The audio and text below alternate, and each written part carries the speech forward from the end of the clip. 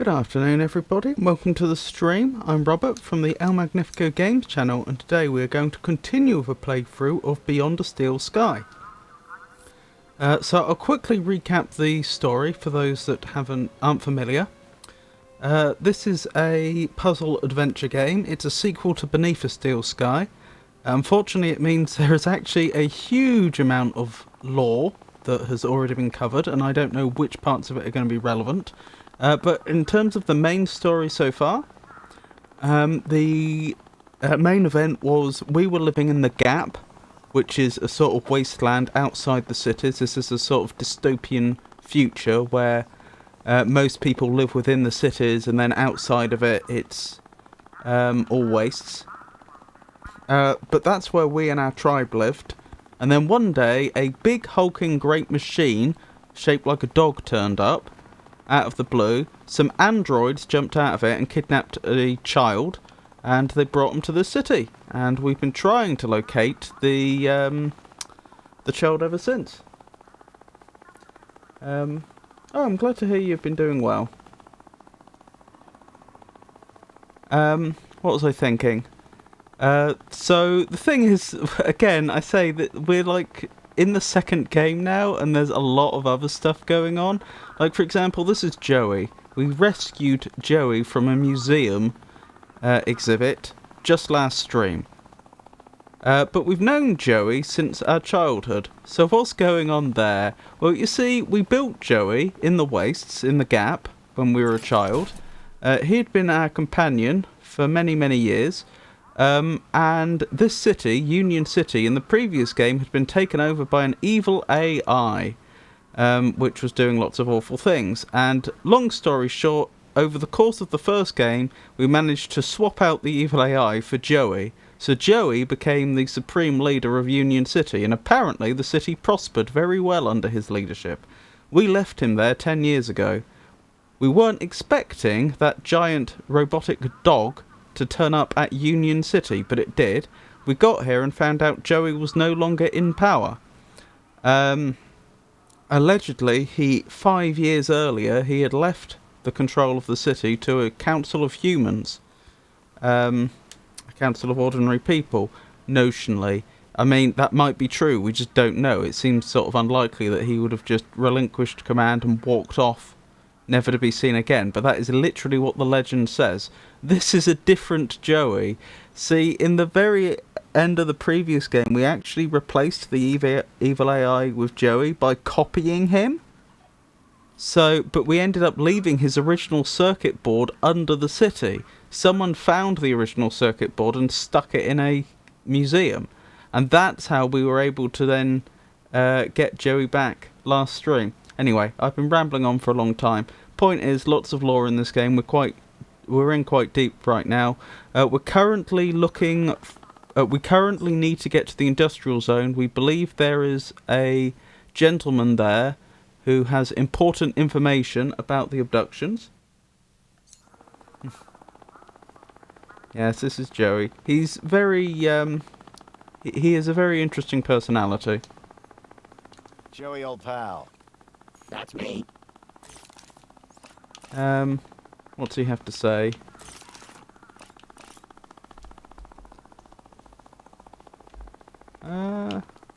What is this place? It's outside, Foster. After the last few years, I'm calling that a win. Okay, yeah, I'm not sure we're going to get to see much of his personality in these few lines of dialogue, but you'll see. Okay, Joey. Orana should be around here somewhere. Well, what are you talking to me for? Go find her, Foster. There we go. Anyway, what was I thinking?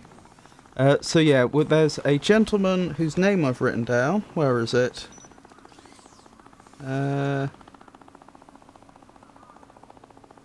Or I should have written his name down. Maybe I didn't get around to that. But he lives in the industrial zone. Finally. What time do you call this? But we can't currently Well, access it's it. earlier than I might have been. But on the other hand, it's later than I expected. Are you being profound? He wishes. I'm sorry. Please ignore my droid. Is there a problem? Yes, there is. We're in the midst of a disaster. A meltdown. Somehow a bird got in and made a total mess. They don't like And birds. the official cleaning team is indisposed. On today of all days. I, P4RT, have been delegated to P4RT. resolve this issue. For your own well-being, I invite you to call me T. I hereby subdelegate the task of cleaning this area to you and your droid. Actually, I'm just here to speak with Officer Orana. Can you tell me where she is? Officer Arana is occupied in the control room right now, not to be disturbed. In fact, she's even locked the elevator. Not that is any business of a cleaner. Maybe we can start with cleaning the control room. The control room demands a top-of-the-range cleaning team. And I very much doubt that rust bucket is up to the job.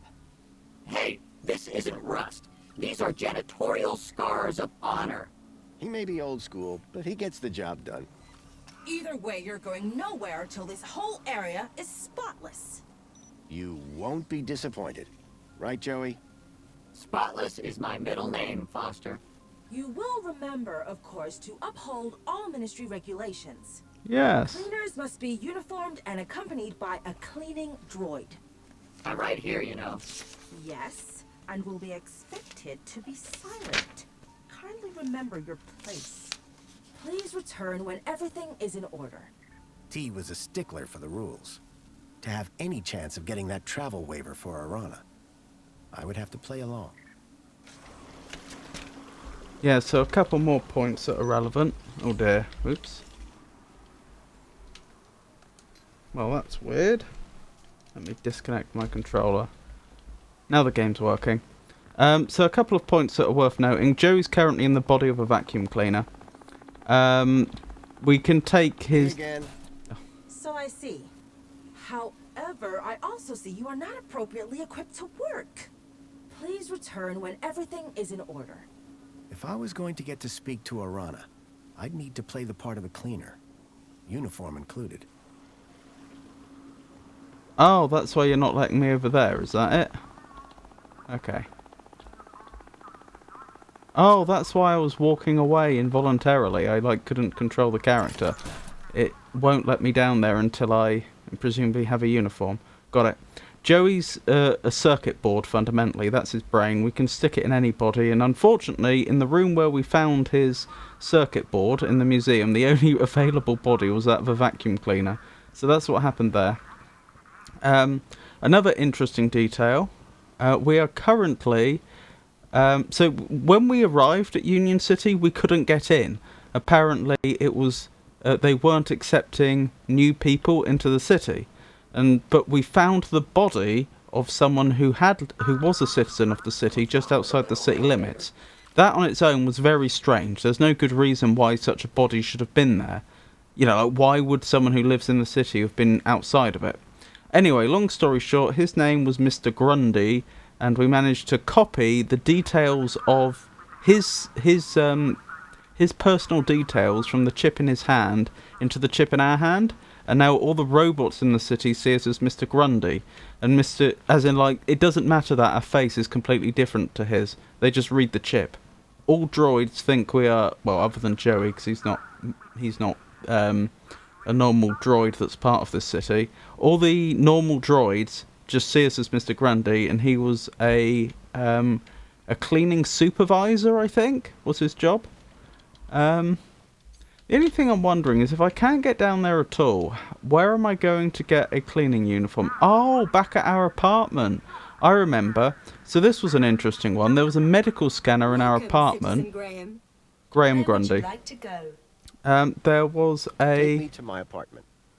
a medical scanner in our apartment. I stood on it, and then it congratulated us on losing weight and gaining height. It didn't seem to be aware of the fact that that was a... Oh, you must be Grundy. Oh, and you are, sir? Grundy? Yes. Yes, I am. Tarquin was telling me you and he had quite a crisis on your hands. Oh, you're the poet. You may have known the real Care of Grundy. Rescuing some poor wee mite from certain doom. Well, I suppose. How terribly inspiring for you. Oh, anyway, just look at the time. I fear I shall lose the best table. Sir Reginald Arthur Schnipple requires... Sir Reginald daily Arthur tipple. Schnipple. No inspiration, sans precipitation. What? Ha ha ha. Good day, Mr. Grundy. Noted. So that is notionally Mr. Graham Grundy's neighbour. Apparently he's lived here for the last few months. So the thing, and that's his droid. That's Tarquin, the droid that belongs to Sir Reginald. Anyway, the point I'm getting at is if they've been neighbours so long, it's surprising that he didn't realise we weren't the real Mr. Grundy. Excuse me, please. Your delivery has been placed in your domicile. A delivery has been placed in our domicile. I was going to say, we stood on the medical scanner that was in Mr. Grundy's house, here. It realised that we'd changed shape, we'd lost weight and gained height, and it said that it was going to automatically order a new suit for us. So, in theory, somewhere around here, there's not a new suit, a new uniform, I mean to say. There's a uniform we can wear. That's Songbird, that's Mr. Grundy's wife. As I say, Mr. Grundy sadly, tragically passed on. What you, if no worries about leaving for a snack if you're back and you don't mind my asking. What's your snack today? Hey, Songbird. Hello, husband. Husband? Graham is my dear husband. What have you gotten yourself into this time, Foster? Just go with it, Joey. We have an arrangement. Strictly temporary, don't ask. Recycling centre. Where's the Home Crescent Recycling Center? Recycling? What's that? It's where you take old things and turn them into new things to avoid waste. That sounds amazing! Can you recycle me, Foster? You don't want that. They'd have to melt you down. Sounds painful. And a waste of time. Union City has plenty of everything. Do you know where I'd find Home Crescent Recycling Center? It's important. You mean like a factory? Well, that sort of thing only happens up top. Can you be more specific? It's not here. That's all that matters to me. So the thing that she may be overlooking is the fact that perhaps the reason why the city has so much is because they have such a good recycling system. Bye, Songbird. Yeah, bye. Right. Where's the uniform gone, though? Is it in here? Presumably that's the old uniform that was the wrong shape. It was an outfit like Graham's, but in my size. Oh no, it's already been put away. Excellent. I could make anything look good. You'll have everything squeaky clean soon, Rob. And wearing that, emphasis on the squeaky.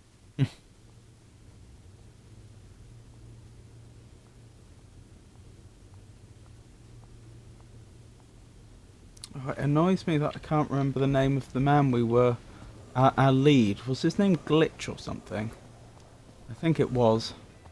Commencing spray. Please stand back. Water tank depleted.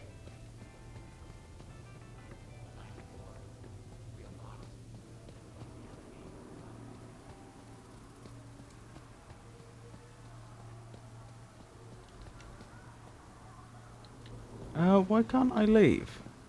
That's weird. I've never had to do that Pod before. has been requested. Please wait for embarkation. Okay. Fair enough. It's possible I had to do that the very first time. I don't think I Welcome, did that. Citizen Graham. Where would you like to go?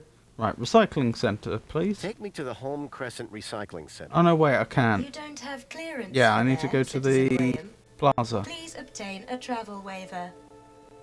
If I was to get to the recycling plant, I was going to have to obtain a travel waiver. Where would you like to go? Aspiration, The aspiration platform. Welcome back. Of course, Citizen Graham. Enjoy the view. And don't forget to aspire to aspire. What should I call you, by the way? Ali Ray, or what are you most comfortable with?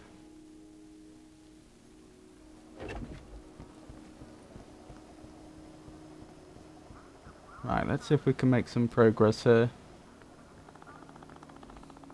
Me again. So I see. Excellent. You have your uniform. Oh, still the same droid, huh? Shame. On second thoughts, your droid does look rather antique. Are you sure it's up to the task? This thing has a name? Don't worry. We're thrilled to be here and ready to work hard. Good. Waiting for you has already set my schedule back.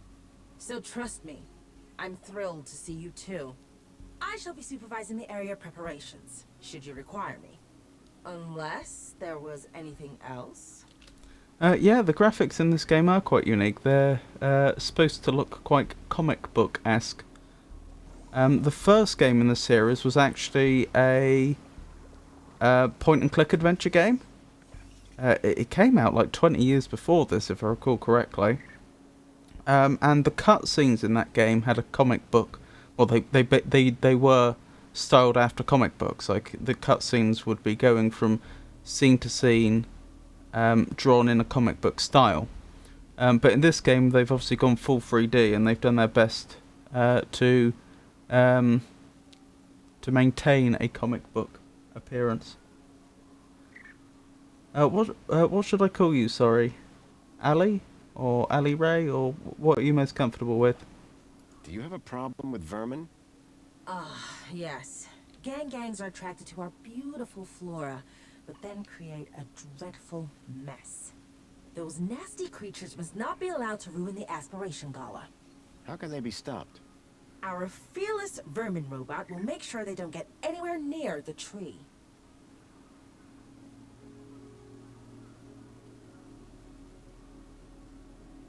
Right. I could deal with the bird for you. Absolutely not. The vermin robot is in complete control. And you're on cleaning duty. Okay. Tell me something about yourself, T. I live by a simple motto. Cleanliness is next to Joey-ness. Catchy. So again, you have to remember that this city went from being ruled by a horrible despot AI to 5 golden years under Joey. But this version of Joey doesn't remember any of that because we copied his personality, and it was his duplicate which ran the city for that period. So people keep referring to Joey as their saviour, but this Joey has no, from his point of view, no, he never did any of those things. It was a duplicate of him that did. I really need to speak to Officer Orana. Officer Arana is busy with preparations for the gala. She has given specific instructions not to be disturbed. Are you sure that room doesn't need cleaning too? We won't disturb her, I promise. No way. I'm still waiting to be impressed by your cleaning down here. If I was going to get to Arana, I'd need to prove to T that Joey and I were up to the task.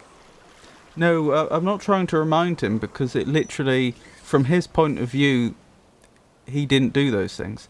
So again, going back to the first game, Evil AI took over the city, and then we took Joey's circuit board and we copied it in to the body of an android.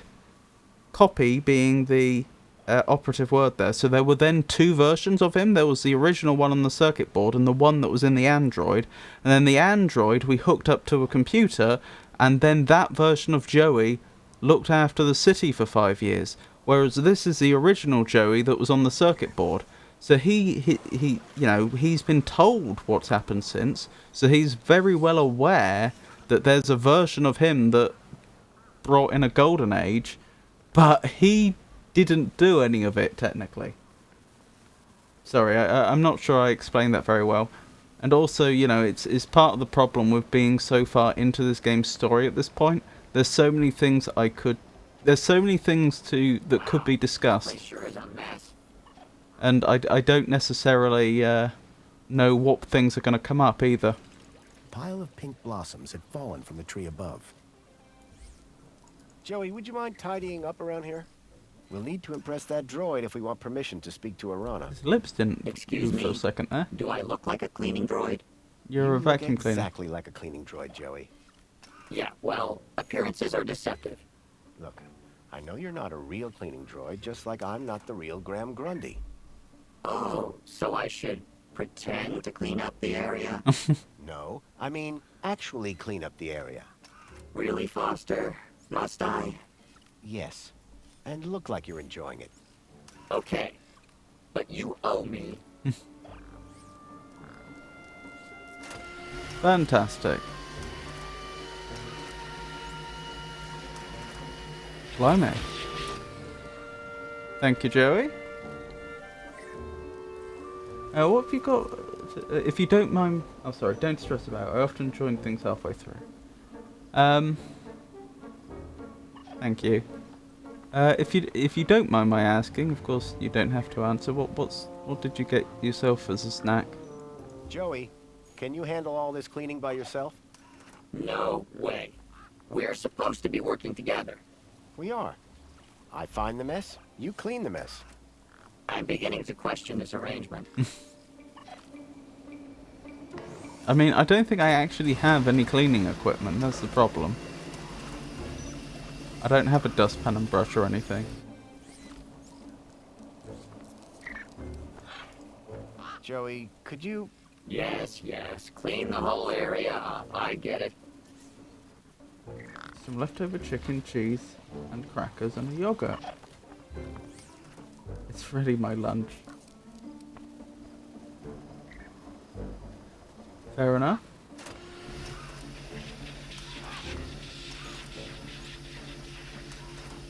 Sounds nice.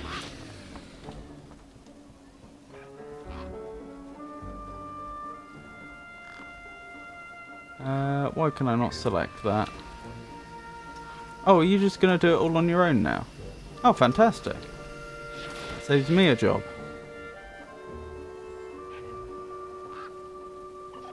Hang on, is that bird just going to create more and more mess? I think there's a bird in the tree. Oh, clean everything up, ready for the party. Cleanliness is next to Joey-ness. Okay, so what now? Hold on, let's just examine the area before I do anything else. Well, we can hack things in this game. What's hackable? What in the area can I hack and what can I do with it? Okay, I can hack the vermin hunting droid. But there's no point. Or at least there's no point right now. All I could do is change the warning that it's displaying. What about this cleaning droid? Can I hack that? Yes, but again, all I could do is alter how much water it fills up to when it's needs a refill. So not very useful. Can I hack this droid? No. I can hack the adverts, presumably. Although, and the vending machine. Not really much point, though. I mean, I could get the vending machine to give us infinite whatever it's dispensing. But that's probably not actually going to help. Okay. VIP gate. Can I hack the VIP gate? What have we got? Detect citizen. Load advert for citizen cleaning. Wait, is that the... No, that's the hollow advert. Sorry. Oh, can I not hack the VIP gate? No, I guess not. Fair enough. I might technically be a VIP at this point due to the badge. The gated area up top looked like some kind of VIP zone. The badge we picked up last time. Oh, thank you. Thank you, Ellie. I appreciate it.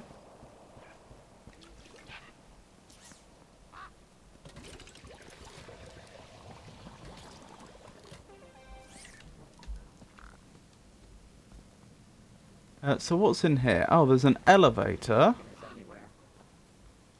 The fact that I got an achievement for doing all that cleaning up, that makes me think that I didn't have to do it at all. That it was probably possible for me to progress without doing it. An intercom system connected to the control room above. Oh, so I might be able to speak to Orana from here. What about the control box? If I There's open... a hand scanner. Okay, so it's a hand scanner. And there's an elevator here. I can probably hack this stuff. What can I do? Hand scan. Is water on? Set flow rate 100. Set flow rate 0. That's not actually all that useful. See, using that, I could make the cleaning droid not be able to refill its tank the whole way. But, so what? Like, that's... There's no obvious reason why I would want to do that. I have curiosity, what are you actually using those water tanks for? Cleaning droid. Oh, there's an area down here that I missed. I'm trying to determine if I were to make sure it couldn't refill. Oh, it's watering the plants. So I could make it so that it can no longer water the plants. I mean, that doesn't seem overly useful. But good to know the options there.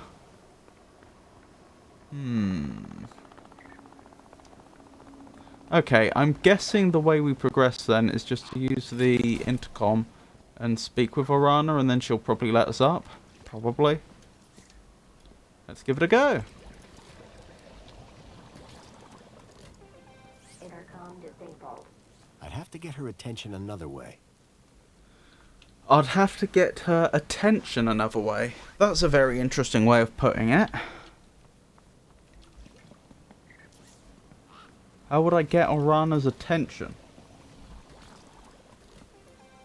Fingers crossed. Yep, unfortunately it didn't work, but that's okay.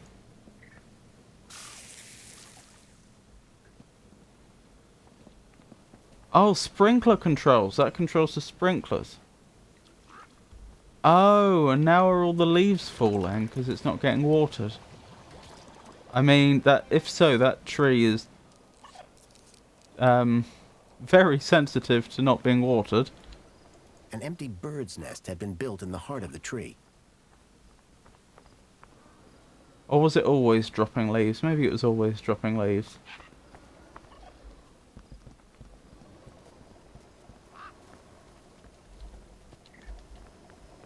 So presumably if I activate this again, the sprinklers will start again.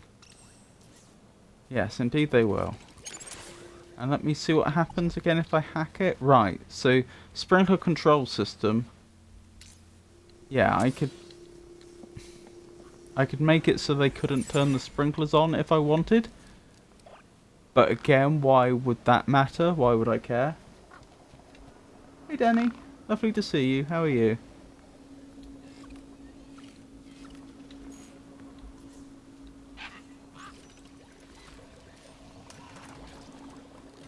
Hello there.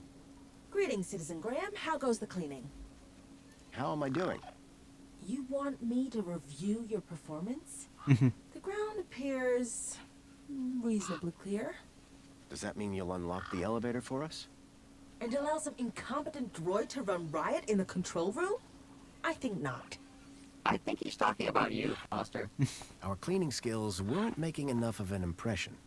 I needed something big, something striking to clean if I was to impress the droid. How's that gonna work? It's an interesting challenge. I'm surviving. Thank you for asking. How familiar are you with this game, Danny? I've forgotten if you've seen any of this or any of the previous game. So the previous game in this series was Beneath a Steel Sky, and this is Beyond a Steel Sky.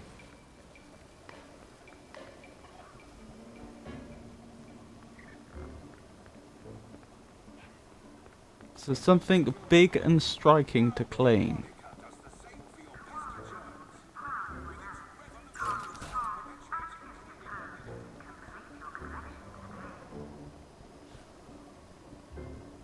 That's an interesting proposition. I saw the very beginning of this one, and that's it. Oh, okay. So you know that Milo was kidnapped. We found someone who we later learned was Mr. Graham Grundy. We found his body on the ground, and we got the details from the chip in his hand copied into the chip in our hand. And so now we used that to get into the city, because they weren't letting just anybody into the city. We had to be a citizen. There were other restrictions, but I won't. I don't think those are relevant anymore. But we were able to pose as I say, as a citizen, Mr. Graham Grundy. But now every droid in the city, when they see us, they think we're Mr. Grundy. Like, it doesn't matter that our face is different. It doesn't matter that we're taller and slimmer than he was. It doesn't matter. They just see us as Mr. Graham Grundy. And he was a cleaning supervisor. So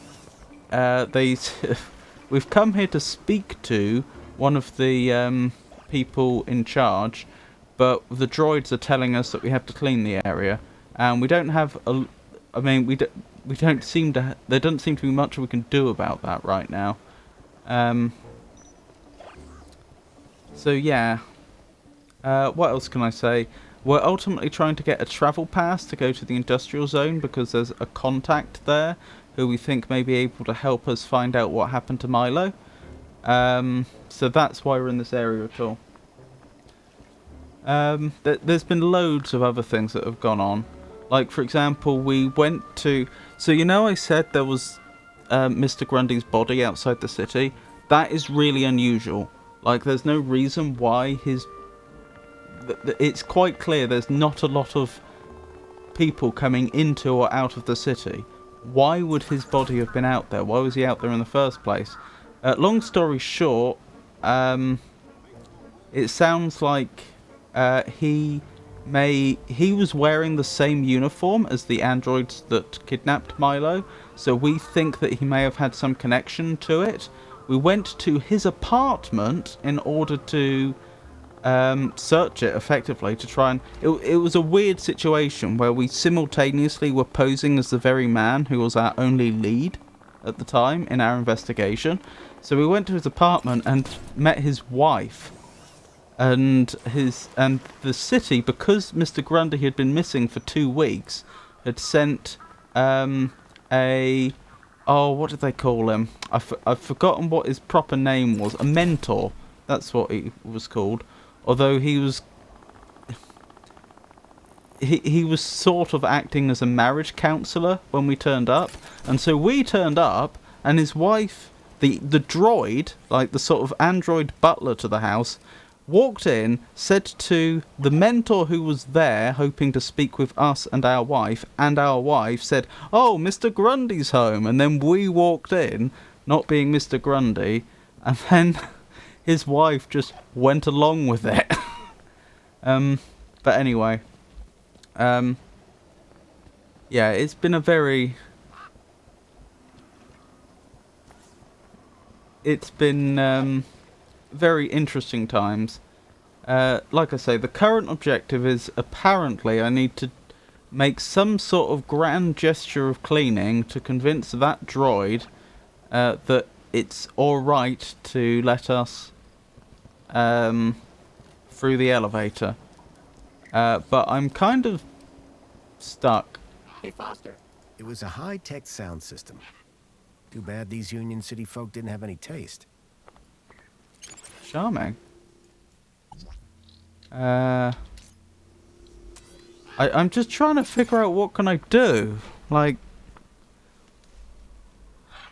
what I comprehend what I have been told. I just do not understand what I can actually factually do.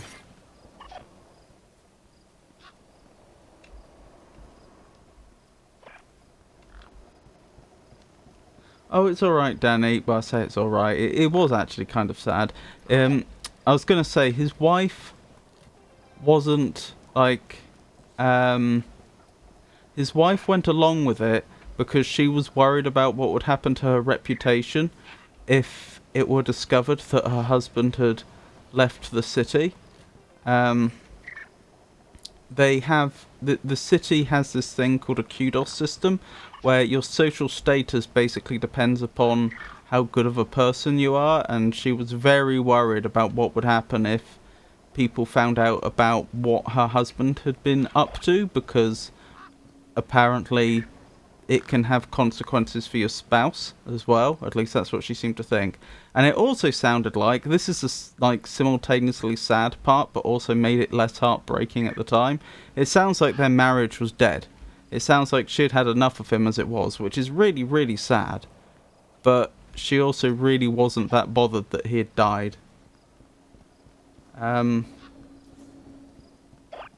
So there's that, I suppose. I mean, I feel really bad for him. I'm trying to examine this vermin bot. Oh, it probably wants me to remove the bird. Gangs. These birds were experts at making a mess. If I was looking to cause havoc, the bird would come in handy.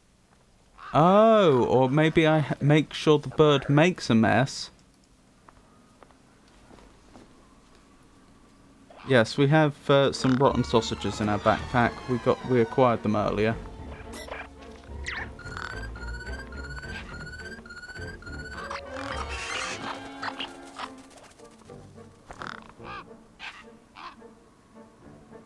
Yeah, maybe we get the bird to make a mess and clean that mess up. What was the point in that? What was achieved there? Oh, I can put the rotten sausage down on the ground? Yes, in various open areas. So the question is, where do I actually want to put it and why? Like, where would be a good spot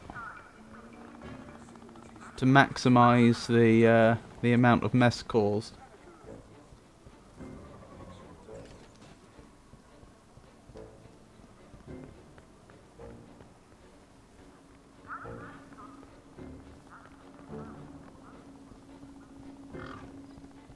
Ah, throw it in the tree. It's like a home for tiny humans. They said there was an abandoned nest in the tree, so that'll be it.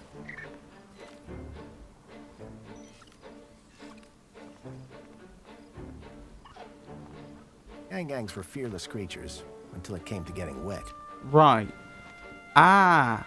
Right, I get it. So that's why I'm able to hack the sprinkler system to disable it completely. I get it. Right.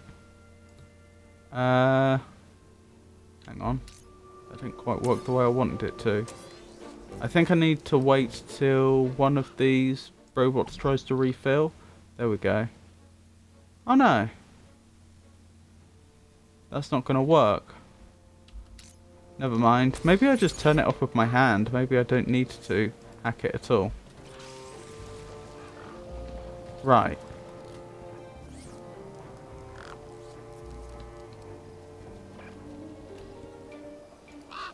Hey, Feathers. Fancy a mini K? Mini K are the sausages.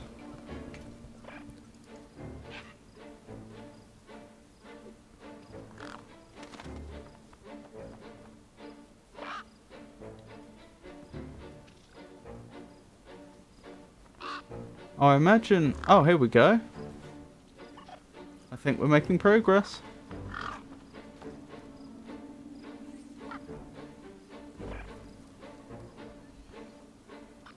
That was weird. Did anyone else see that bird just float up? And I don't mean fly, I mean literally float up. The gang was deep in the tree, well out of reach of the vermin droid. Right. Neither was making a mess, unfortunately. Right. Hello there. Maybe we can leverage that. Graham, how goes the cleaning? How am I doing?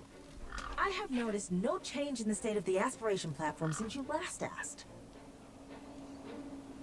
Okay, that didn't work.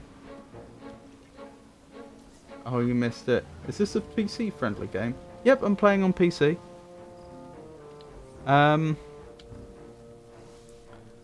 I'd recommend doing the first game first if you were going to. But, okay, so here's the thing. The first game had some absolutely amazing dialogue, and I wish I could recommend the game very, very highly indeed. But unfortunately, there were just a handful of puzzles in that game which I really wasn't impressed with. Like, it was... Imagine taking an absolute gem of a game and then just sprinkling in 2 or 3 really bad puzzles. That's basically the first game. It's such a shame. But because of that, what I would recommend is, for those that want to play it, is play the first game, but make sure you have like a walkthrough ready, and if you get really, really stuck, look it up, because it's probably, there's a good chance you're stuck on one of the puzzles I was stuck on, and it's not your fault. So just to like exemplify the point that I'm making, I'm not going to spoil anything, I'm just going to like explain the sort of problem I'm talking about. There was one puzzle in the game where I thought about what needed to be done. I came up with a theory about what the solution was. I then did the thing that I thought we had to do, and then the game said to me that had no effect. I don't know about you, but if you've played a lot of adventure games, you've probably also come to understand that when the game tells you, oh, that had no effect, that means that's not the right solution. It turns out it was the right solution, and I just had to do it multiple times. Which I think is really bad game design. Like, you... In my opinion, if the player character has to do something multiple times, then once the player has already done it once, it should just play a cutscene of the player character doing it multiple times. But even if they don't do that, they should at least, like, tell you that you're on the right lines. They shouldn't, they absolutely should not have told you that that had no effect. Like I say, there was like 2 or 3 puzzles in the first game which really annoyed me like that. Right, that makes it think there's a different solution. Exactly. Hey, gotta go run some errands with my mother. Maybe catch you later. Thanks for the info though. I might check this out at some point. That's alright. I hope you enjoyed what you saw of the stream, and I hope you have a wonderful rest of your day. It was lovely to see you. Sorry, I'm just trying to think what on earth I'm actually trying to do here. So the bird's in there. The gang was deep in the tree, well out of reach of the vermin droid. But I was wasn't making a mess, unfortunately. Neither was making a mess, unfortunately. So, what? I need to do something to cause it to make a mess. I could turn the sprinkler system back on. Seems a bit mean to the poor bird. But maybe if it's already in the tree, it'll, like, freak out.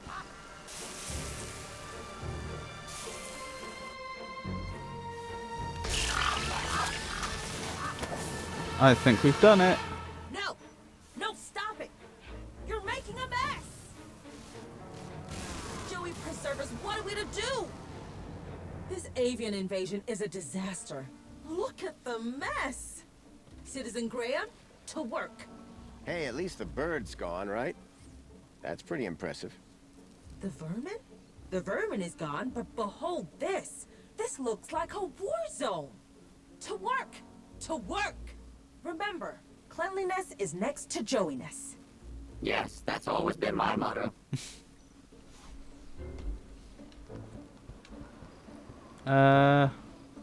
Joey, could you... Yes, clean the whole area up. I get it. Excellent. Isn't Joey a good sport?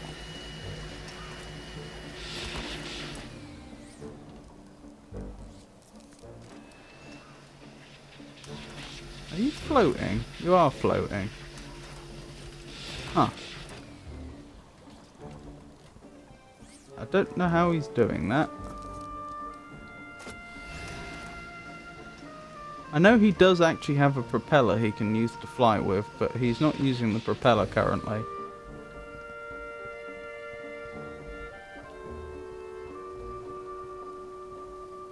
What do I do with the fallen bunting? Oh, I asked Joey to put it back. He'll be happy about that.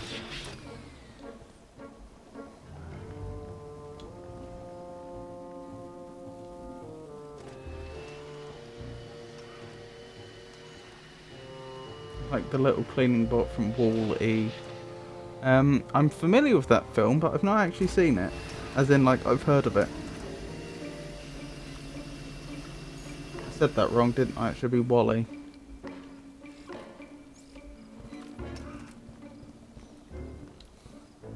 Joey, let's show this droid your true talent.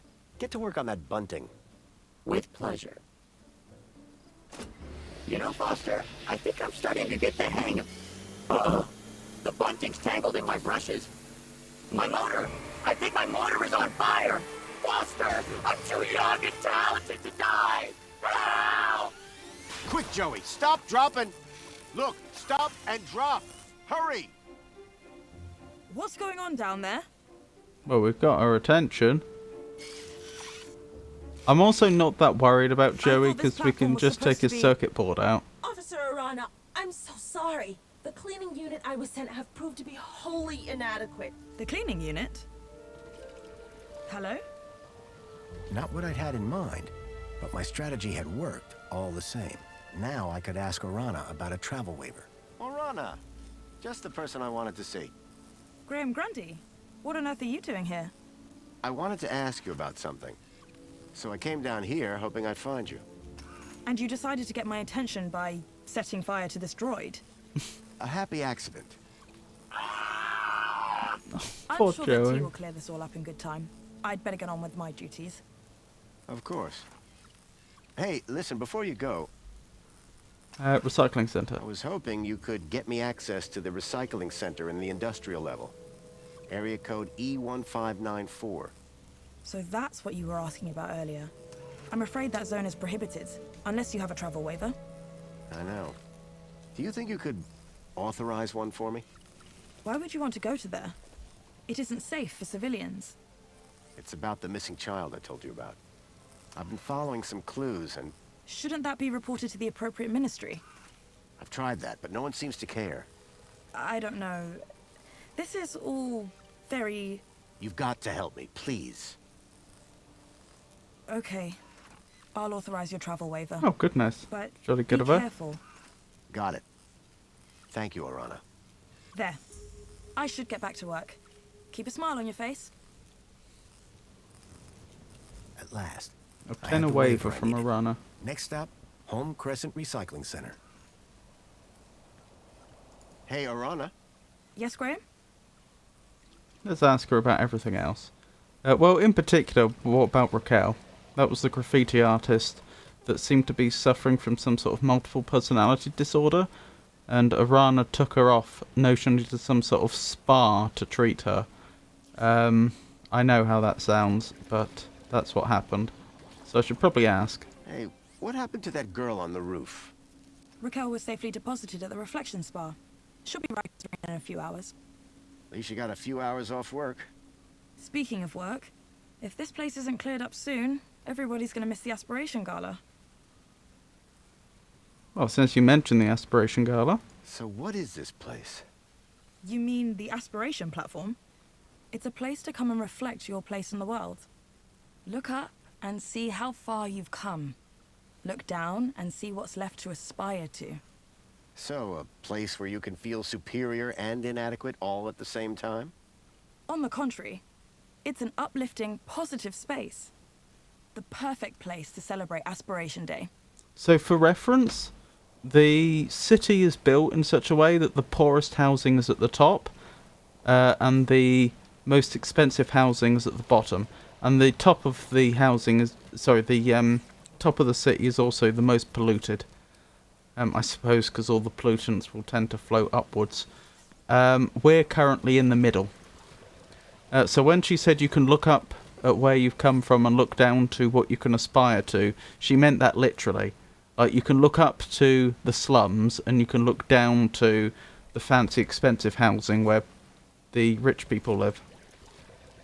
What's your role in the Aspiration Day festivities?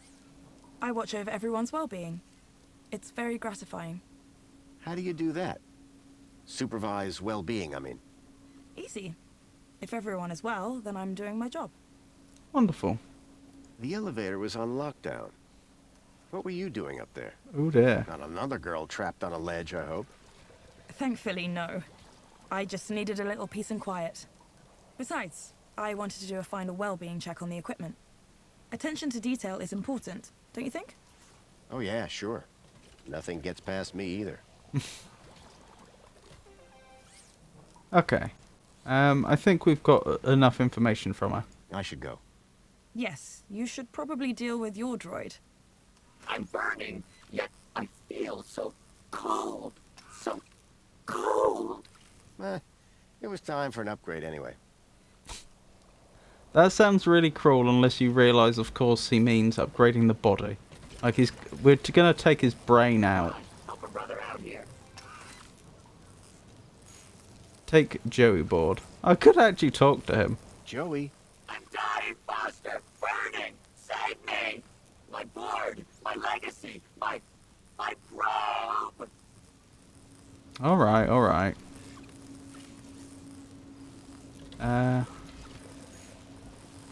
Oh. Hello again. Come on. Help a brother out here. I'm trying to. There we go. Here we go. Don't worry, pal. I've got you. Oh, thank goodness. Just gotta pull this. Ouch. Be careful with... Well, that was a weird animation. Vacuum shell. Can I take the hat? The droid shell was on fire. Quite a safety hazard. Oh, I can't take the hat. That's a shame. Alright. Well, we've got our travel waiver, so off to the recycling centre.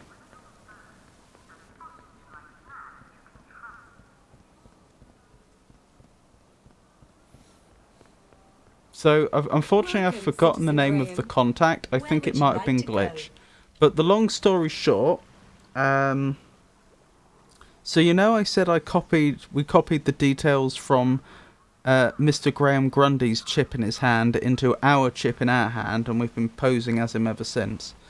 That's why we were expected to clean here, because he was a cleaning supervisor. Well, when we interact with certain city systems, they bug out. Like, they don't behave the way they should. And so what we believe is that Mr. Graham Grundy's hand chip had been hacked deliberately. And we spoke to Mrs. Grundy about that, and she said that Mr. Grundy had a contact. I think his name was Glitch, but I may be making that up.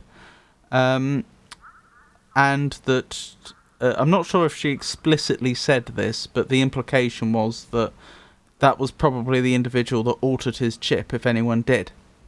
And so that's the lead we're following. That's why we're going to the recycling centre, because that's where he works, I believe, or lives, one or the other. Take me to the Home Crescent Recycling Center. Travel waiver accepted. Are you sure you want me to transport you to the industrial level? Yes, I'm sure. No one has ever asked me to take them up there before. Mind how you go, Citizen That's Graham. weird. When you say no one has asked me, who's me? Is that specific pod that I'm currently standing in? Or am I talking to a larger city system?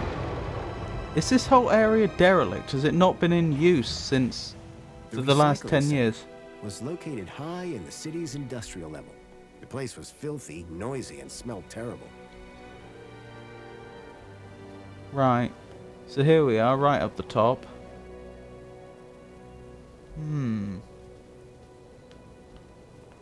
I don't know, I'm not sure what to make of that. Maybe the implication was just that people don't generally move between the levels very often. You know, like if you live in the upper part of the city, you're always in the upper part. The tracker, then I'd find Leet here somewhere. Leet, but what was he not doing Glitch. with Graham in a place like this? Right. Right. Okay. That's my bad memory. Leet was his name.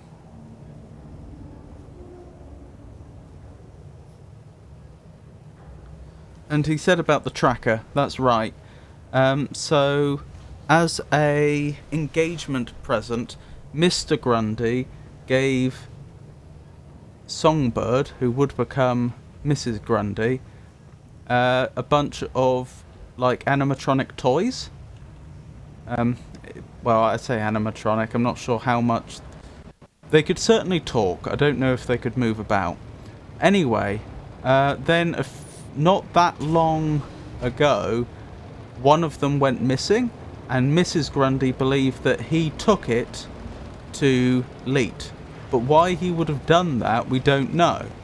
But it turns out that this city, Union City being Union City, all toys have tracking devices in. And so after a bit of effort, well, I don't know, at least that series of toys had tracking chips in. I don't know actually if all toys do. But very notably, that set of toys did. And so that's how we found out that Leet was probably in the recycling centre. Buildings look really cool. Yeah, it is good art design, isn't it? Hello. Who are you? This area is restricted. You should not be here. Are you threatening me with a magnet? Stungroid was guarding the whole process. Oh, okay. I think it's something more like a taser. Can I hack you? I don't think I can. Flee like a whipped dog. Ow. I didn't warn you. Alright. Point taken. I thought he was threatening me with a magnet originally. Okay.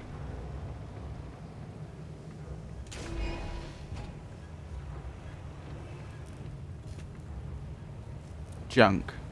Okay. Some of the trash was marked with the logo of Agio City. That's interesting.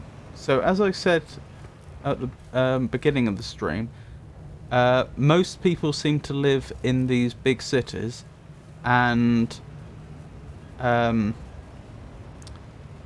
area between the cities is wasteland. But the cities themselves usually don't get on well with each other. I'm not. I think they are. That part of the lore hasn't been very well expanded on, but it sounds like most of the cities are quite xenophobic and they don't appreciate contact with other cities. But there was some talk about Azio City and Union City, Union City being the city we're in right now, having formed some sort of alliance after Joey took over, or some sort of mutually beneficial relationship anyway. The point I'm getting at is it's very interesting that their rubbish would be here. I mean, that implies that there's, what, some sort of trade or something? Ah! What? Who are you? Oh, you leave. Whoa. Hello. What do you want? You security? No. I'm looking for a guy called Leet. Well, you just found him. Leet's the name. Tech's the game. What can I do for you today? It's about a friend of mine. A guy called Graham. I think you know him. I'm looking for some information. What sort of information? I need to know what he was doing here. Listen, pal, I can barely remember my own name. Let alone every Tom, Dick and Graham that comes through here. I'll have to check my records. Sure. But, oh... That's interesting. My head. What's up? Are you okay? Oh, it's my bleeding noggin. Need my medicine. Your medicine? Aye. My medicinal moonshine. It's over in the other building. Okay. Take this and fill it to the top. Then bring it back here. And you'll check your records? I will. You can trust me, pal. An unspoken deal had been made. Leet wanted his moonshine. I wanted information. His medicinal moonshine. Unicorn? A model unicorn had been made out of plasticine.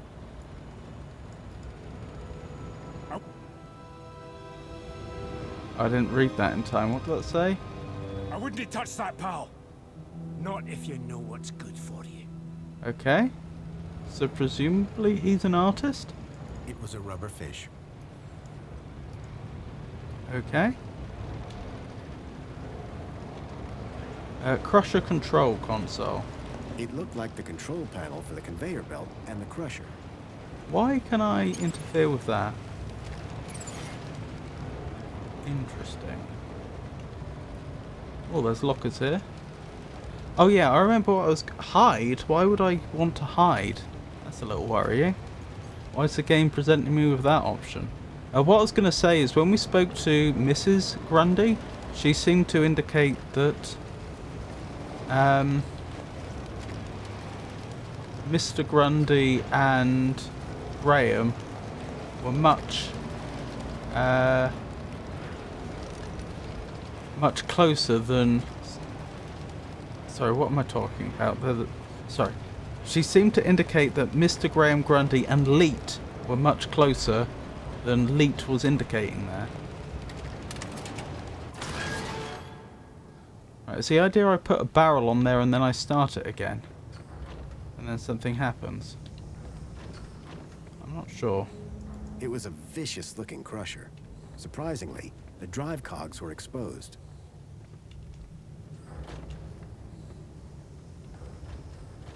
No, I don't put barrels on there. What do I do? Crowbar? Well, that had thrown a wrench in the works. Or to be more precise, a crowbar. Why though? What's the use?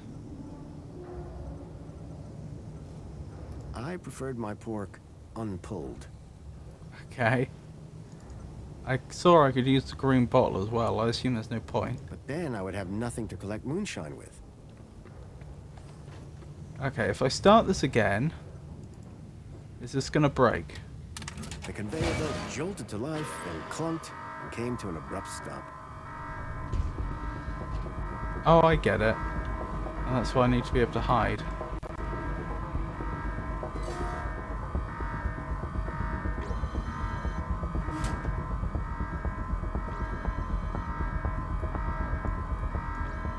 I wonder if I was going to be hacking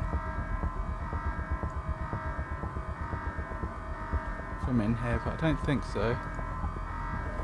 Right, time to go. Hopefully I get my crowbar back.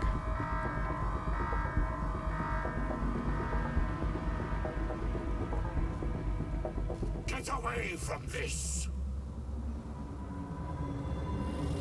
Ow. We okay? We don't look okay. I think the game just put us back. That's never happened before. I don't think that was... I think that may have been an ending and not a good ending either. I think I get the idea and it's a bit mean. I think I turn the conveyor belt off. I think I put the crowbar in to jam the gears. Then I think I... Well, that had thrown a wrench in the works. Or to be more precise, a crowbar. Then I think I turn the conveyor belt back on. That then causes the security bot to come in. Then I think I hide in the locker. And then I think what I was looking at there but didn't realise, I think it was the security bot turning the conveyor belt off before it removed the crowbar. So the mean thing that I think I'm supposed to do here is I think I'm supposed to wait till the bots turn the conveyor belt off and then turn it back on. Oh, there. I think we can't see it, but I think it's interfacing with the console. Now I think it's trying to remove the crowbar.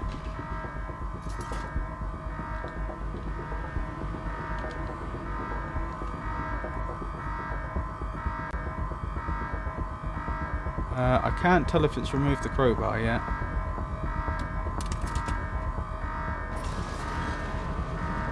It has.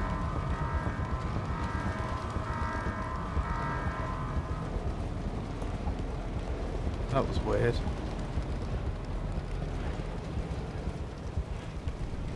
Oh, my crowbar's down there. What do we make of that? I feel like that should have worked.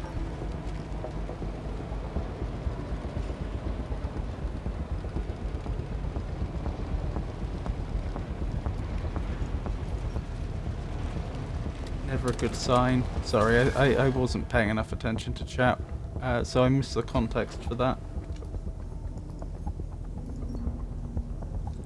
I'm gonna try the same thing again, Well, but that had thrown a wrench in the works. Or to be more precise, a crowbar. perhaps this time I'll hide in a different locker and see if I can get a better view of what's going on.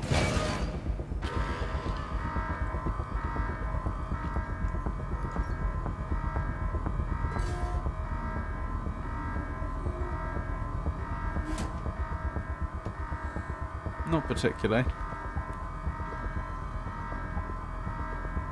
I wonder why the game gives me the option to hide in one of two lockers, though.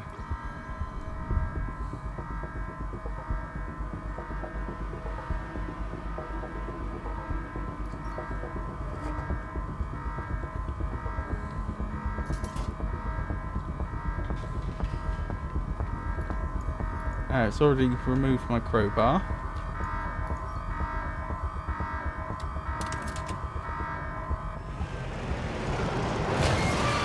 The robot was nicely stuck in the crusher. The whole mechanism was toast. Poor thing. Well, I guess it would be rude not to go over and have a word. How's your head? 'Tis but a scratch. This is your fault. I'll do you for that. You're trapped in an industrial crusher. I'm invincible. No, you're defective. I had to admire the droid's spirit, but it was defeated. Incapacitated droid. Still can't hack it, though. The droid was no longer a threat. Of course, if I hadn't gone over there, it wouldn't have known we were responsible. So there could be consequences for having done that. Where's that water coming from, assuming it's water? I don't think it was raining outside. That raises questions. Anyway, we should be able to get the medicinal moonshine now.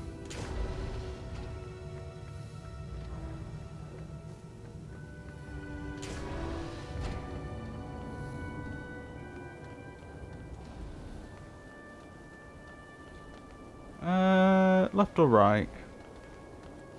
Right, I guess. Okay.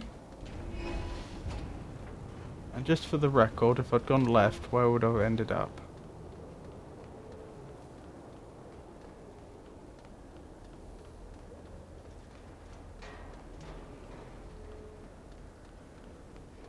Interesting.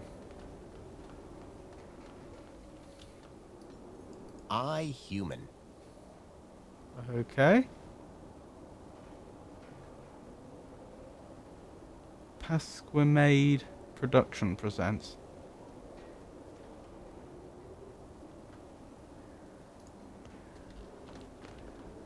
Huh. I mean, I assume that's a play on iRobot.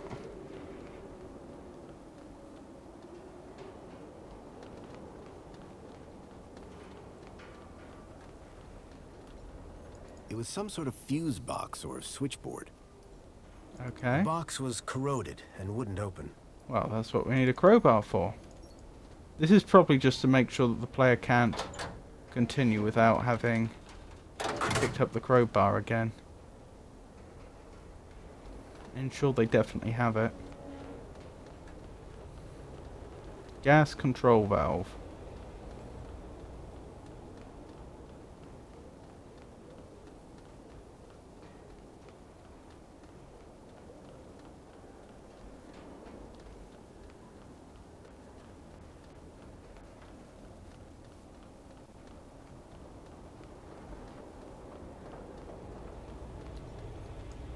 The gas pipe looked like it fed the furnace below.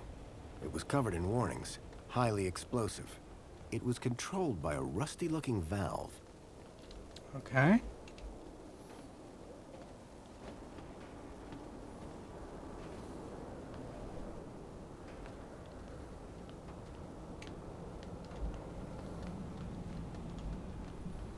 What have we got here?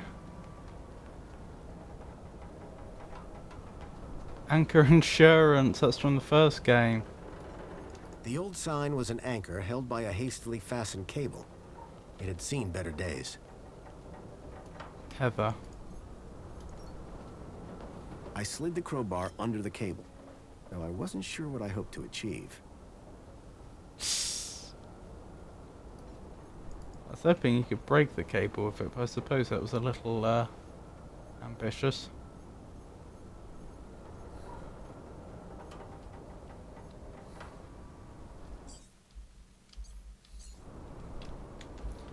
Right, so we're going to need something that can break a tether then, presumably. Exactly why we want an anchor, I'm not sure, but I imagine that will become apparent in time.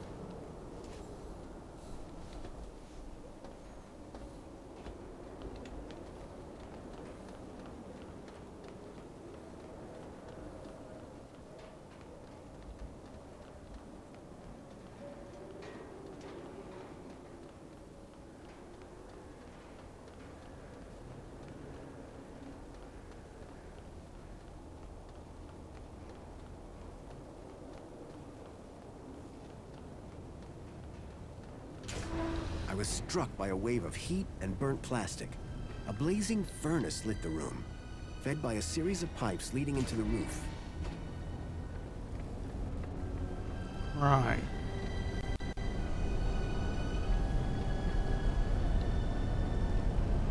This is look like old systems. The gas that had been flowing through the pipes was clearly powering the furnace. Doesn't seem like such a utopia up here, does it? Although admittedly, it's very interesting that there's no one here.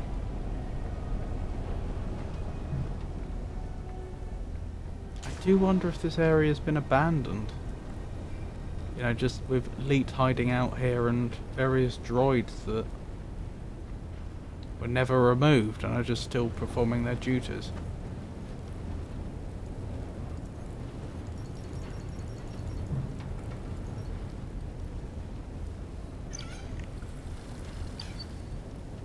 I filled the bottle to the top. I hoped that would encourage Leet to help me. Yeah, so we could go back now. The flames from the furnace were fierce.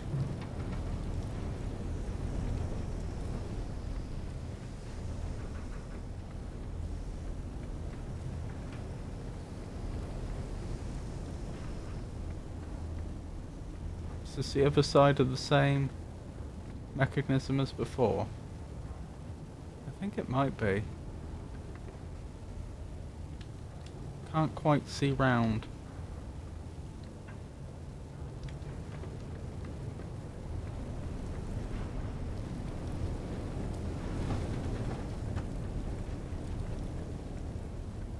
Alright, let's have a word with Leet and see what that leads to. I could always turn the gas on, which will presumably cause the furnace to heat up even more, but I'm not sure if there's any point.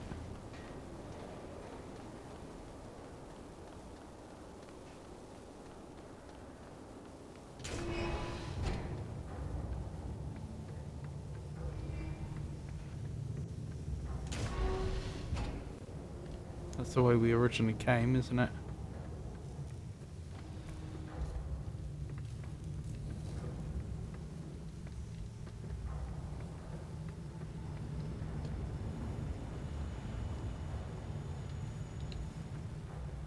Hi there, Leet.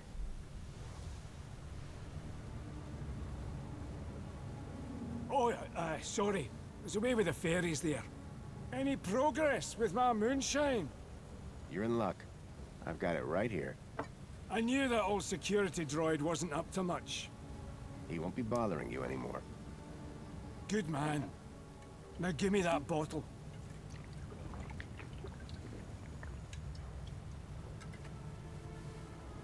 So, what do you want to know?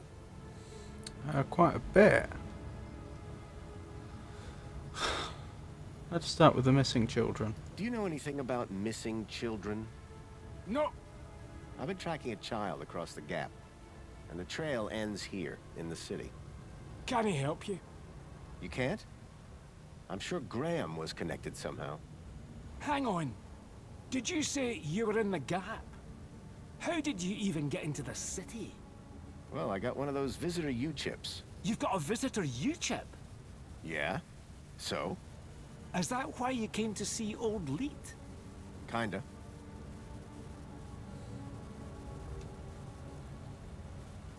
I'm having some issues with my U-chip. Can you help? You bet. It's what I do. Well, there's a weird security flag on Graham's ID. Maybe that's why I can't access his messages. Oh? And every time someone scans my U-chip, they notice the error. A mentor from the Ministry of Well-Being is investigating it right now. You what? And you came here? You know they can track those things, right? I, guess. We need to get that flag removed. Immediately. This could bring down my entire operation. Right. What do you need me to do? Quick! Get your hand on my workbench. Now. Okay, I hope this is a good idea.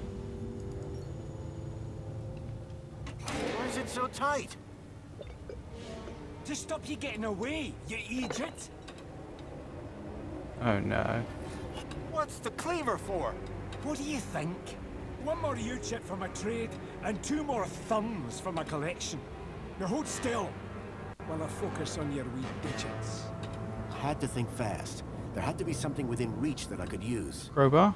You look worried. Don't be. I've done this before. The rubber fish just bounced off the guy's face. Ow. That's 1 more thumb for Jimmy the Thumbs. Okay, we're doing this again. To stop you getting away, you idiot! Well, this has taken a turn, hasn't it? What's the cleaver for? What do you think? 1 more U-chip for my trade, and 2 more thumbs for my collection. Now hold still. I did notice the achievement said purposely fail the... Fast. There had to be something within reach that I could use. I've got a wee sack of U-chips over there. I smashed the bottle over the guy's head. Eat it! Nobody's ever got the best of Jimmy the Thumbs. Until now. So, you aren't Leet then? I never said I was. Oh yes you did. You maniac. Everyone's got to have a hobby. What's wrong with stamp collecting? They call me Jimmy the Thumbs, pal. Not Jimmy the Philatelist. Thumbs? That's what you're after? And the U-chips. But mostly the thumbs. What do you even do with them? Just collect them. I like the approval they give me. Uh-huh. Oh yeah, I forgot. You're crazy. Now, tell me where to find Leet. The real Leet. He's hiding out. In a place too hot for the likes of you. Oh, in the furnace. Folks call it the... Hellfire Club. I assume it's past the fire. And with that, Jimmy passed out. Looked like I'd have to find the real Leet on my own. Well, that could have gone a lot worse. I wasn't going to get anything more out of Jimmy for a while.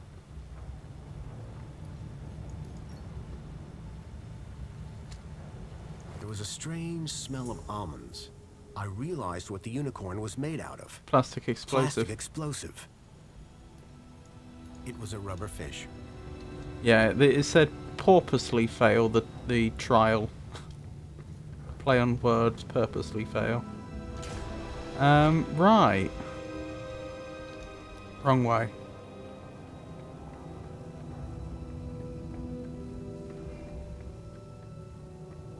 So I know I have access to that valve that can turn up the gas on the furnace, or turn it down presumably.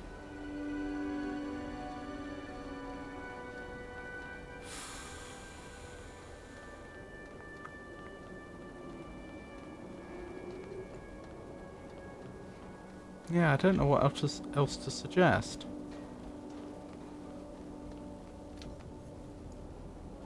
was a heavy-duty throw switch. That's a light switch. The gas pipe looked like it fed the furnace below. It was covered in warnings. Highly explosive. It Right was then. controlled by a rusty-looking valve. So we turn it off, presumably. I imagine that's the idea.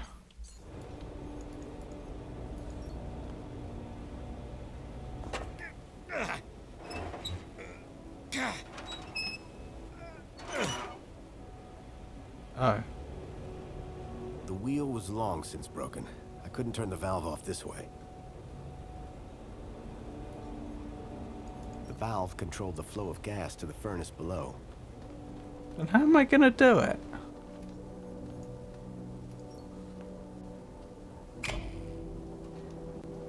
Well, I've turned some lights off somewhere. I'm not quite sure what the point in that is. The only thing I can think is, would it, if I'm right that there's some sort of club behind the furnace, does that mean that they'll come out now that I've turned the light off? No, it don't look like that's what it was doing at all. Maybe it was doing the light that is the anchor insurance sign. That could be it.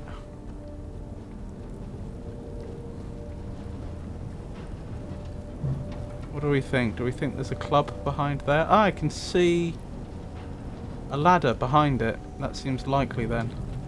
The crazy drunk had mentioned the Hellfire Club, and I could just see a ladder behind the flames. Yep, looks like we're on the right lines then.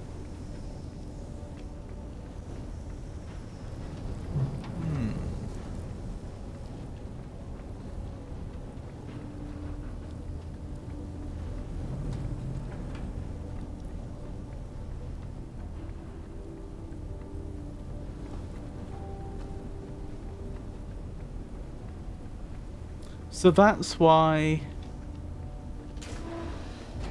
when we spoke to the person we thought was Leet, that was actually Jimmy the Thumbs, that's why he didn't know who Graham was, presumably. Because I mentioned about how Graham's wife had said that he knew Leet well, and yet Jimmy the Thumbs didn't seem at all sure.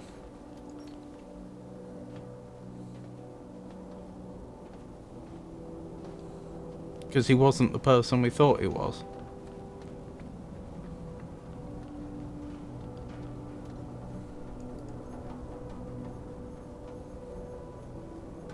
Oh, plastic explosive. I had no way of detonating the C4.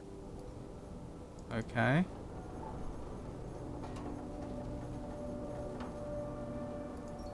I slid the crowbar under the cable, though I wasn't sure what I hoped to achieve. I'm not even sure what we would do with that anchor if I knocked it down. It's more I'm trying to think what we can do here. How do I turn the gas off?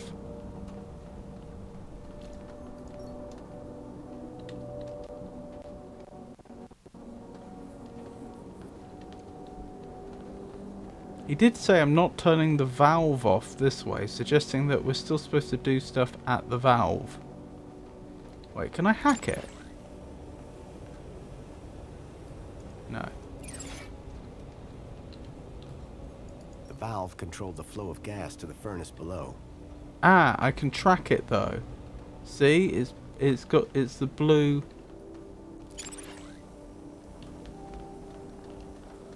It's the pipe that's got the blue stripes on.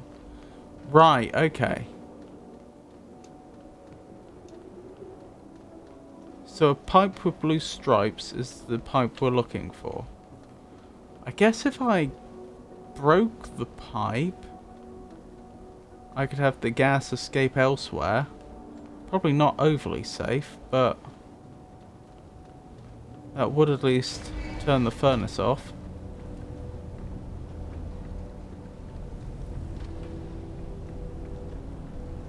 Pipe system. Ha ha ha! Oh, blimey, that doesn't look particularly safe. I suppose if it is solid metal,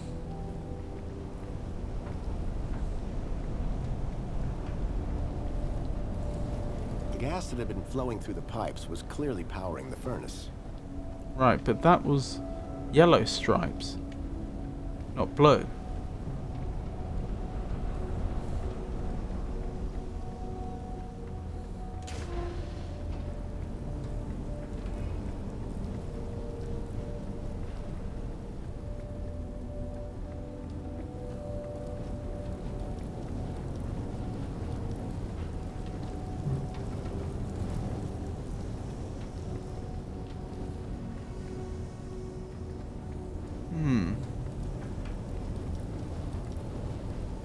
I am wondering,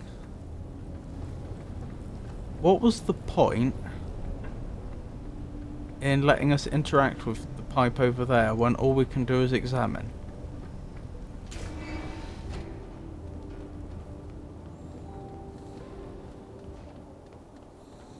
I want to go back quickly and check that security droid again. I take it I can't swap out his circuit board with Joey's.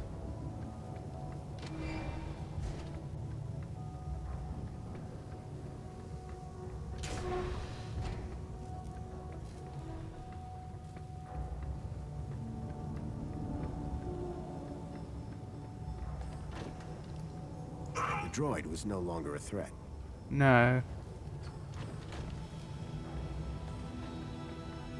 Take it Jimmy the Thumbs is still knocked out, yeah.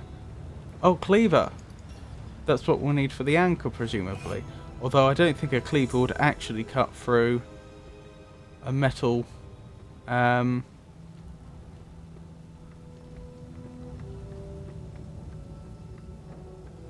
metal, cable like that. I mean, you'd just blunt the knife, wouldn't you? Still, at the very least, I'm glad I've taken the cleaver off of Jimmy the Thumbs. Rather not leave that in his possession.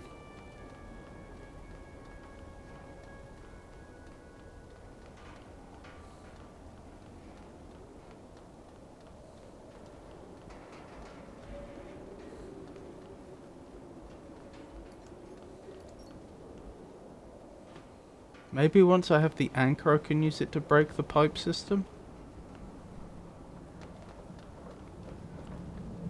Right, now this is where I'm guessing we use the cleaver, but as I say, in real life I don't think that would work.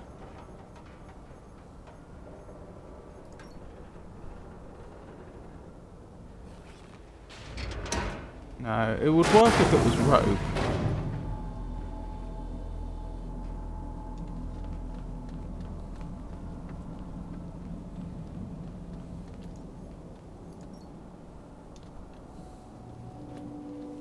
Although if it was rope, we probably could have just untied it.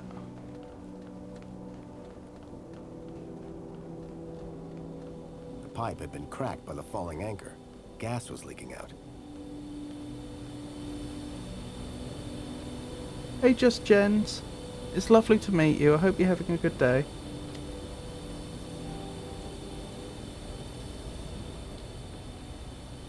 I'm surviving. Thank you for asking. The sign was no longer a hazard. But the gas sure was. No worries. It was lovely for you to drop by. And I hope you take care.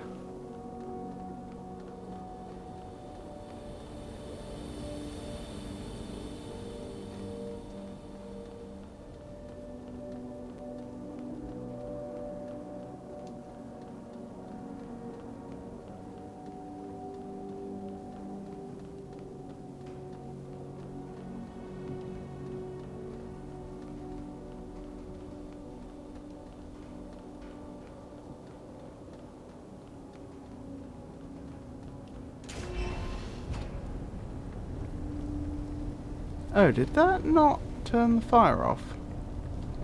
Kind of assumed it would. The gas that had been flowing through the pipes was clearly powering the furnace.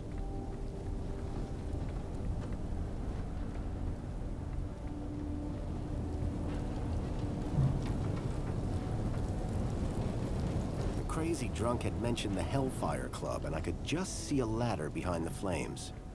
Okay. I guess not enough of the gas is leaking then? I do wonder what would have happened, how it would have happened differently if I'd left the valve on there, not the valve, the whatever it's called, the wheel for turning the valve when I dropped the anchor.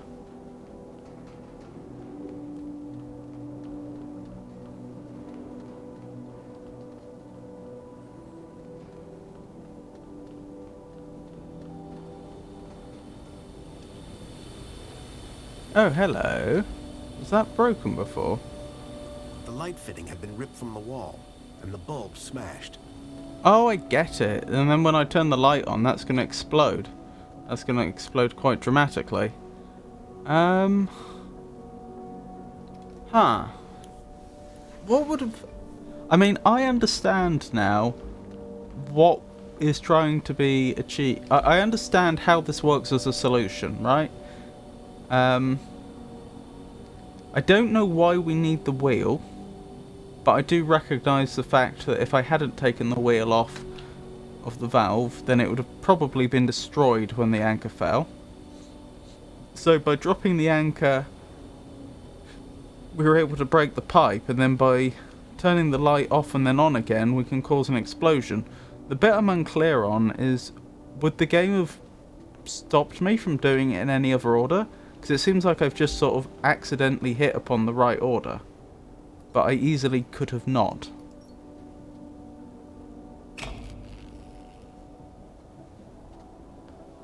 Oh, that didn't work. Oh, I see, it's those lights around the outside as much as anything else that it's controlling.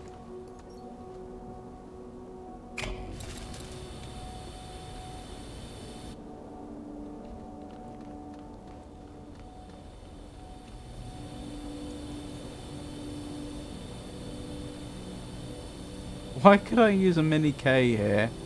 What's the point in that? Oh, I can use the plastic explosive there. That's probably the intention. Char grilling a mini K was not a good idea. Okay, fair enough. Plastic explosive, is that the idea?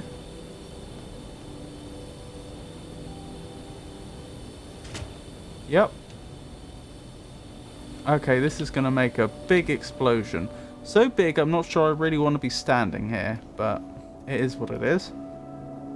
I don't think I can get farther away.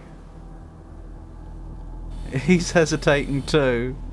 He's also thinking, is this a good idea?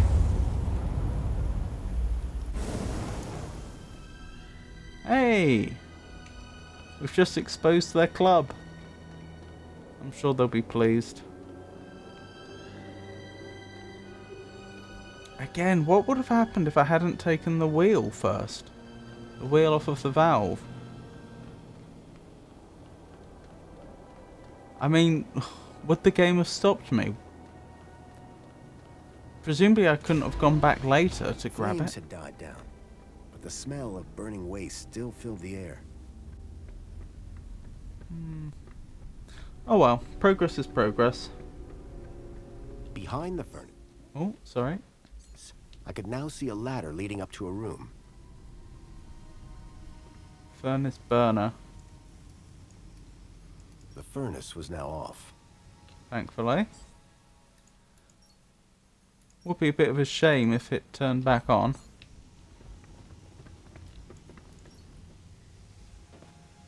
Oh, and the rungs aren't even too hot. Right, so we're looking for the real leet. Hello. Okay. Leet? Leet!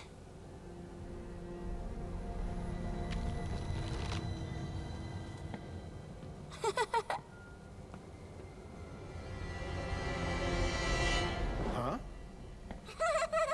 Hey, kid. Are you all right? Leet! Leet!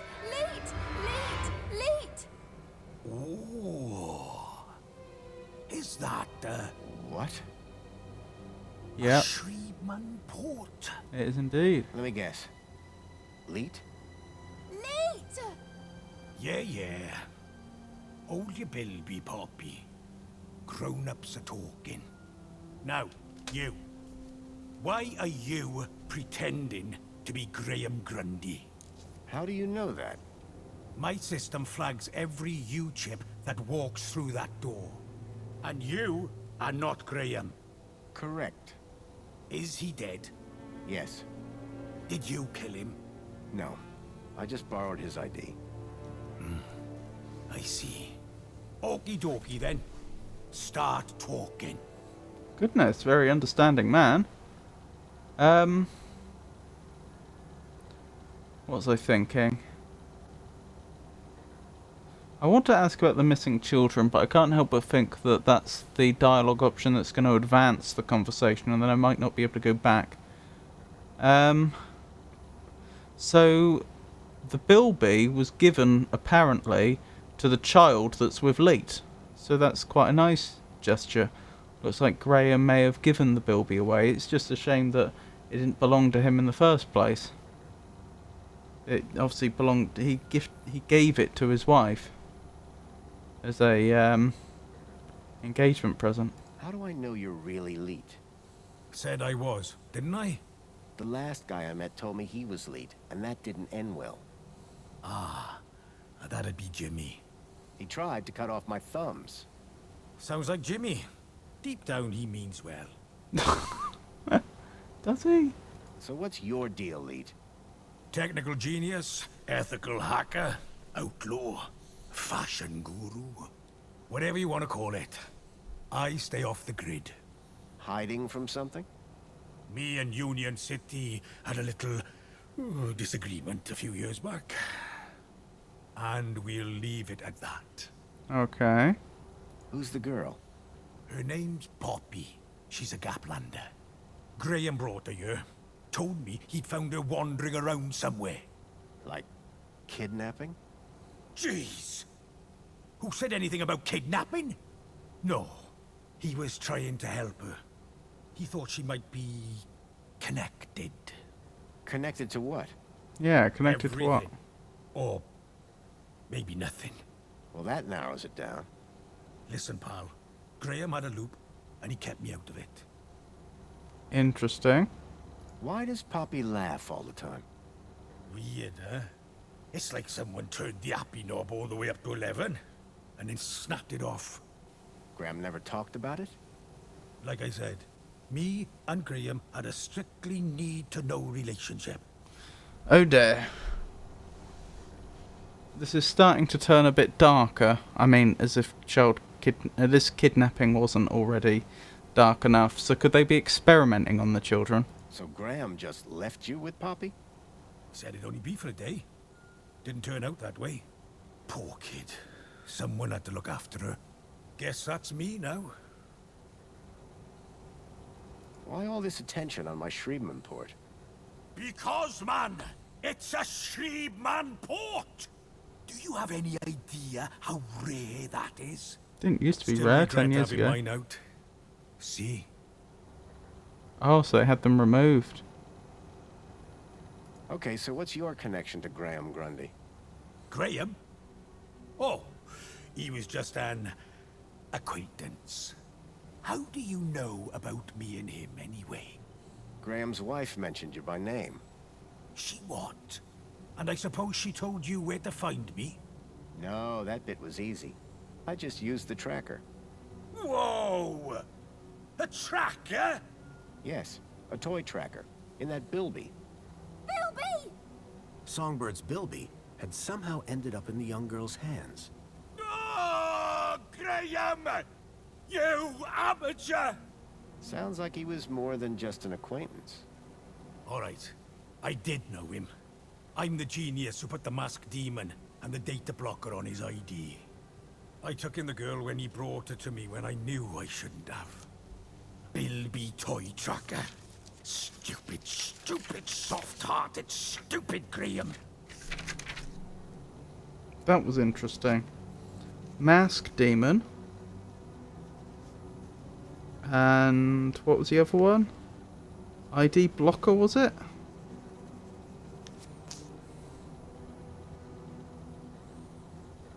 I'm looking for a boy called Milo. He was kidnapped 2 nights ago. I tracked him here, to Union City. Hey, Poppy! You know a boy called Milo? Bilby! Not Bilby. Milo! Ah, forget it. You really don't know any more about her? Hey, I'm just the babysitter. If she's been here for 2 weeks, then she wouldn't know Milo. Because if she did know Milo, then she must have been in the village that Mr.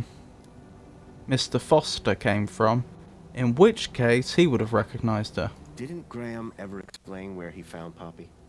Graham didn't ever explain anything. Like I said, he was supposed to come back for the girl a couple of weeks ago. You said you put a data blocker on Graham's ID. Data blocker. Yes, but a fat lot of good it does when you tell everybody about me. Hey, Graham? Why did Graham want his own data blocked? Hell if I know. I run a tech service, not a chat show. He wanted 2 things from me. First was something to hide his own data from. Prying eyes. And the second thing? A way out of the city. Just for a day. Being an absolute bleeding genius, I manage both. Hence the masked demon. Okay, so if I want to find out what's going on here, I need to get rid of Graham's data blocker, yes? Yes. Can you remove it? Oh. Yes. But no. Yes, but no. Graham's little disappearing act has totally messed with my mojo. Whole new level of security has been added to the Minos Gateway. I can't get in without my masked demon triggering every damn security protocol ever invented. Can't get rid of my masked demon without getting in. Basically, I'm saying Minos is out and it's a link space thing. You wouldn't understand. But I can use link space because I've got a Shriekman port. Is removing this data blocker complicated? Nothing's complicated if you've got the tools for the job. And you, sir, have got the tools for the job. You're talking about my Shriekman port? Exactly. All our problems solved by that glorious hole in the back of your head. Nice. You remember link space? Yes, finally. I was beginning to think I was the only one in this city with a brain. That said, you may be the only one in the city with a Shriekman port. Which means, oh ho ho, today might turn out to be a good day after all. Let me show you something. Follow me. By all means. Is that a link chair? It absolutely is. And I suppose you want me to sit in it. You've got a problem with your ID. I've got a problem with mine. The solution to both our problems lies in Minos. But thanks to Graham's selfish inability to not die, I can't access the system. So how do we get in? Via link space. There's a back door into Minos. Now, I'm the only man in this city with a functioning link space chair. And today, the only man in the world with a functioning Shriekman port walks through my back door. I need you to do this. You need you to do this. Poppy needs you to do this. The universe needs you to do this. The data blocker on Graham's account was stopping me finding out more about him. It sounded like Leet really could help me get rid of it. I needed to do what he said. Just the developers making sure you're following. What's my objective say now? Get into Minos via link space to remove safety flags. Okie doke. It was another hand scanner. These things were beginning to make me nervous. Leet's terminal. Leet's super terminal was quite a piece of reclaimed tech. Poppy? Bilby! Are you okay? Bilby! Yes, that's a Bilby, all right. Is Leet taking good care of you? Leet! She was right. I was going to get more coherent answers out of Leet. Were you kidnapped from the Gap? Leet! She was right. I was going to get more coherent answers out of Leet. What's that you got there? Bilby! Can I hold your Bilby? No! Good luck with that one, That's mate. a new word. No. That Bilby belongs to a friend of mine. Bilby! I know you're really attached to it. Bilby! But you see, a very spoiled middle-aged woman from the lower levels wants it back. Bilby! You're right. I'm gonna start over. Bye, Poppy.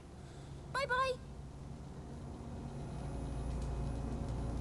Interesting. I was trying to evaluate her language skills. I think she does. I mean, it seemed like she did understand what we were saying. So at the very least, it seems like she can process language. She just has difficulty producing it. A scrapped robot that looked past its prime. It was some kind of old device for producing electromagnetic radiation. A microwave. What was I thinking? What? So, have they completely dropped calling this place the Hellfire Club now? Because it just seems like someone's room. I guess that was Leet's bed. Either that or he had a dog. And again, nobody would let a dog sleep in that. Charming. Right, I think we're ready. I think it's just... I don't think there's anything else for us to do. Oh, maybe the whiteboard. I could see a few errors in Leet's calculations, but I doubted he'd appreciate me telling him. Oh, blimey.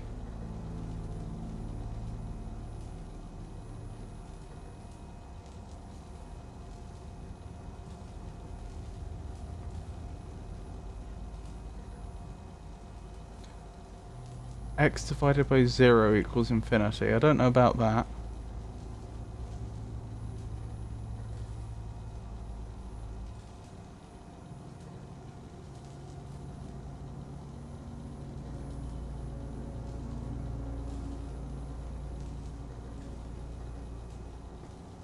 That's the quadratic equation there, isn't it? Minus b plus or minus the square root of b squared minus 4ac over 2a.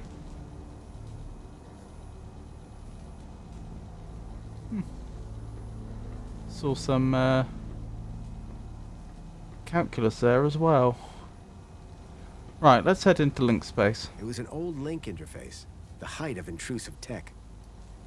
So you need me to reach Minos through link space? Correct. Ready to strap in? I wonder what Minos is going to look like from link space. Yeah, why not? What's the worst that could happen? Oh, ho, ho, buddy. You'd be surprised. Leet? Relax. You've done this before, right? A long time ago. 10 years ago. Hey, it's like riding a bike. First thing you gotta do, make your way through link space to the Minos portal. Is it easy to find?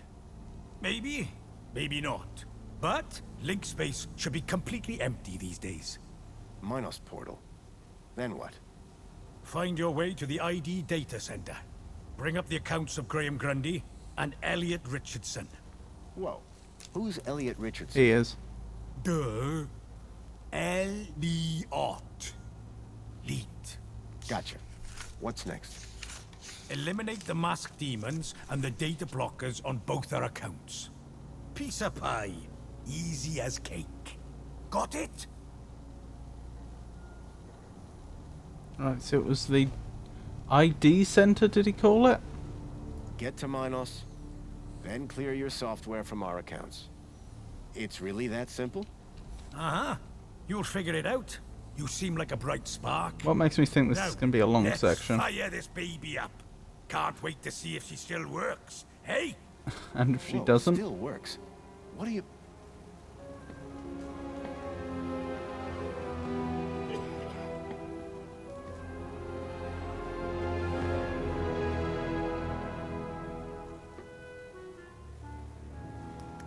Okay. Hold on to your brain. Will How do. am I supposed to... I meant figuratively.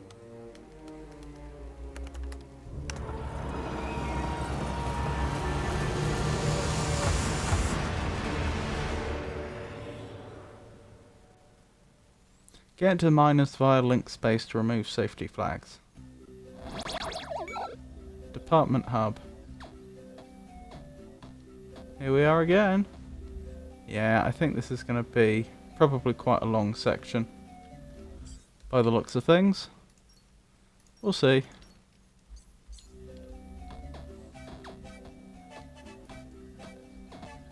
It seemed that link space wasn't going to be the easy route Leet thought it was. The system had been abandoned, but they'd had the wherewithal to leave a firewall. I had to find a way through. So that's what that is. The firewall program kept unwanted traffic from progressing to Minos. Minos looks interesting. Is that just... Are those cameras looking at the city? No, it can't be, because that doesn't... It looks like things are floating. It must be a representation of the parts of the city that are controlled by Minos?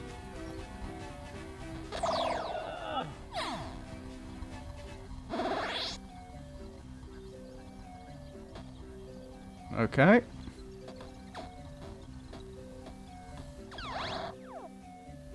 Oh. Can I go back? Is going back not a thing? Okay, it's not.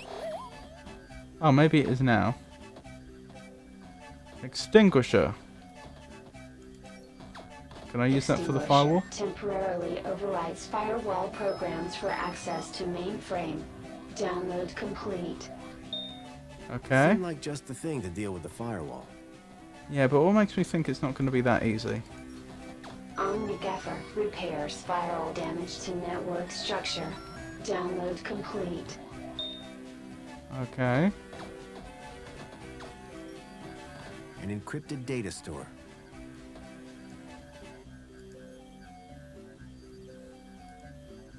Oh, I see. So my inventory is now the programs that I have. Like in the first game. So I just noticed the Starscape. Very interesting.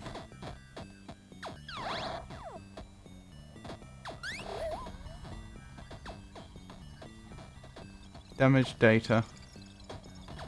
The data was fragmented. I guess I repair it and then head through. I know I could go through the firewall right now, but I want to explore the rest of Link Space first. That's one of the observers from the first game. Something told me I was being watched.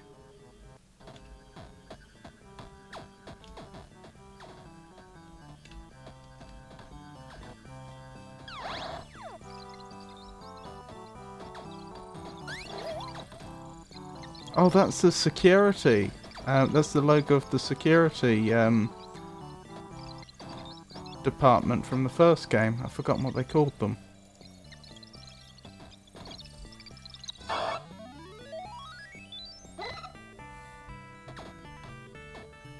Blind to get past the observer, that was it. Counter-intrusion countermeasure. The author does not accept liability for brain damage. The blind program was a short-lived but powerful tool for sneaking through security. We certainly made good use of it before.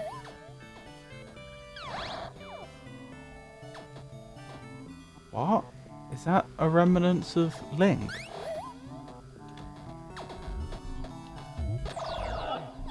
Ow.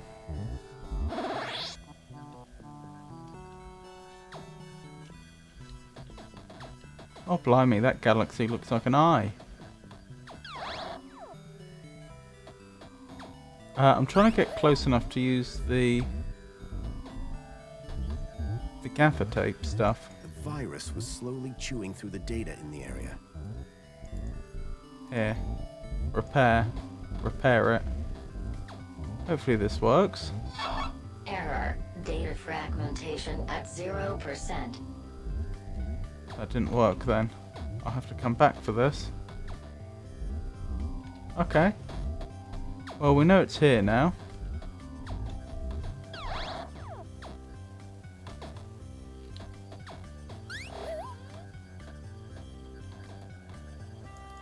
Blindfold.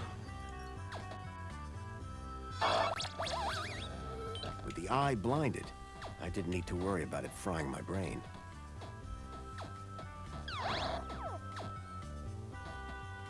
Divine Wrath. Divine Wrath will destroy instances of the Helix virus. Warning, data will be unrecoverable. Download complete. The Helix virus sounded familiar for some reason. Yeah, we used it in the first game. I've forgotten what we used it for, though. I've forgotten what our actual use case was. I like the way they've done the blind. I mean, it's a bit dark, but like that looks like an eye that has... Rather than an eye with a blindfold over it, that looks like an eye that has actually gone milky. And therefore blind.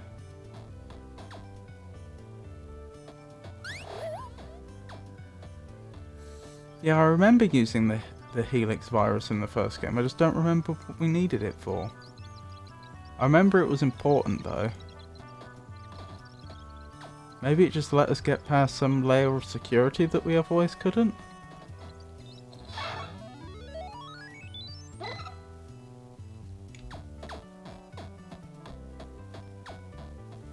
Decrypt.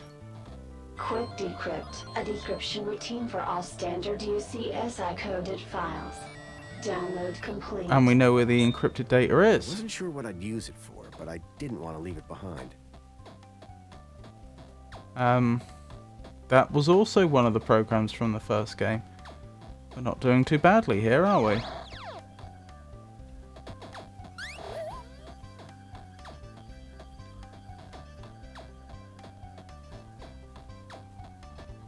I get the feeling that the stuff I've been doing off to the side here is completely optional.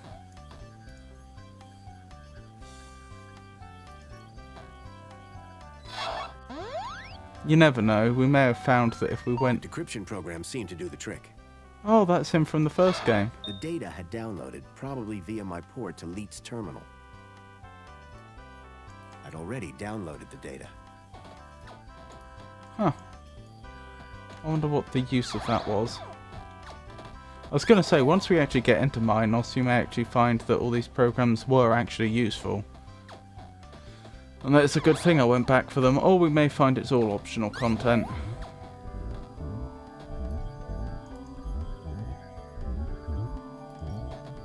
Oh, did we use Divine Wrath in the first game to get rid of a knight or something that was protecting some data?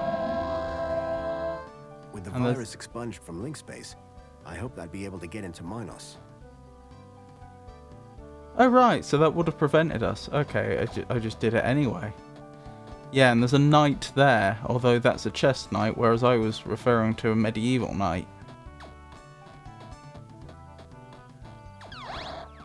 Goodness, so that virus has been running amok in link space for 10 years before we dealt with it. Right, let's go. Relaxing security protocols. Firewall shutdown complete. The firewall was down. I could access Minos. Here we go then.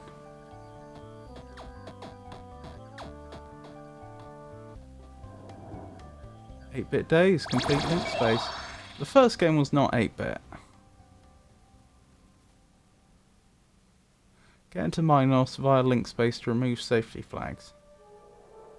Oh, blimey.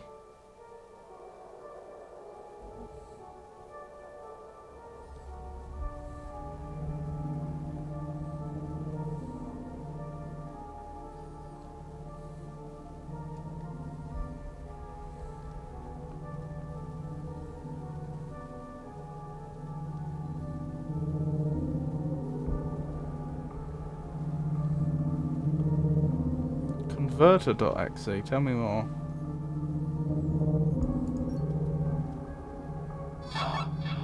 Accessing archive data. There appeared to be a recording on the data I'd picked up. Error. Unknown biological agent in core. Intruder detected. Overman chamber. Biomatrix replacement confirmed. Error. Error. Error. Deleting file. Overman.brain. What? Deleting file. Link control.brain. Upload file. Joey.awesome. Link was going to replace my father's dying brain with mine. If Joey hadn't sat in that chair, it would have gotten me too. Oh yeah. To Minos data. Please wait. Compatible program found. Retro Fashion Boutique. Order submitted. Is that the same thing again? Accessing archive data. There appeared to be a recording on the data I picked up. Unknown Right, so this is these is the events of the end of the first game, but from the perspective of Link, I think. Error. Deleting file. Can I skip past this? Overment.brain. No. Deleting file. Link control.brain. Upload file. Joey.awesome. Link was going to replace my father's dying brain with mine. If Joey hadn't sat in that chair, it would have gotten me too. Converting to my NOS data.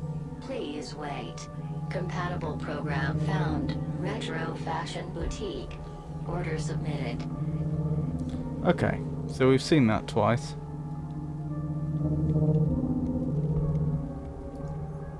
Navigator.exe.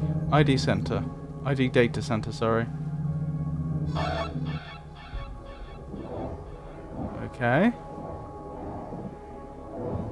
Interesting system. So is this all created by Joey?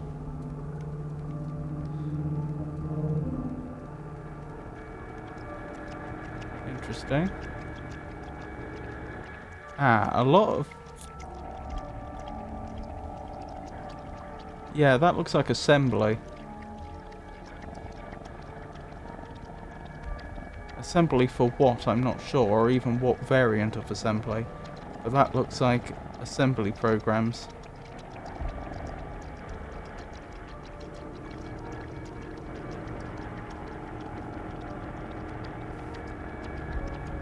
Processor 6502. Interesting. That might narrow it down.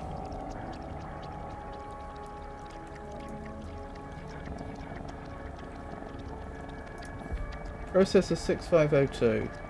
MOS technology 6502.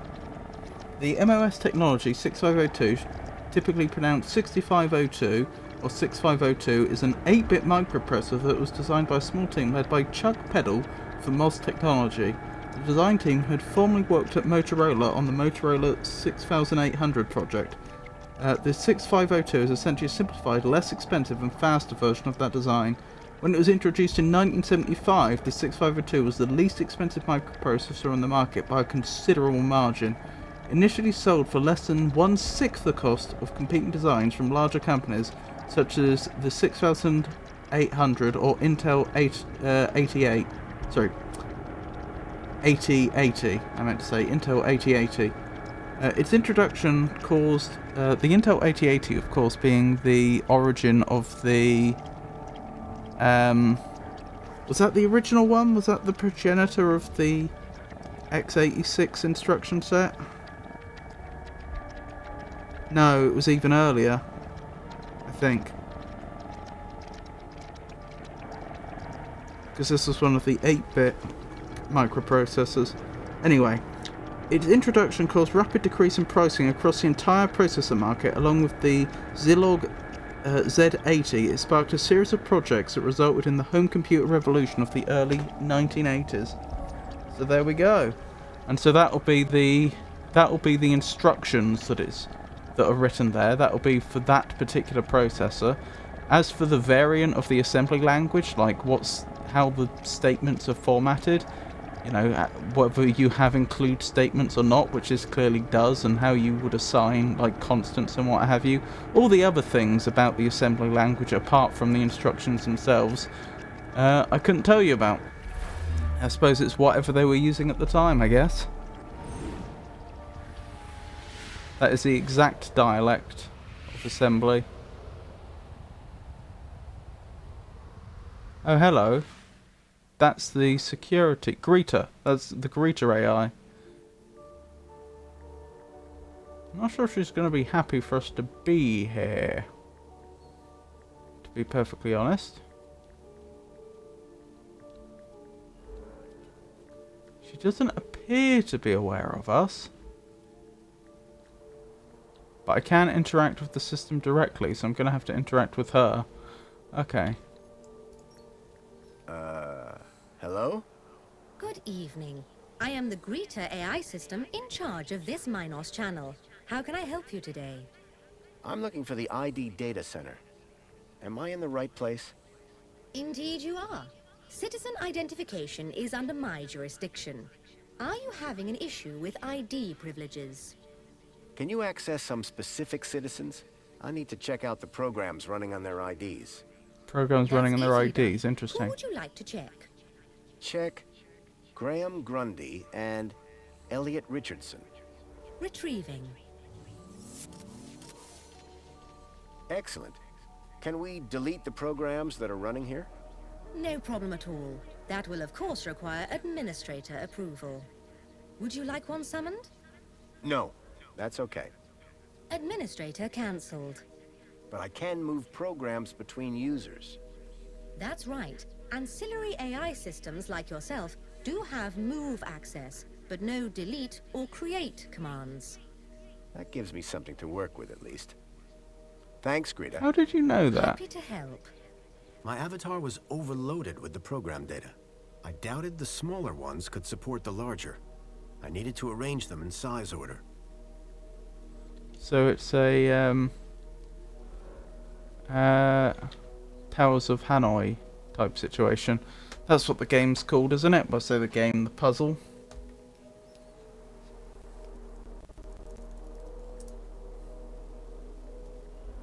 Yes, Tower of Hanoi. Although there's only 2 of them, wouldn't I need another?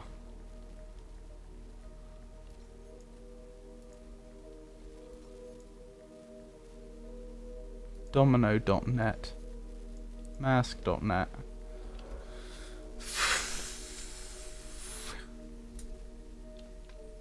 I guess if I can get Elliot Richardson's avatar completely free of programs, he can then clear mine of programs from his terminal, probably. But how do I make this work with only 2 of them, and why is there the option to have 2 more, it looks like? Greta, you got a minute? How can I help you? So, what am I looking at here? The ID data center is responsible for storing all information on UChip ID usage. Programs attached to an individual's ID can be modified and moved around. But creation and deletion of those is outside the scope of my AI. So what do these programs do? Oh, all sorts of things. Usually correcting erroneous data or flagging them for other ministries. The programs can be moved between citizens of interest, depending on current requirements. I need another citizen, I Requesting think. new programs or deleting them are actions restricted to administrators. Tell me about yourself. I am Greta, AI number 96. I am An early currently number. running interface General Response Engine, Technical Assistant. My equivalent citizen ID is 5262-62627-2. You Goodness. have a citizen ID? Yes, an equivalent citizen ID is required to use the Minos Mail Communication Network. Can I get that again? You know, just in case it should turn out to be useful in the future. Tell me about yourself. I am Greta, AI number 96. I am currently running interface General Response Engine, Technical Assistant.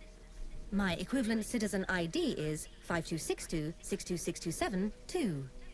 You have a citizen ID? Yes, an equivalent citizen ID is required to use the Minos Mail Communication Network. Let me get that one last time. I've got here 5262-62627-2. Tell me about yourself. I am Greta, AI number 96. I am currently running interface General Response Engine, Technical Assistant. My equivalent citizen ID is 5262-62627-2. 5262-62627-2. That's correct You have a then. citizen ID? Yes, an equivalent citizen ID is required to use the Minos Mail Communication Network. ECID. Right. I think we've got what we need from there. Bye.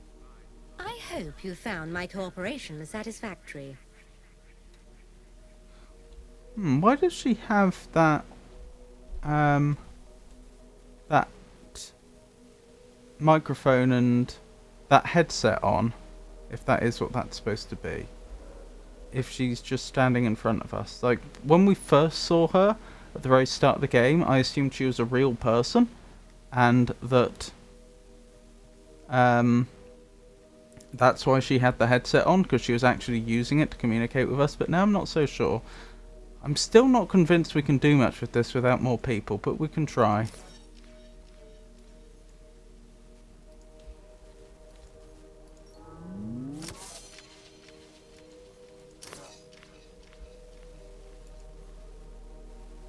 That's not going to work. I doubted the smaller ones could support the larger. I needed to arrange them in size order. Yeah, but how do I do that with only 2? Doesn't seem possible. I must be missing something. There must be a way to get more people here. But when I speak to Garita, that doesn't work. What does my objective say? Get into Minos via link space to remove safety flags.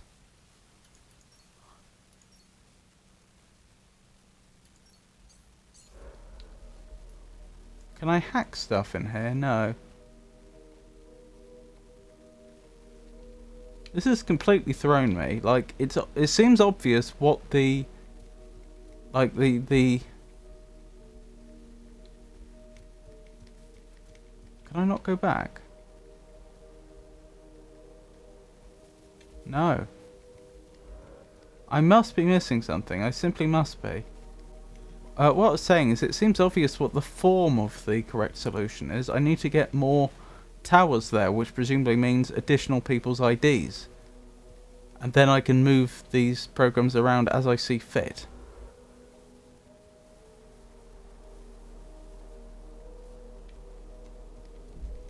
But I'm utterly stumped as to how I would do that.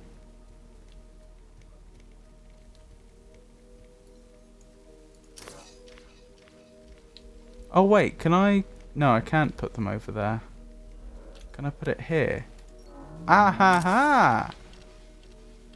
Now we're talking.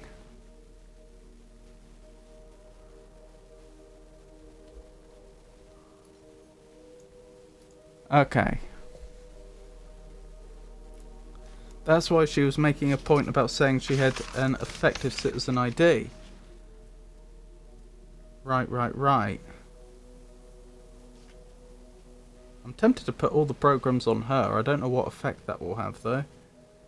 What was I thinking? I was going to write down what all the names of all the programs as I went through. So was that domino.exe? Domino.net. So we have Elliot. Hang on. Grundy, Richardson, and Garita. And Richardson had domino.net on top. And Grundy had mask.net.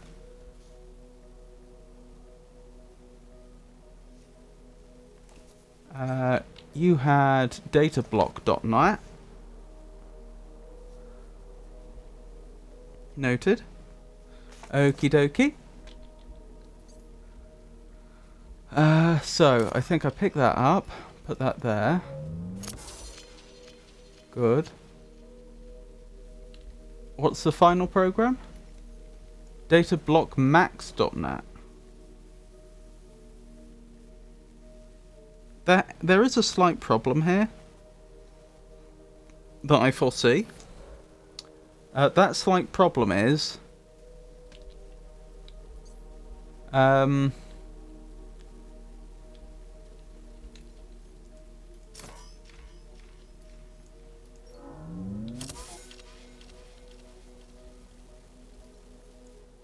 once I remove all the data blocks, does that not mean that the Minos is going to be able to look at my data as well? Because if you recall, when our character was speaking to Leet, he specifically said about the data blocker being there because Mr. Grundy didn't want prying eyes seeing his data. See, why would Mr. Grundy want to block himself from being able to access his own data? It doesn't make sense. I think he was attaching the data blocking program to his Citizen ID chip in order that absolutely nobody could access his data. So the point is, as soon as we remove this protection, absolutely anybody can access his data, including Minos, presumably.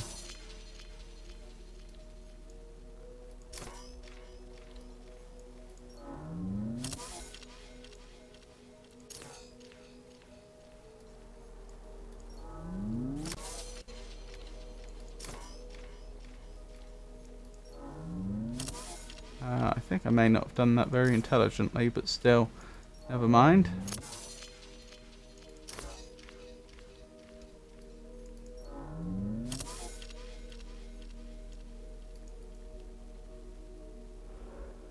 Hang on, let me think this through. How do I do this? That's what I got wrong. That should have gone there. Then this can go here. Then I can put this here. Then this can go over here.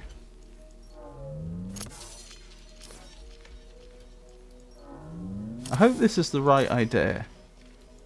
Because if I'm supposed to be leaving some of these programs still on there, then we have a problem. Oh no. I'd removed all the programs running on Leets and my own ID. Command. Save changes. Changes saved. Beginning propagation to external servers. Goodness. Well, that's that job done.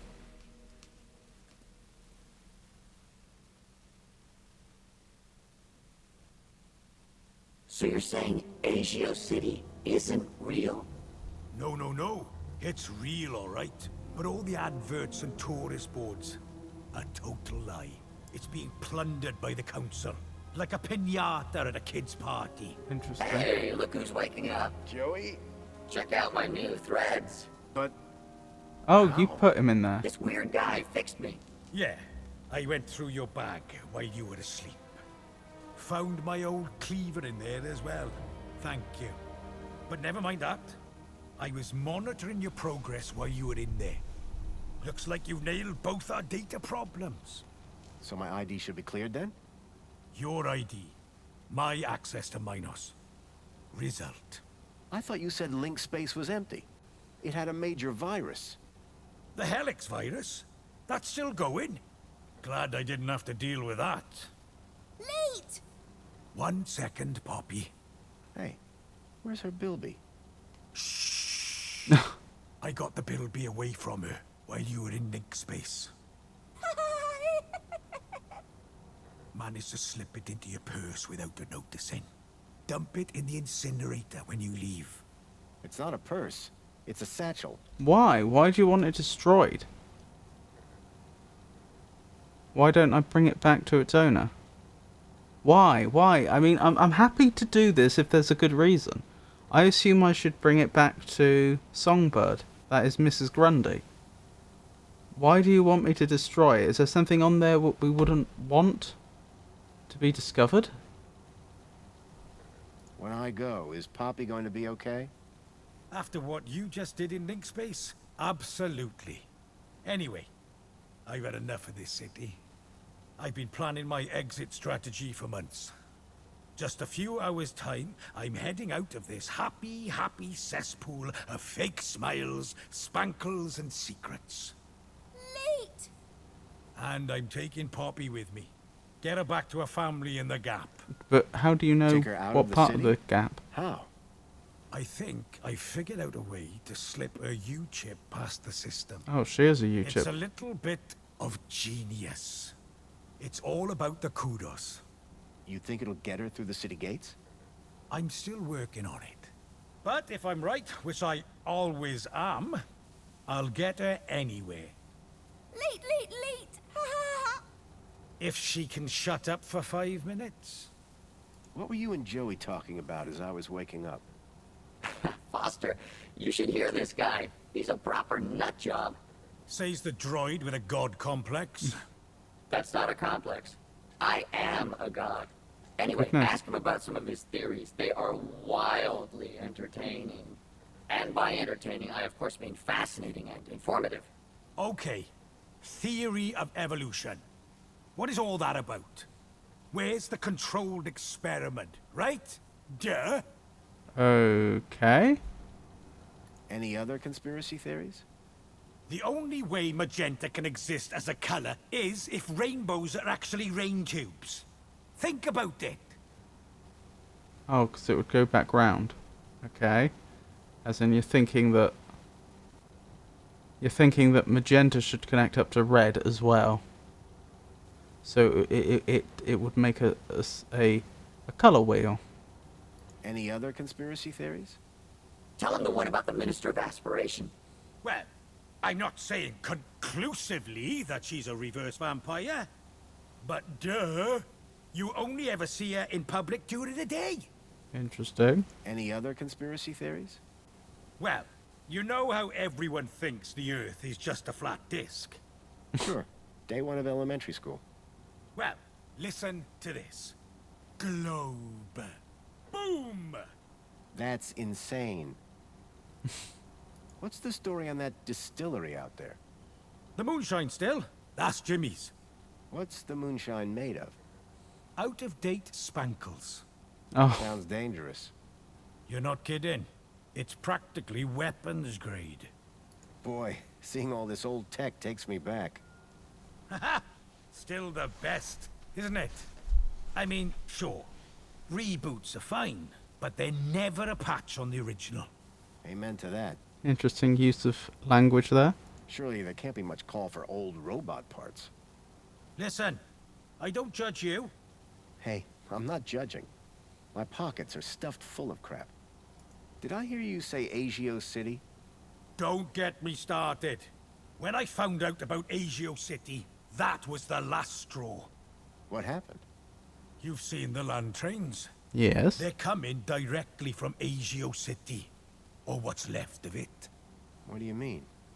We destroyed it. An entire metropolis converted to scrap.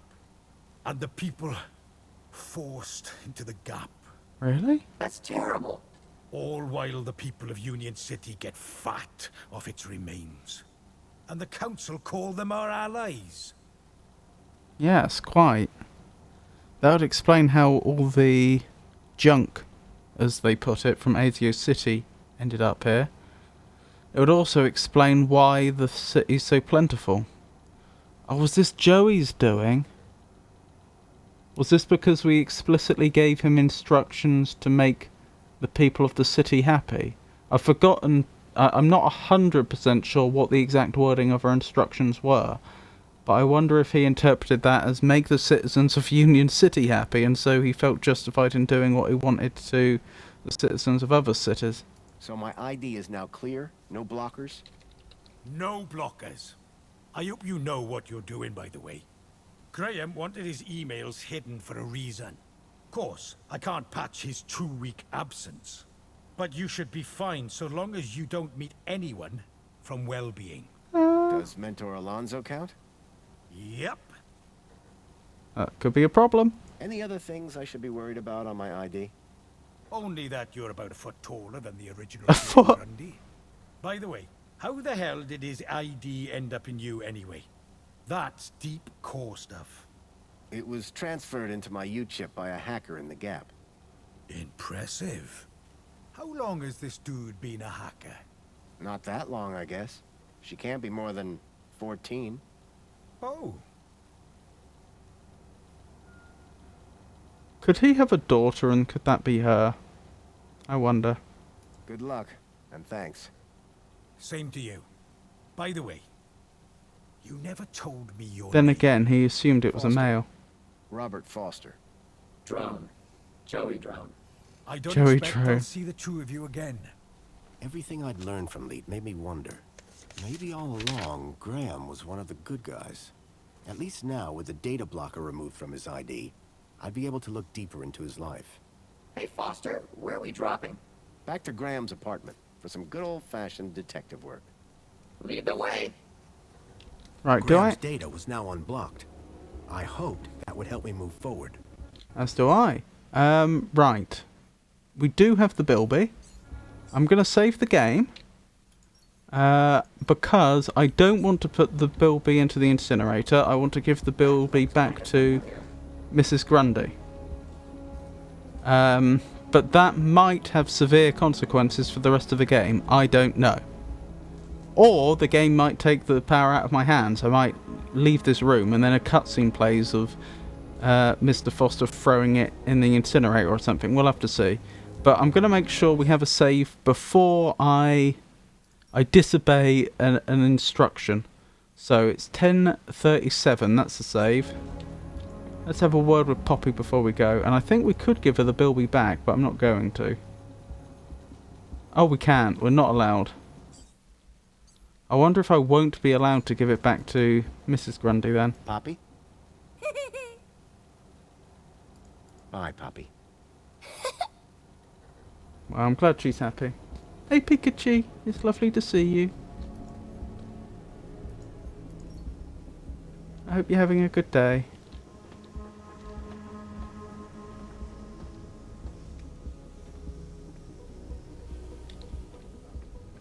Oh, I nearly ran in there. I don't think I can. I don't think it's actually physically possible. But still.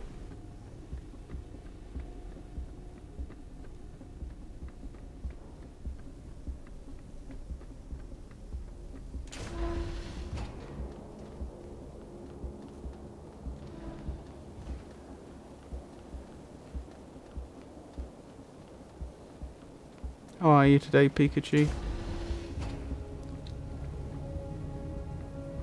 Jimmy's still knocked out on the floor over there. Where's Joey? Shouldn't Joey have been following us? Joey? There you are. Good old Joey. Actually, we should speak to Joey. What sort of body is that? What can you do? You're not a vacuum cleaner anymore. So Leet gave you a new shell?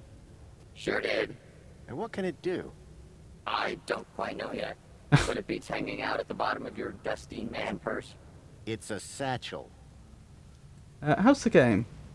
How was your wife? Did you convince the guy that you're indeed the dead man? We did convince Mentor Alonso that we were the dead guy.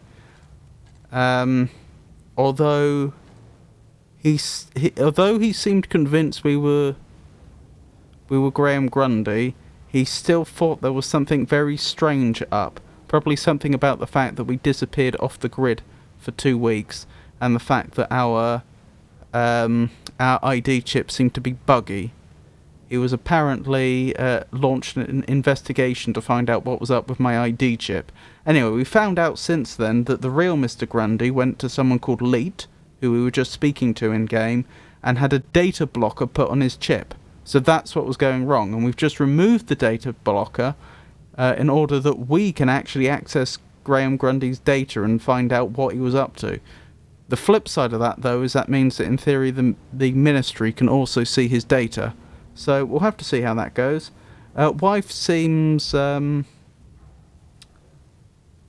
very self-absorbed, but otherwise well.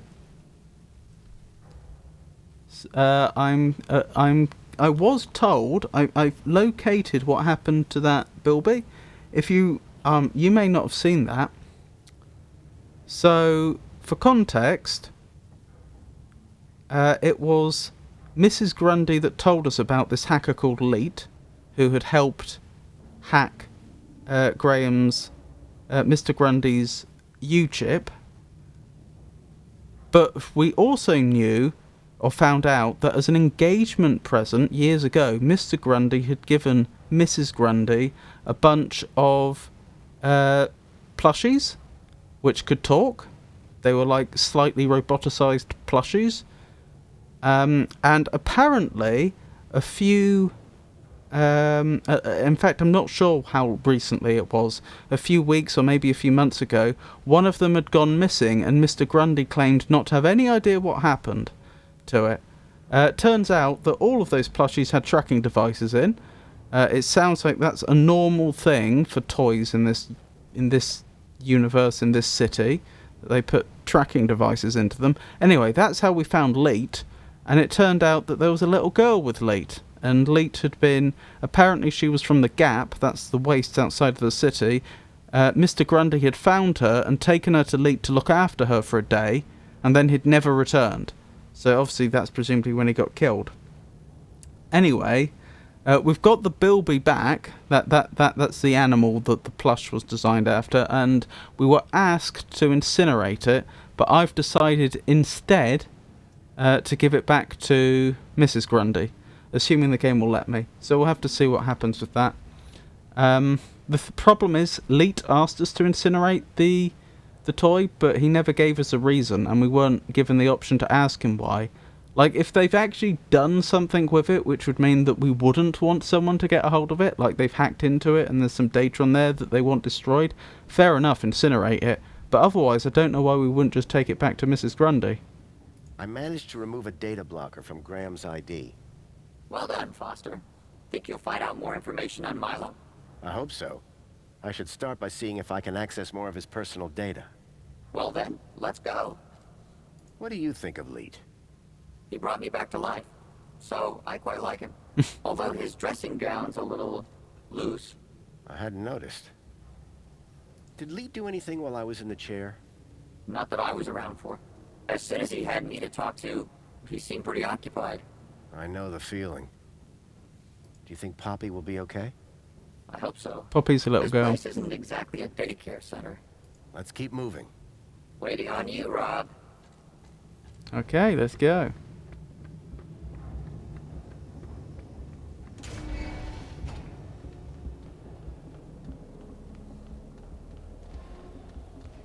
Welcome, Citizen Graham. Where would you like to go? So we want to go back to Graham's home, but I'm expecting things to go wrong. What is going on with our head right now? We just seem to be shaking it vigorously.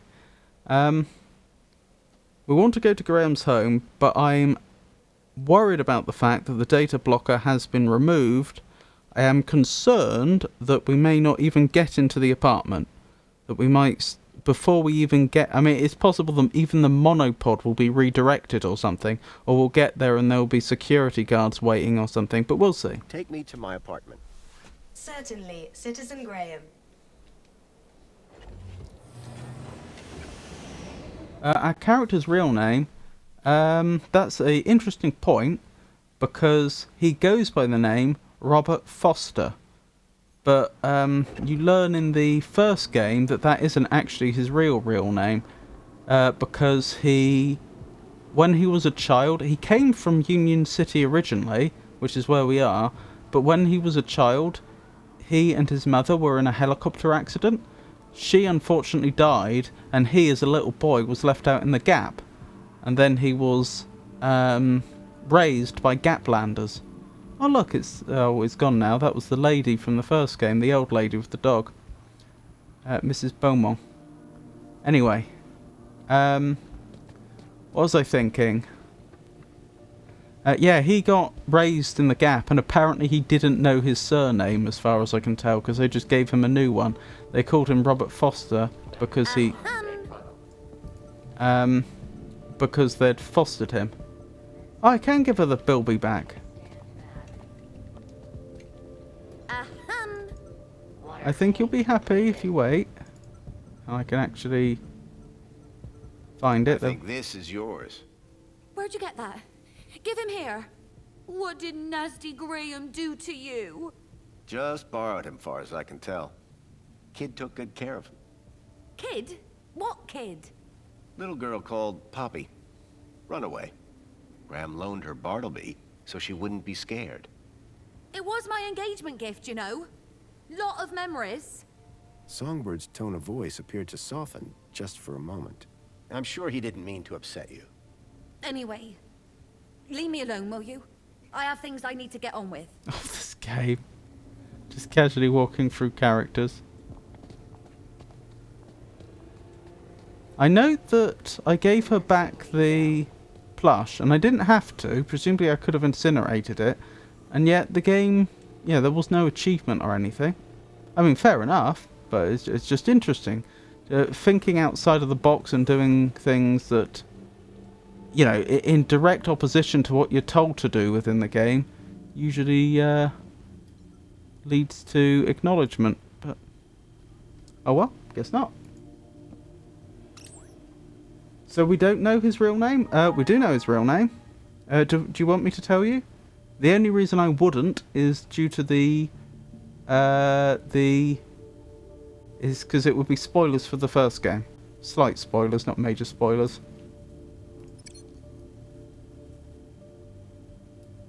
Right, what's been happening in the city since we've last looked? Afternoon citizens, the Council and Ministry of Safety would like to reiterate important safety advice. Do not under any circumstances drop objects or foodstuff from the walkways. Keep a smile on your face. I wonder if that's an indicator that we're going to have to do that at some point.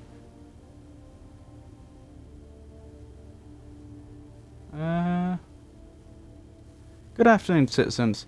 Help us keep the skies clear and beautiful. Citizens are reminded that non-human life forms should be reported to the Ministry of Comfort so that the vermin droids can be dispatched to capture and relocate these animals. Under no circumstances should these creatures be fed. Keep a smile on your face. Dear Graham Grundy, introducing the new Wonder Mop 2.0, a special something to enhance your cleaning robot's productivity. It's like it's possessed. Pick up yours today. Keep a smile on your face. What happened to my star? Did my sub expire? Probably.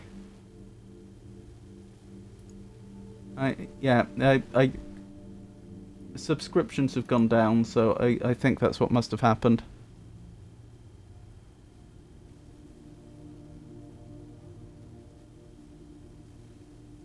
Ah, does that mean you're also not able to use, most of the emotes? I see. The Neuro emote, I made a follower emote, so anyone that follows me can use it. The other ones were subscriber emotes. Good afternoon, citizen. The Museum of New History regretfully announces the premature closure of the Old History exhibit. We apologise unreservedly that the exhibit was not up to the standards expected on this auspicious day. The museum and its staff have pledged to aspire to do better in the future. In the meantime, please do enjoy the displays in the main museum. If you visited the museum this morning, the Ministry of Safety would like to arrange a visit to ensure you have the appropriate support. Keep a smile on your face. Yes, we caused some mischief there. Dear citizen, kinda low and feeling down? Come and play with Spankles the Clown. Meet Mr. Spankles at 128 Devonshire Boulevard. Remember, no kids after 3 PM. Keep a smile on your face. Yeah, I think the rest we've already seen.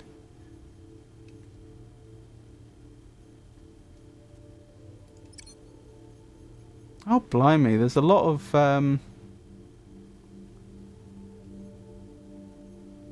logos I can unlock from my Hollow Brooch. Makes me wonder how much more of the game there is.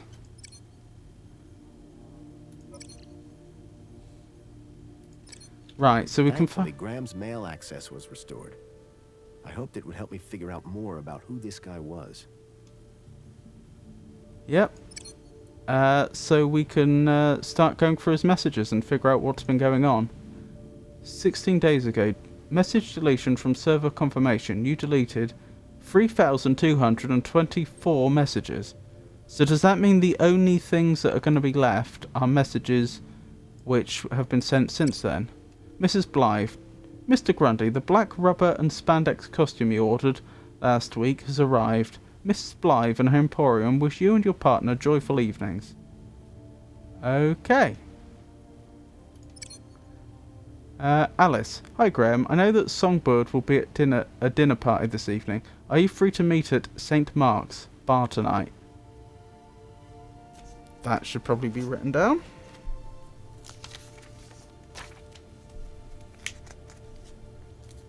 Uh...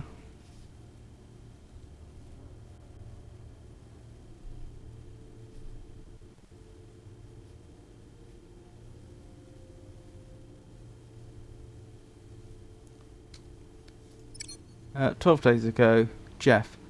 Hey Gramsy, Not seen you around lately. Could do with my camera back, and some film too if you've got any.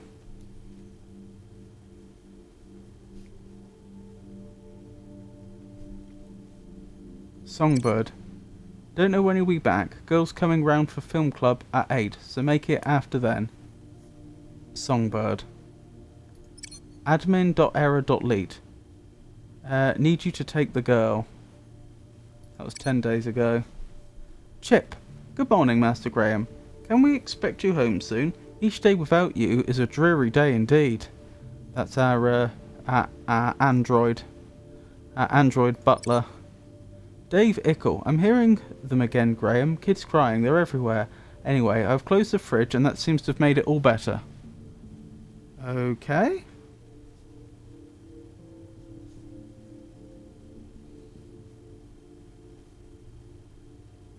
Interesting leads.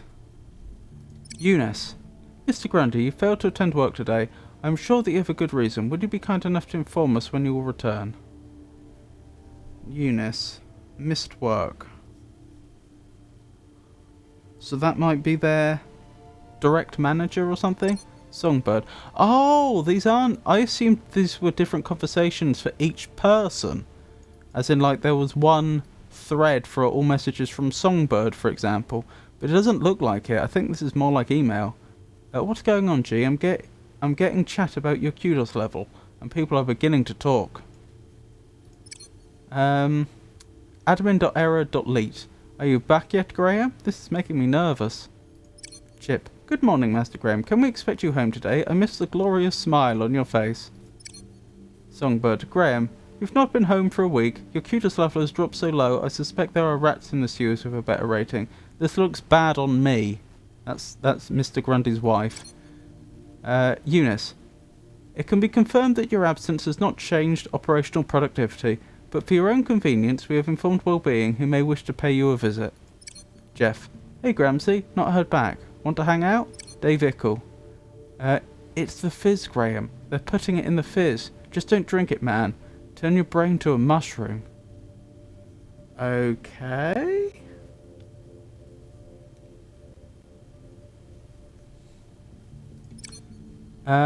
SLA.7E.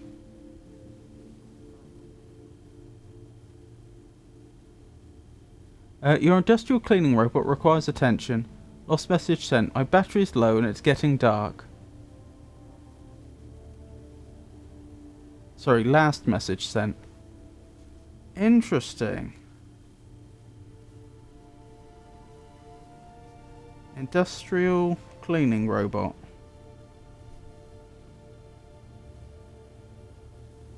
So presumably it's powered down by now. Chip.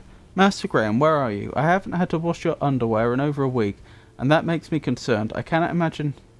Oh, goodness. Admin.error.leet. Knock knock, Graham. Jeff. Movie night tonight at mine, Gramsci. Bring your own spankles, chips and dips. Songbird. Graham, a wellbeing mentor has arranged to visit tomorrow. Make sure you're back. I don't want him querying my kudos claims. I wonder what a kudos claim is. Author had sent Graham an attachment for the holoplinth. The email contained one attachment. This has now been downloaded to your terminal. sys-message.admin. Hi Graham, thank you for inquiring about a range of HoloLens imagery. Attaches the special image you requested. We'll have to check that out. Alice, hi Graham. Let me know when Songbird is out and I'll bring over her aspiration party dress. It was such a lovely suggestion of yours. I hope it helps make things better. Haven't heard from you in a couple of weeks. I hope Songbird hasn't caught on.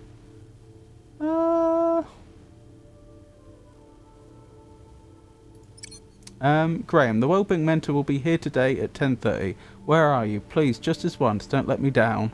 Aww. Eunice, due to your unauthorized absence from work for 14 days, you have been deducted kudos and your employee status reduced. Dave Ickle, watch out for the revelation, man. They stole the circuit board of Joey the Saviour today. They'll stop at nothing. We did that, actually. Chip, your newly adjusted and fitted work uniform has arrived, sir. I have placed it in your wardrobe. Ah, that's how that got there. I remember us being told that there had been a delivery, but I wondered how it got into our wardrobe automatically. It must have been... Well, clearly it was Chip. Hollow plinth. Hollow plinth. Right, what's the new... There was one thing I was sure of. That was not a bonsai tree. Special bonsai for your eyes only. Okay. Let's have a look then.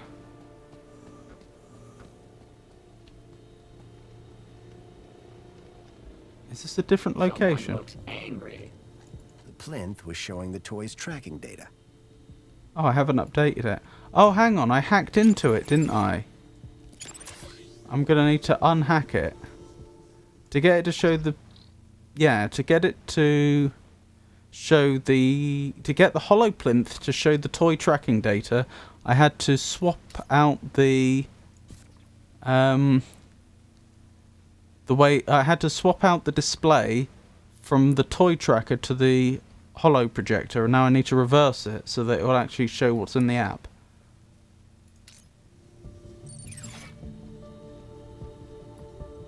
The image being displayed on the HoloPlinth had changed. The HoloLens now projected fragmented data. Whoever had sent me this email attachment was trying to tell Graham something. But what? I probably need to swap the lens back round. I think I've got the broken lens in there now. Or do I have the good lens? Oh, I need to put the damaged lens in. Right, that's what the damaged lens was for. It's displaying whatever this data is. I swapped the lens for the broken one from the lockbox. It was a secret message. Aspiration Gala. Midnight. Be there. The gala. That's tonight. And I need to be there. But do you have the kudos? I don't think you do. Excuse me, please. Just a second. So what's our next move? I'll put this back so that we're not displaying... I swapped the lens back to the original one. The HoloLens now projected fragmented data. Whoever had sent me this email attachment was trying to tell Graham something. We know, we know. I'll swap it back so that if someone walks into the building, they're not thinking, what's this strange information on their HoloPlinth? Because that wouldn't do. You stood a very long way back to scan your hand.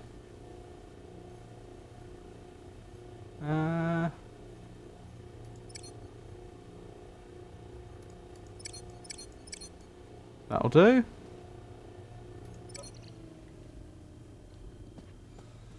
Right, so...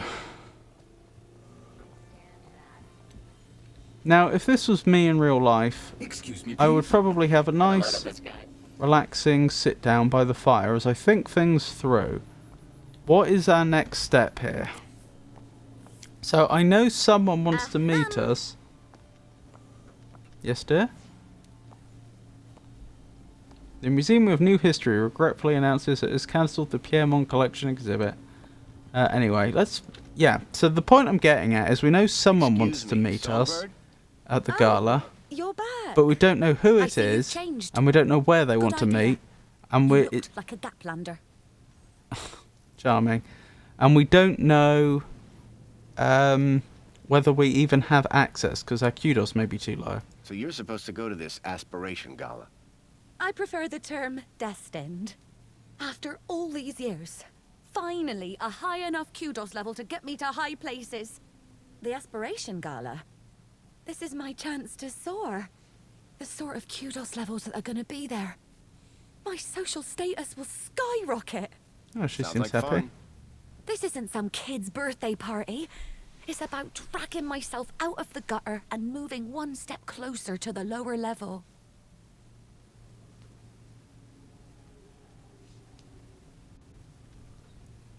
Tell me more. Can I get tickets to the Aspiration Gala? Oh, darling.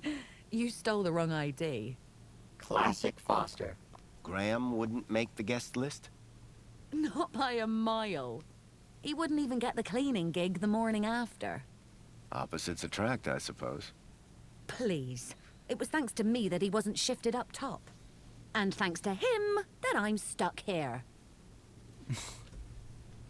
I really need to get to the Aspiration Gala. What do you care? A little above your station, don't you think? Whereas people like me belong there. Can you get me tickets?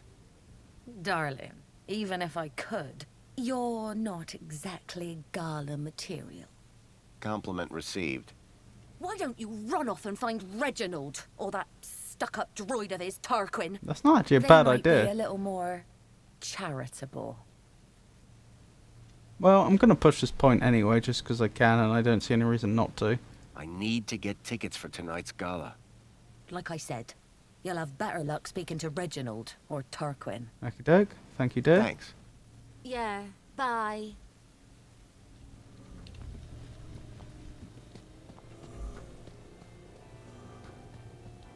Water tank depleted. Where are Reginald and Tarquin? Reginald took off, didn't he? He was going to some eatery. I'm not sure where. He probably said, I've just forgotten. Tarquin's probably still out front. Probably. There he is.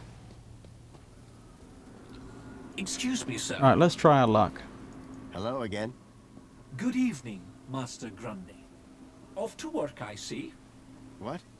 Oh, yes, the cleaning won't supervise itself. Are you going to the Aspiration Gala? Going? One is headlining, sir. Goodness. What do you mean? Yours truly is performing in front of the best and brightest of Union City. Performing what? Droid poetry, sir. Oh, Nice. boy. So this poetry performance you mentioned, what's the story? One has been invited to recite a humorous poem of one's own devising at tonight's Aspiration Gala. You, a droid, have been tasked with writing a poem? Well, you don't have to sound so incredulous. Yes, sir. The poet laureate Reginald Arthur Schnipple, Esquire, performs regularly at the gala. And this year, he has invited me to open for him by reading an inspirational and humorous example of droid poetry on stage. Droid poetry? How's that working out? Very good, sir.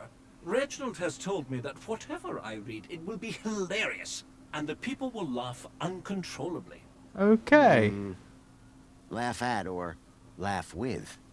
Oh, is there a difference? Oh dear. That's what I thought. Poor Tarquin. As an honored guest, do you have any spare tickets for tonight's Aspiration Gala? Yes. One has been granted several refer-a-friend Yes. passes to the Aspiration Gala. Can I have one? Would Sir consider us to be friends? Yes. Yes, of course. Moments ago, Sir did not remember one's name. Yes, but In spite of the 322 exchanges we have had since we became neighbors. yeah, I can see how that might hurt a bit. Oh dear. Right. Could I hear some of your droid poetry? Fine idea. One would value the input of an average human. If you're looking for average, he's your man. After 148,606 iterations, I have narrowed down the contenders to a manageable number. Here is number 59. Okay. There was once an A from place B, with unforeseen predicate P. Factor F occurred next, which resulted in X, and hilarious consequence C. Ha! Brilliant! Bravo! It might be a little on the nose. Dear me, it's not about noses. It is a study of the structure of a limerick, assembled into the pattern of an actual limerick. Yeah, it was actually How not bad very for what it was. Clever. Indeed. That is what makes it so very funny. Absolutely. You got any other poems in the running? Oh, yes, sir. One has a list of things humans find funny. Shoot. Uncooked sausages, dogs wearing costumes, music of the tuba, children falling down, undone zippers, people dropping sandwiches, knock-knock jokes, and the smell of farts. That one was pretty good. I don't get that one at all. But it has a good beat, and it's easy to dance to. The rhythmic structure is satisfying, is it not, sir? Very. And the farts, sir? That's the best bit. Goodness. Any more poems? Music of the tuba, indeed. This poem is an attempt to bring droids and humans closer together. It interlaces the brain-altering ingredients of Spankles with the first 100 digits of the square root of 2. Okay. Sounds like a hit already. Cyclamate of sodium, 1.41421, 3562373, flavorant toxicity. Potassium benzoate 0950488, 0168872, high fructose. I think I get the idea. But there are 13 more verses. Oh, Foster, let him finish. It's got something for everybody. 4209698. Monosodium. Save it for the gala. Don't want to spoil the show now, do you? Any more poems? One has decided to continue working on the fart poem. But do let one know, should Sir find inspiration to offer, one will make it worth Sir's while. Here we go. I'll keep my eyes open. So if we give you inspiration, you'll let us enter the gala, I take it. Any more poems? One has decided to continue working on the but do... I'll keep my eyes open. So tell me more about Reginald. Poet Laureate Reginald Arthur Schnipple, Esquire, is a comic genius. Is that so? He has performed at every Aspiration Gala since the event's inception. Interesting. How long ago was that? Fail, leaving the crowd in How fits often are of they, actually? uproarious laughter. He sounds like a real hoot. To work alongside him would be a profound honor. To be clear, I'm pretty sure that's his owner. I'm pretty sure Tarquin is owned by Reginald. I think he's the equivalent of Chip. Chip being our... or Chipsworth, rather, being our android butler. What was I thinking? I've forgotten. So Reginald's the go-to guy for inspiration, hmm? Absolutely. His wit and insight is Okay, I'm renowned. getting the idea. And yet he's asked you to perform alongside him. Yes, for comparison. I see. Oh, right. So if we can actually give him... Oh, I've got an idea. If we can find out what Reginald was going to what he'd prepared for the Aspiration Gala. Remember that Tarquin said that he was opening for Reginald, so he will be going first. If Tarquin then delivers Reginald's own poetry at the opening, then once Reginald gets on stage, he's not going to have it. He's going to have no material. His material's already been used, and presumably, Tarquin will get the credit for Reginald's poetry. So he will be the one that will come across as the poetic genius. I can't imagine... I don't know where Reginald is, and I can't imagine that he'd willingly help us in this, but maybe we can get into the apartment to achieve this. Into Reginald and Tarquin's apartment, since it is next to ours. We do... Oh, I don't know how to get the door open, but we can get to the door. Where would I find Reginald? Well, he is likely in the piazza, Oh, okay. finalizing his humorous poem for tonight's event. But I am his servant, not his keeper, sir. If I gave you a bit of inspiration for your poem, could you get me into the gala? Sir, that would be only fair. I'm sure Sir would enjoy the fruits of that inspiration at the performance.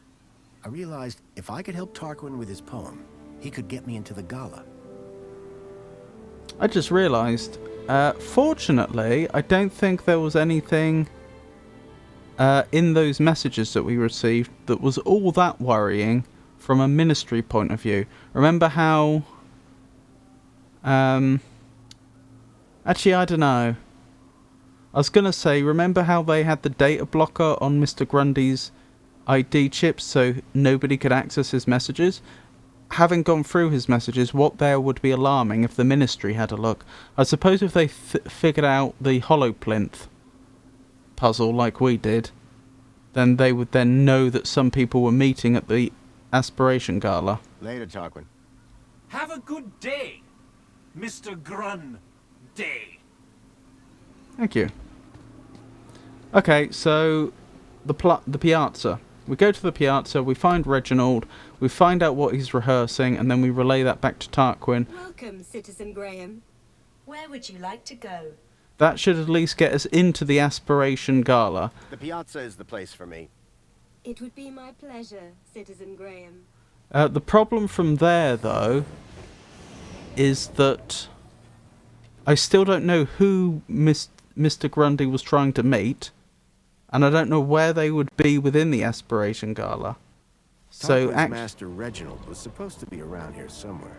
So even if we get in there, that doesn't solve all our problems, is what I'm getting at.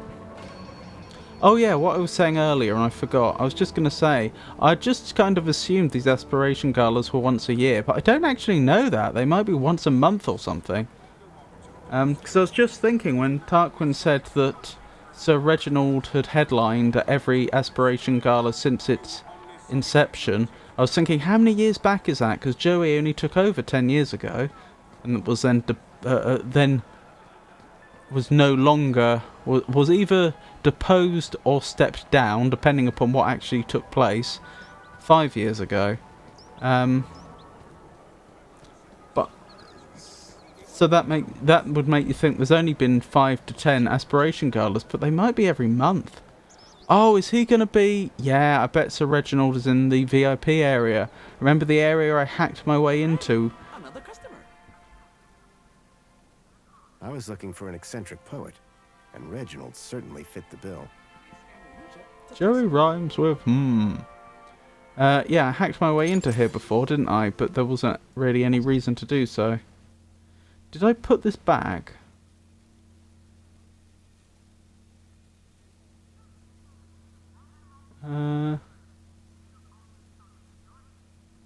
I didn't.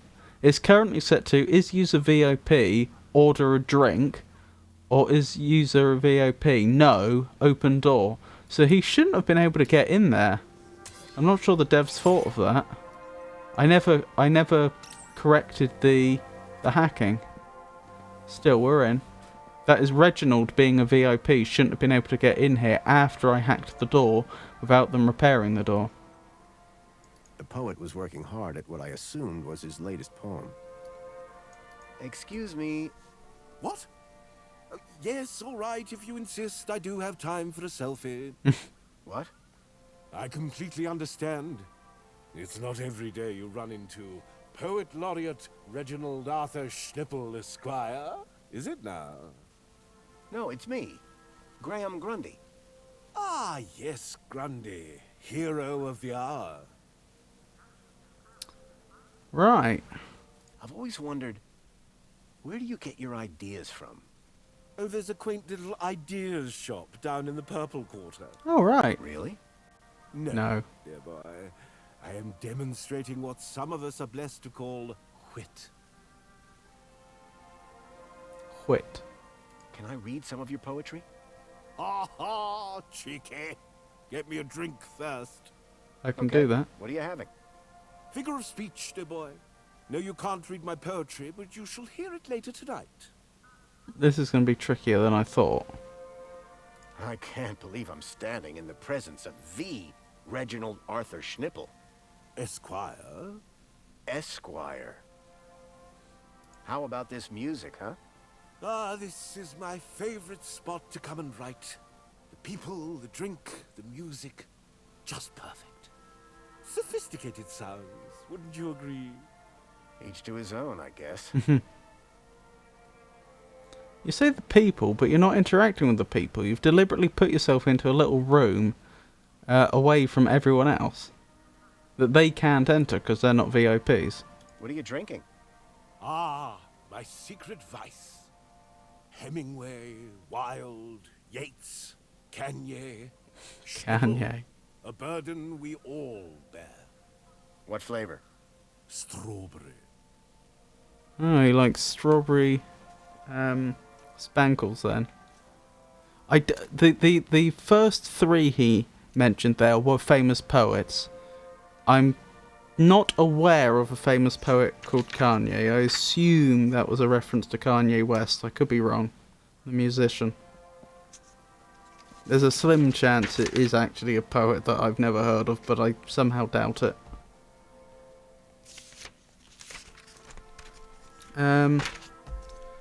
Strawberry.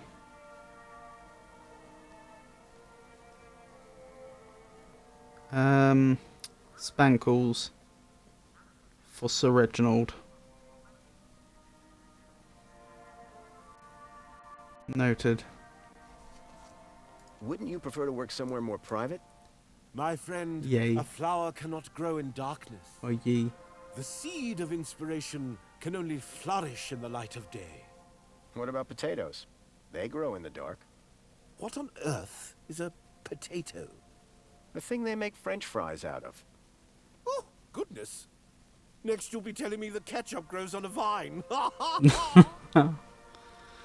Yep. But I mean, potatoes will set down roots in the dark, but they still need to photosynthesize. They can't just grow in the dark indefinitely.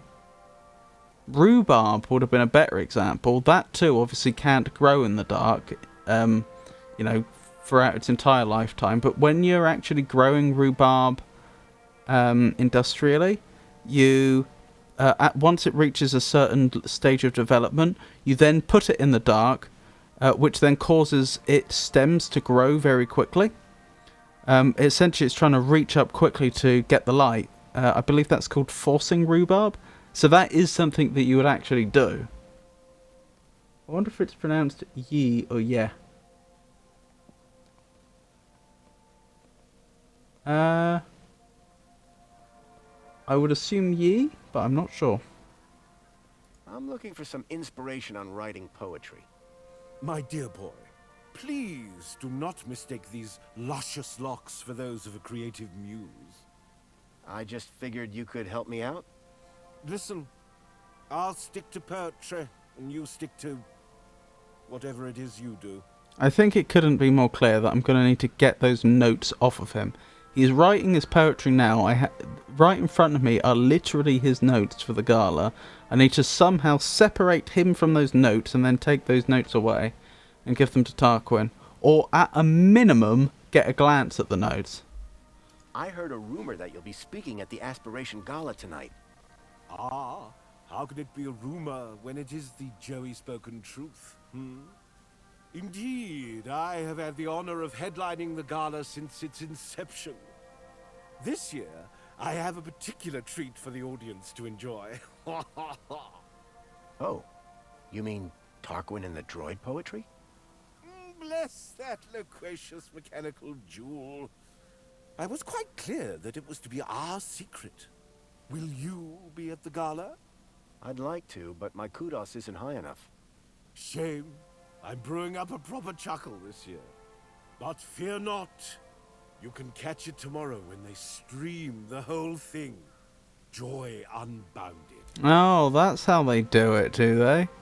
They record the whole thing and then stream it for the poor people the day later. I was just speaking to your droid, Tarquin. Ha ha!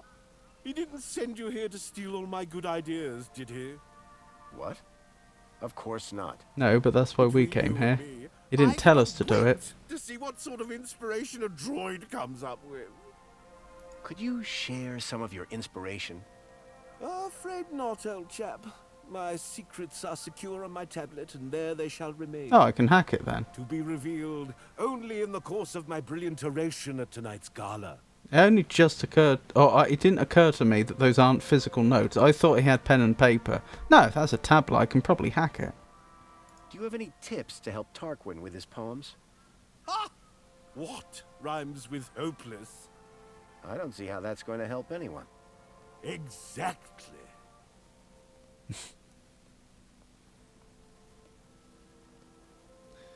I think that maybe I've misunderstood that. I think that was quite a high-level joke. I think when he said what rhymes with hopeless, and then he said, I don't see how that will help anybody. I think that was supposed to be a consonance. That is two ideas which correspond with one another. That is that a situation that won't help anybody would be hopeless. I could be wrong. Okay, let's see about hacking this. Don't let me interrupt the genius at this work. tablet, or taking the tablet if we have to. Right, can I hack it? Portable e-reader. Yes, I can. Display medium, aspiration gala poem, change file, private poem. Huh.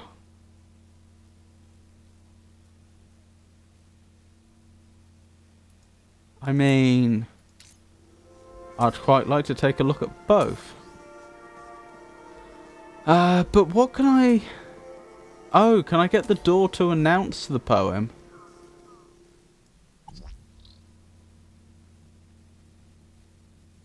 No, it's a different shape. What I'm trying to work out is... So I can hack his device, okay, as you may have noticed. But all that allows me to do is to like rearrange components of the program. I'm very limited in what I can actually do. And basically I'm going to need somewhere that I can stick his poem to display it. Like I can access the poem, both poems as a object. But I need somewhere to put them. I can't just use the hacking device to display them directly, if that makes sense. I'd need like an advert display or something, or some sort of medium on which to display it. Is that a display I could use? No. I mean, I could swap his poems around and then he'd be looking at his private poem and not his the poem he's planning for the gala. But then literally he would be just looking at his device and then suddenly it swaps from one file to another. Like, that wouldn't actually achieve anything, if that makes sense.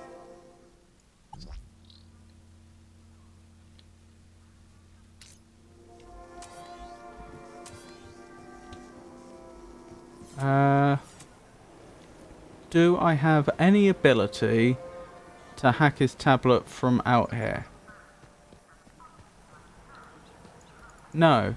That's interesting. So in terms of the range of my hacking tool, it looks like I do... Oh my goodness, Joey's blocking the way. It looks like I do actually have to be in that room.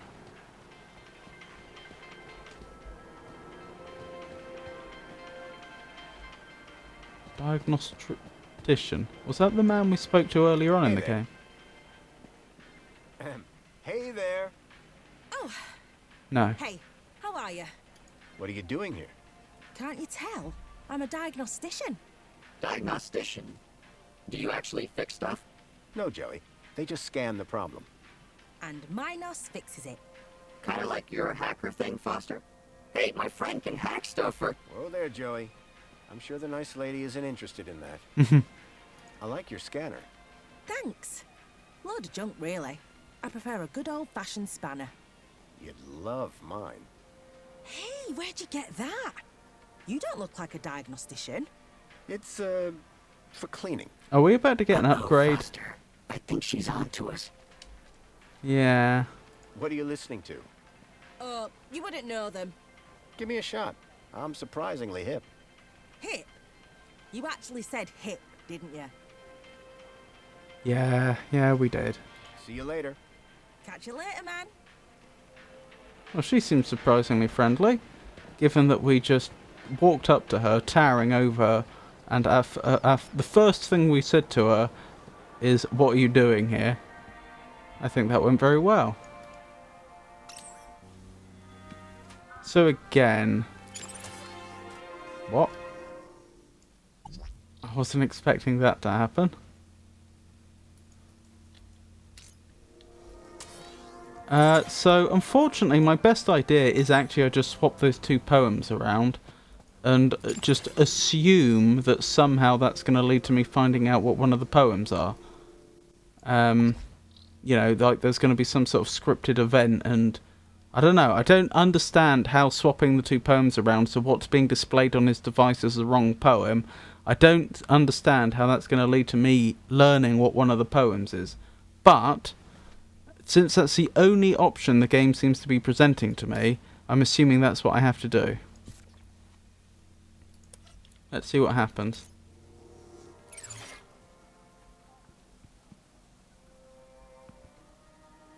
Nothing. Then there must be something else I can do. I'm missing a puzzle piece here. As I've said when we've played puzzle games many times before, the most likely reason we'll get stuck is because there's either some item in the game we didn't know we can pick up, or there's some area in the game we didn't know we had access to. Like, I don't see how with the tools we currently have, how I can do anything more than I have done, so I assume there's something I've missed. Please scan your UChip to place an order. Actually, I'll tell you one thing that I missed. We can speak to that diagnostician.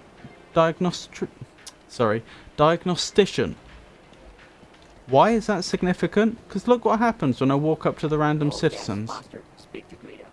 I think I'm in love. No dialogue options.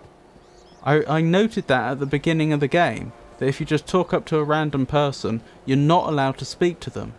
My point is this: if we're able to speak to the diagnostician, she's not just set dressing, she's here because we can do something. Ah, her portable music device. That's how I listen to the poems, right. Got it. I need to somehow get her portable music device sufficiently close to Sir Reginald that I can just listen to it. I can listen to his poems. Excuse me. I can, or more specifically, so that I can use the hacking tool in order to get his poems onto the portable music device. With music that loud, I couldn't hear my own thoughts. Maybe that was the point. I'll tell you what might do it. If I could find other music in the... music does sound interesting. If I could find other music in the area, lounge music, there we go. I can swap them round and she'll presumably think that the portable music device is broken and then discard it.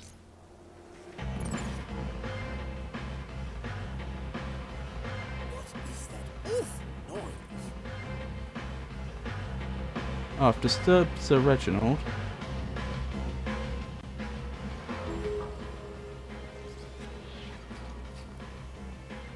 Excuse me. What can I do for you? Are your headphones busted? Headphones work. It's what's coming out of them that sucks. Is your music player still acting up? Sure is. I prefer silence to this stuff. Is your music player... Sure is. I prefer silence to this stuff. Bye for now. Catch you later, man. That didn't work then. I mean, it sort of worked. I got some sort of result. But she hasn't discarded the portable music device.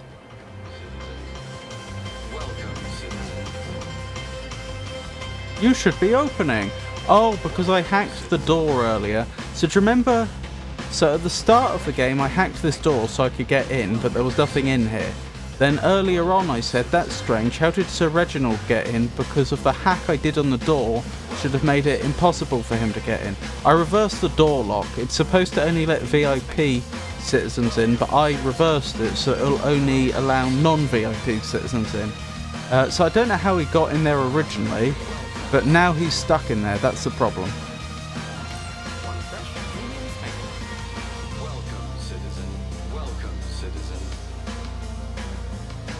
You're not going to leave when I open the door for you? Oh, you are. Good. One fresh, premium Spankles. Droid, what is the meaning of the horrible music playing in the VIP lounge? Apologies, citizen. Would you like to file a report and request the technician look into your problem? Of course. I would like this remedied immediately. Oh, no worries, Pikachu. Your request has been noted. Thank you for This stopping issue will by. be solved as soon as possible. Thank you for your patience. Oh, Unknown. Thank you for your patience.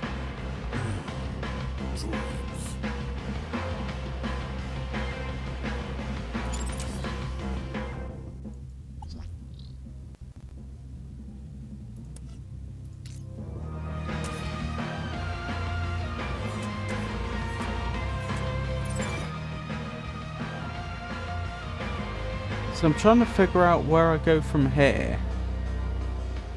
She's not... I don't have the portable music player yet. If I can ever get it. So Reginald seems to be content just standing here. For now. But he's... The thing is, I can't get the poetry onto the music player until he's closer, I don't think.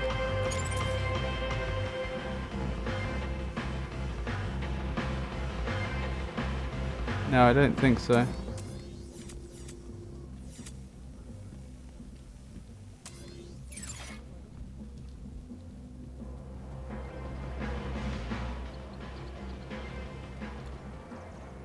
Excuse me, What can I do for you? is your music play? Sure is. I prefer silence to this stuff. See you later. Catch you later. Oh, I think I get it. Do I? Yeah, where's the actual music player in here? Cafe audio system, there. Can I get his poetry onto the cafe audio system? Problem is, how close do I have to be to get to the e-reader? How do I get the e-reader in range of the hacker at the same time as the cafe music system? That's the question.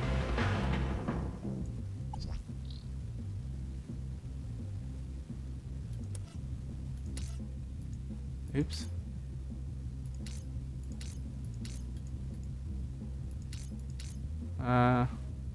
Oh, we've never read all this. Policy data blocks, type data blocks, media data blocks, goal data blocks.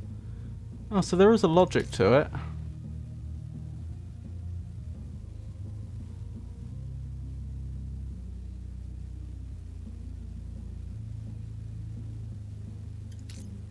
Interesting.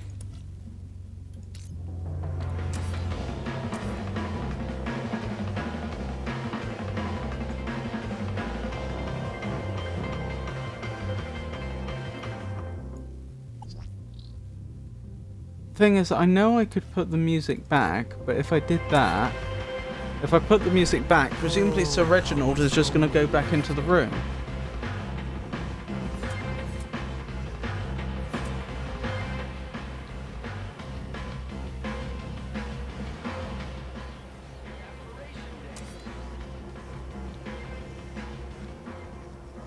Let's try it. I don't have a better idea.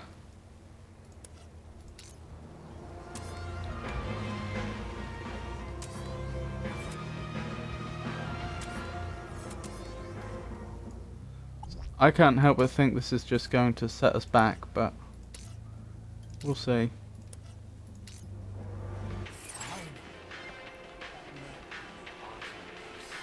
You fixed it. Sounds better than ever, too.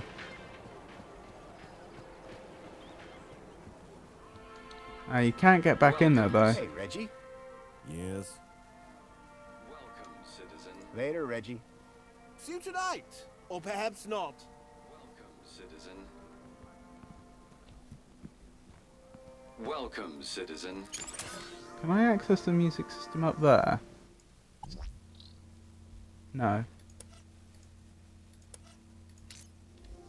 Welcome, citizen. Welcome, citizen. Where did the diagnostician go?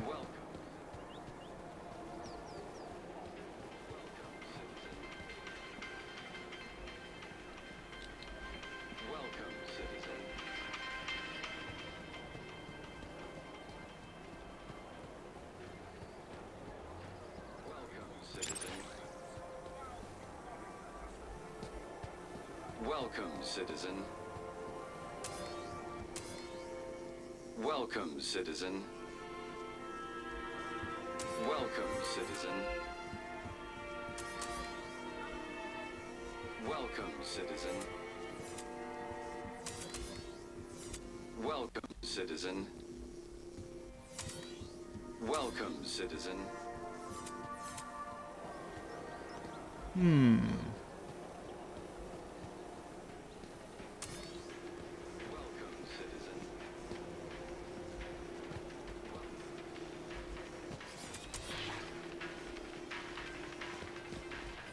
Okay, I'll be able to swap them back in a second.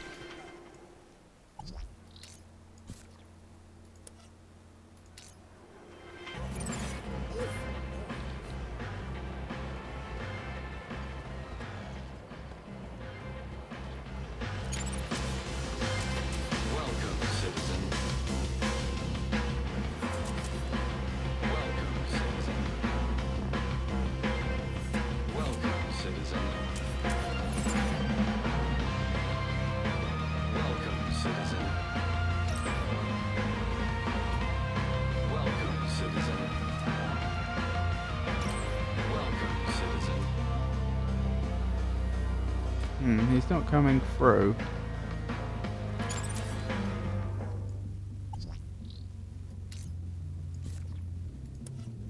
He'll be able to use the door again now, at least.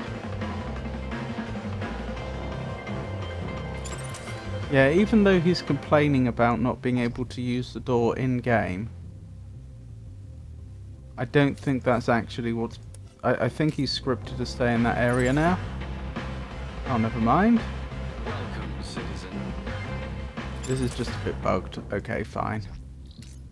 Let's swap this around again so you can use the door again. Presumably you're going to complain again. Welcome, citizen. There we go.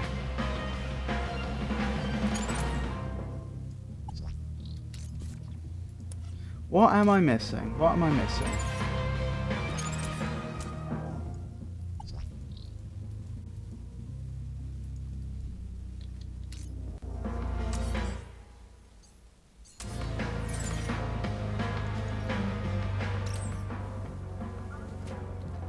Could I get the diagnostician round the back? There is a door to the back of this place, isn't there?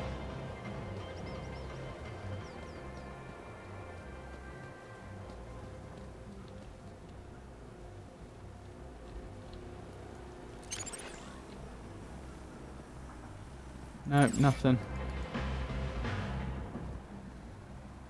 Any ideas, Joey? Hey, Joey. What?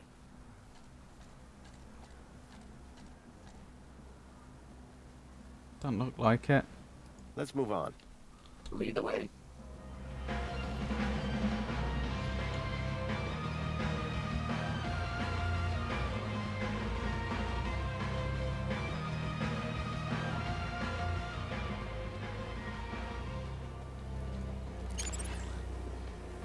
Can't hack a Garita terminal.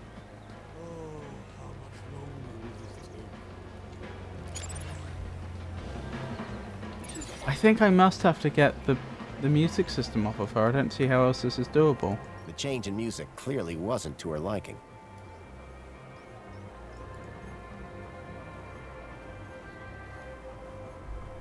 Oh, how much longer will this take?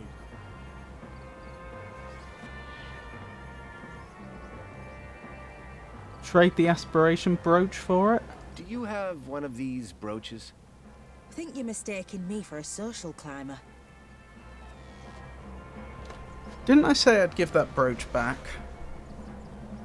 I think I did, and I don't think I ever did. Excuse me.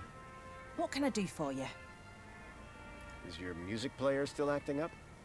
Sure is. I prefer silence to this stuff. Bye for now. Yeah. Cool. Wait, has she actually put it down and I've just not noticed? No.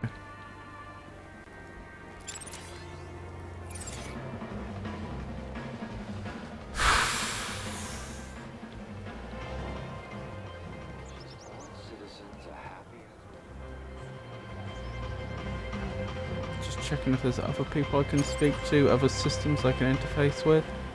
Union City Hello. You're the key. I can get you to announce things. Ah, okay. Union City wishes all citizens a happy Aspiration Day. So there's two choices here. I could either have that announcer bot announce the poems directly, Wishes all citizens a happy Aspiration Day. or I could have the aspiration message be announced on that that lady's portable music system, and hopefully then she'd drop it.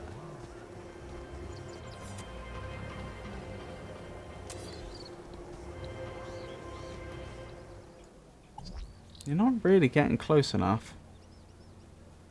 Approach alarm. If I could set an alarm off, I could probably get you to go where I want. A happy Aspiration Day. The robot was spitting out the occasional motivational message.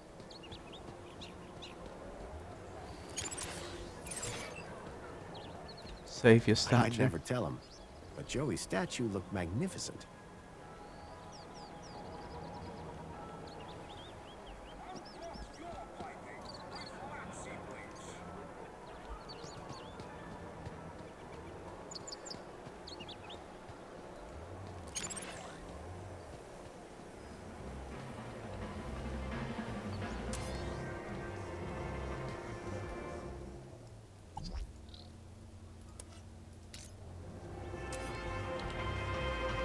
I must be missing a step. There must be a way I can get that announcer bot closer.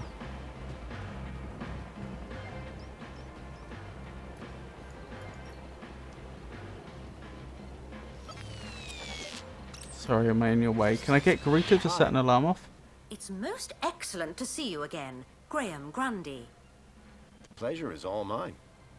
How can I be of assistance today? Nope. Thank you. Au revoir. No help there. Okay, Joey, do you have anything Joey. useful What? to add? Busy around here. Not really. Are you kidding? I can't remember the last time I was around this many people. Oh, people. Yeah. I assumed you were talking about droids. Okay, I think Reginald is the key to Tarquin's problem. I agree. Death to all humans! That's not what I meant. Sorry, I extrapolated from incomplete data again. Please continue. Let's steal one of his poems and give it to Tarquin. I'm in. Yeah, but how? How do I actually get it? We need inspiration to help Tarquin with his poem. Great. Where can we buy some? Inspiration isn't something you buy, it's intangible. Well, if we can't buy it, can we steal some? What part of intangible are you not getting? Where can we get some inspiration for Tarquin? Let's find someone with bags of inspiration. Good start. Then we'll hit them with something and steal it. I don't think that's how it works. Tarquin needs a good poem, but the only guy around here with poetry skills is the poet himself. Well, let's hack into his head and take all his data. Humans don't work that way. Can't we just try? I wish we could. How do we steal one of Reggie's poems? Let's hack into his brain and steal all the data. That idea is perfect, except replace the word brain with tablet. Oh. Yeah, your way makes more sense. Yeah, I get the idea. It's I can't figure out how to actually practically implement it. What are we doing here again? Helping Tarquin with his poem. Oh, yeah. Oh, I can ask for reminders. That's useful. Let's move on. Lead the way.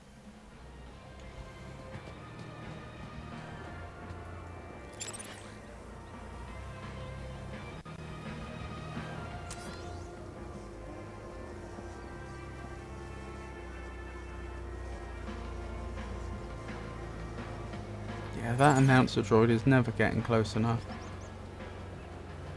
What am I missing?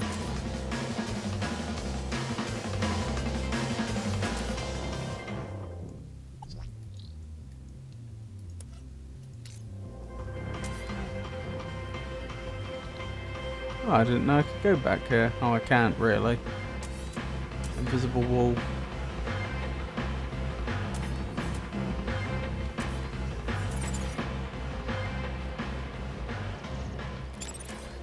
Union City wishes all citizens a happy Aspiration Day.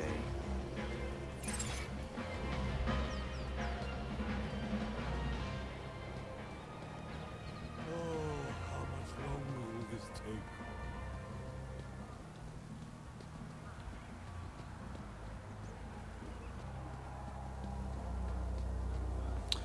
Hold on, let me check the other systems in here. None of them had an alarm attached, did they?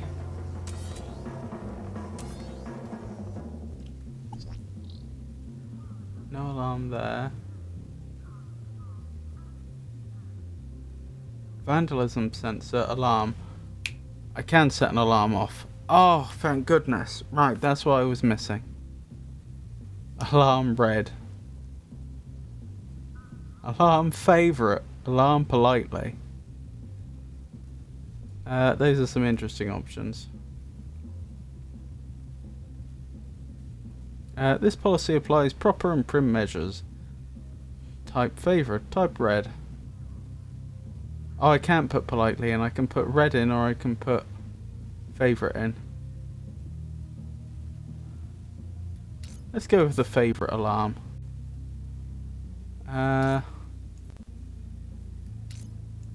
Right, the Spankles system should now set off an alarm when I use it, I think. I may have to use it twice.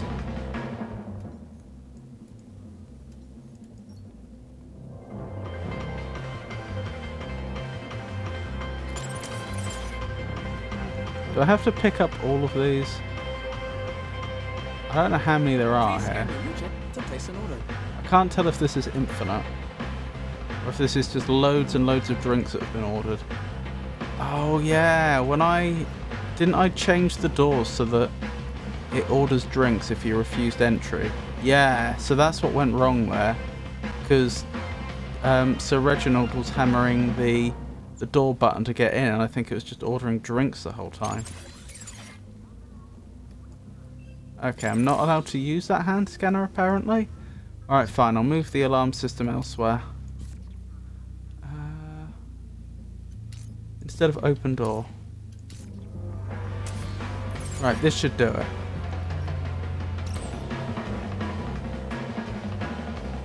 Why didn't that work? Did I don't think I confirmed. Oops, wrong one.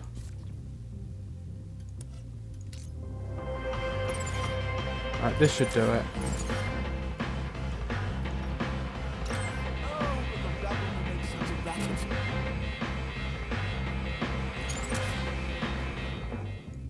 Okay. Now I should be able to put his private poem onto the announcer droid. And Sir Reginald will be none the wiser. Because the speaker robot won't start talking until the alarm system's been dealt with and he's gone back outside to greet people. Please scan your U-chip to place an order. Here we go.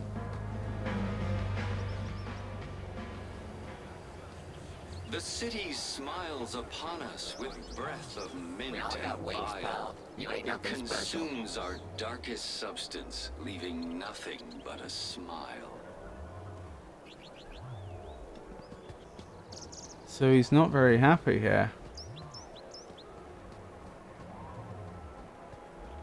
The city smiles upon us with breath of mint and bile.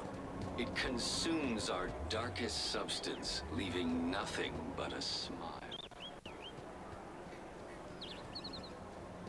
It's not bad, actually.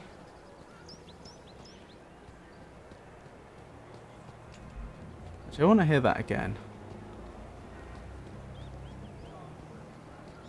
Consumes our darkest substance, leaving nothing but a smile. No, it's okay. I don't think the scansion works as well as I thought initially. The city smiles upon us with breath of mint and bile. Yeah, look at the scansion of the first line. The city smiles upon us. It doesn't work.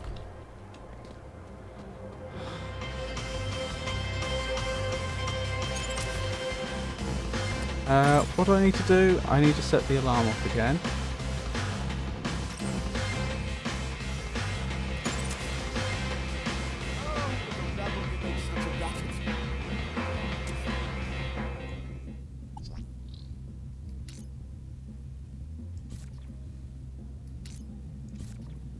Good.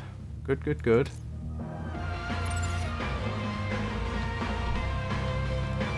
So in a moment we're going to hear the poem he's actually prepared for Aspiration Day. Would the rabble make such a racket?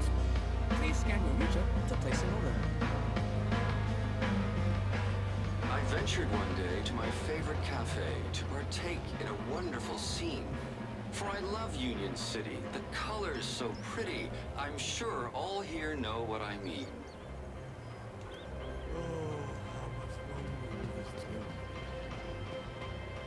Is that the job I ventured done? one day to my favorite cafe to partake in a wonderful scene. For I love Union City, the colors so pretty. I'm sure all here know what I mean. Is that the job done? Hey, Joey. What? Let's move on. Lead the way.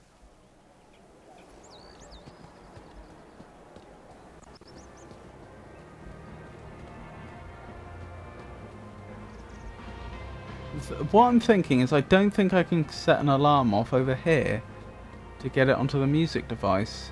Presumably I don't need to?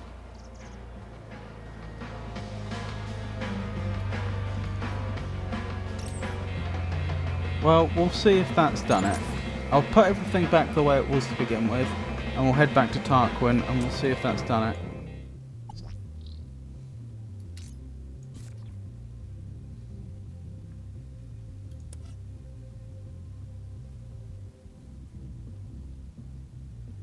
Hold on.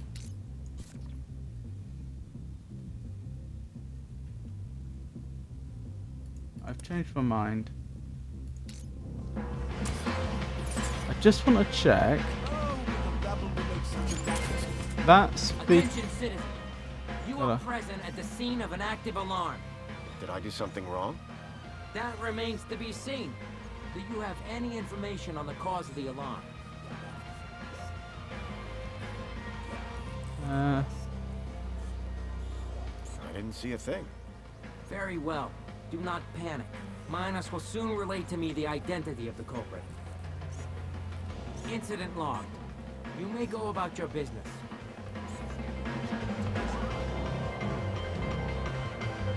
Okay, that's worth being aware of. What I was thinking is, does 5HOUT actually go near something else I could hack?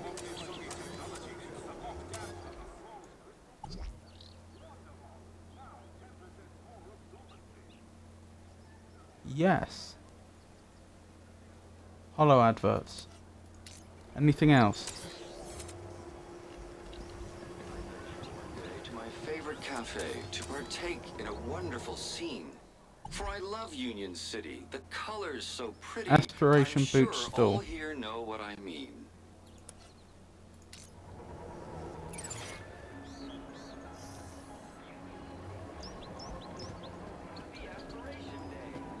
Droid schmoid.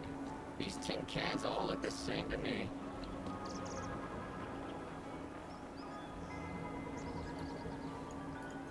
Calling all social climbers. Customize your aspiration brooch here. Happy Aspiration Day, sir. Now, step 2. Time to choose your favorite hologram. Do they do anything different? Oh, no, sir. It's purely cosmetic. Once you've made your choice, you'll be all set. Please choose your desired hologram. The Citadel sure is a sight. I'll take that. What splendid taste. You'll stand tall above your fellow citizens. There, your aspiration brooch is ready to collect. Thanks. The droid's completely unaware of the change. All social climbers, customize your aspiration brooch. I now had Reginald's poetry on my aspiration brooch. Just what Tarquin was after. solving all social I'm tempted to go for the other one as well, just because I can. Oh, I'm gonna want to. That's fine. Incompatible data type. Error, incompatible data type. That's the first time we've managed that.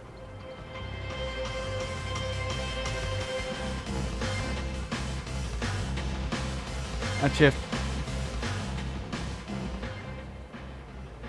yeah, I'm wondering if it's worth going for both. Can I have both? As in, like, can I select this as a possible design now from the Minos terminal?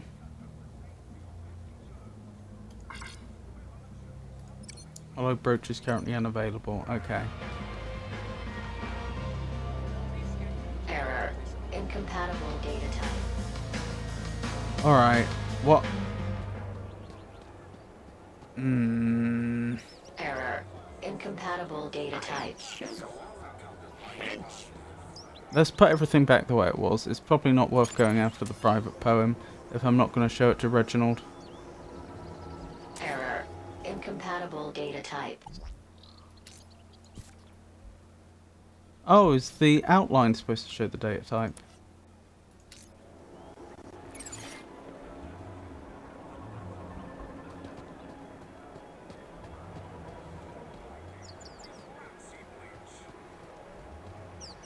So what I'm thinking is, I don't want to give Reginald the private poem, because he'll probably just recite it without the slightest bit of concern, which will in turn lead to him being looked very much down upon. That's my fear.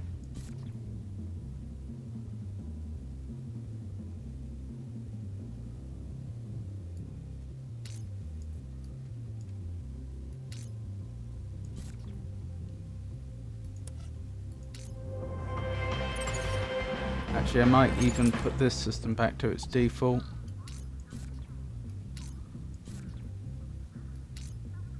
In fact, can't I just reset?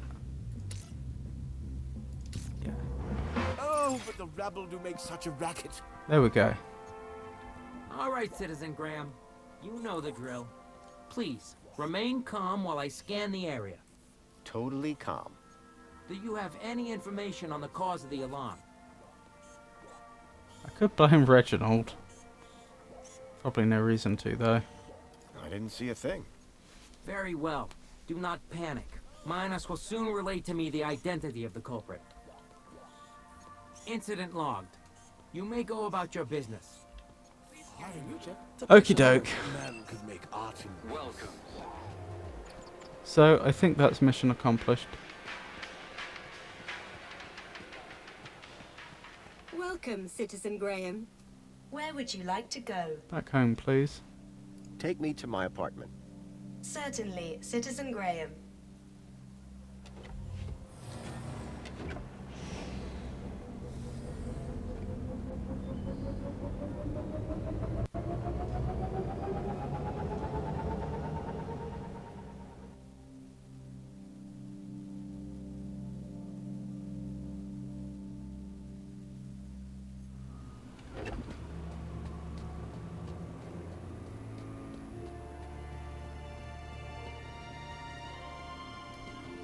Got a minute?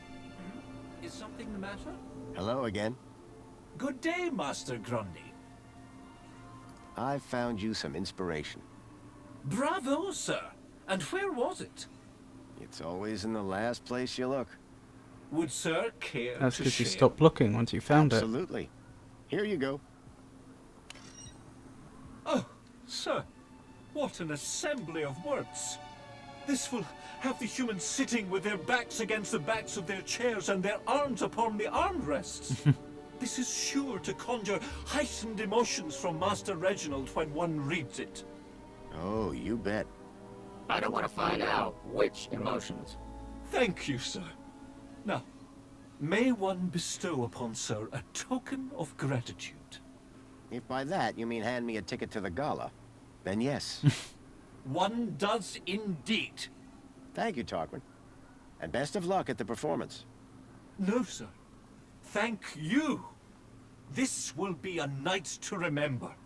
Oh, there is one small issue, sir. What's that? I do believe your attire is somewhat inadequate for the soiree this eve. Perhaps I can find something for you. Oh, I'd love that. That'd be most appreciated. Well, hey, and a party invite. Welcome home. Your delivery has arrived. Oh, that's the clothes from the first game. Which we now have access to. Which I would wear, but I should probably put the party clothes on.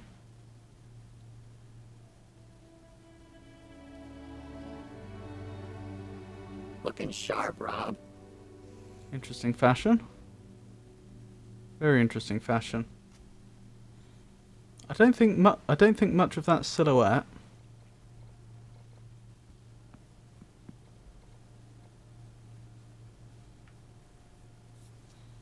It's okay, but I mean, it seems to, you know, it doesn't do much. It's basically just the shape of his body, like. Hey, Foster. Remember back in the gap? Not completely, but very close. Hands all tied together, clunking around in the wind, and you said it was art. This is better.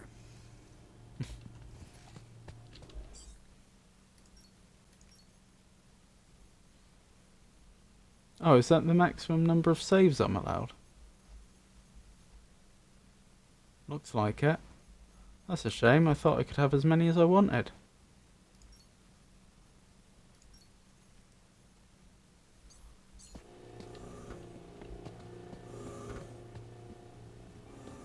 Let's find Mrs. Grundy. She's not there. Is it night yet? No.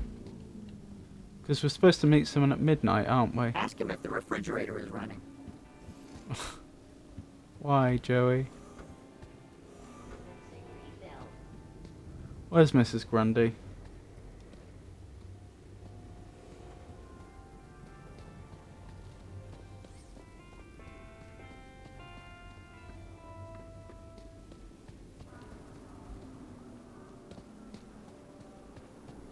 Oh, I wasn't expecting her to be looking out so wistfully.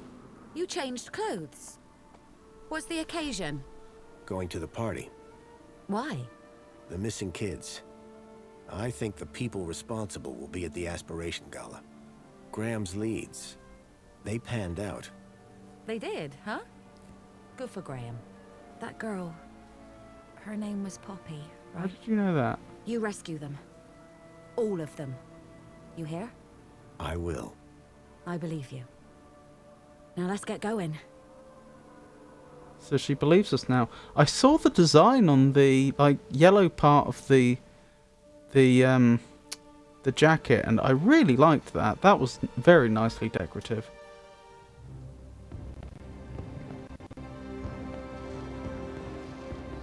The Aspiration Gala.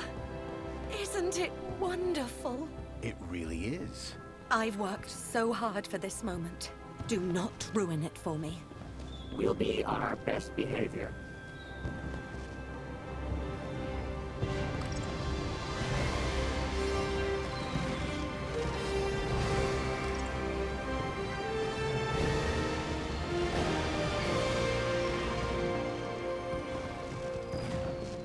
As I stared at the opulence of this Aspiration Gala extravaganza, my eye was caught by a movement on a walkway.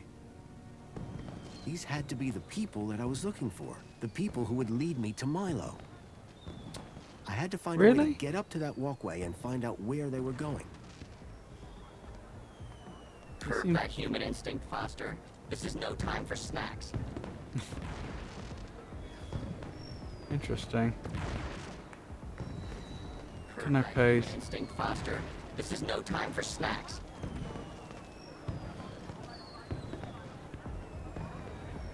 Welcome. Ah, this is the area we were earlier.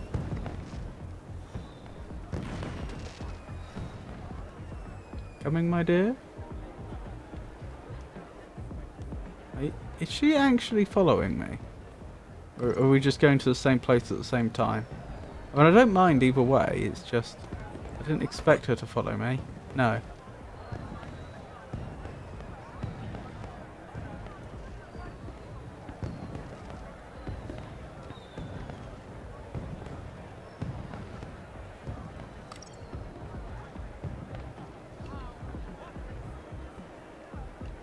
Good evening.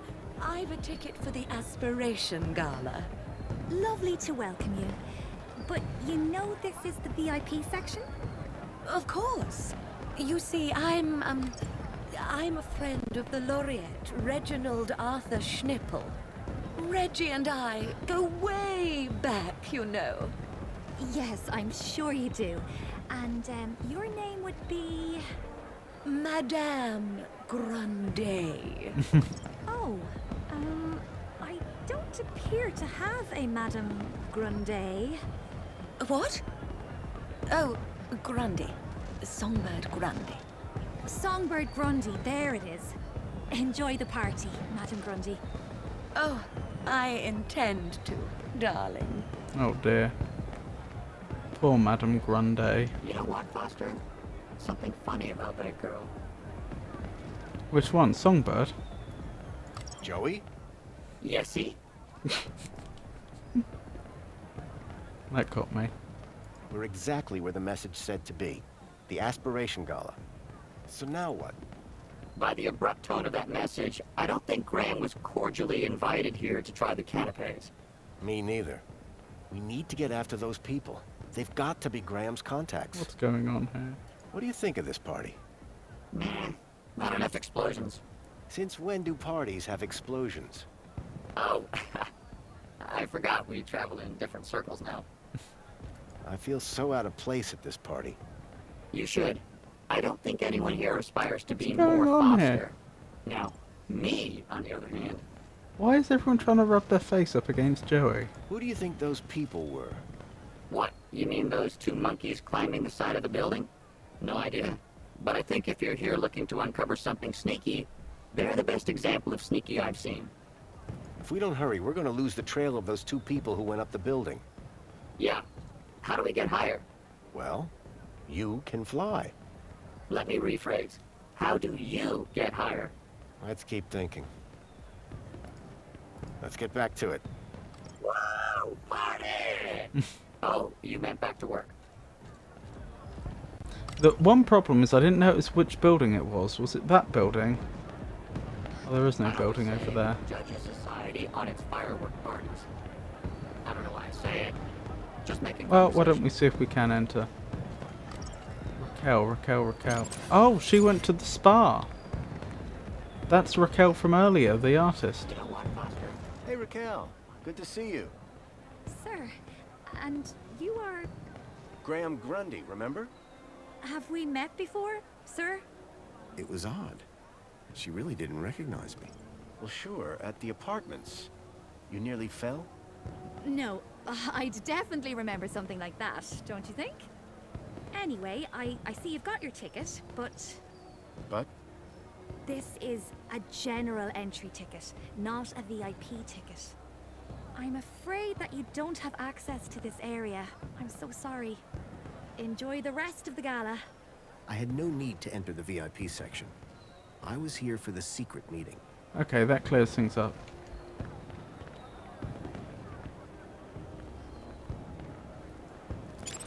Any systems about that we can hack? Hello advert. Hello advert. Projection robot. Projecting fireworks. Good to know.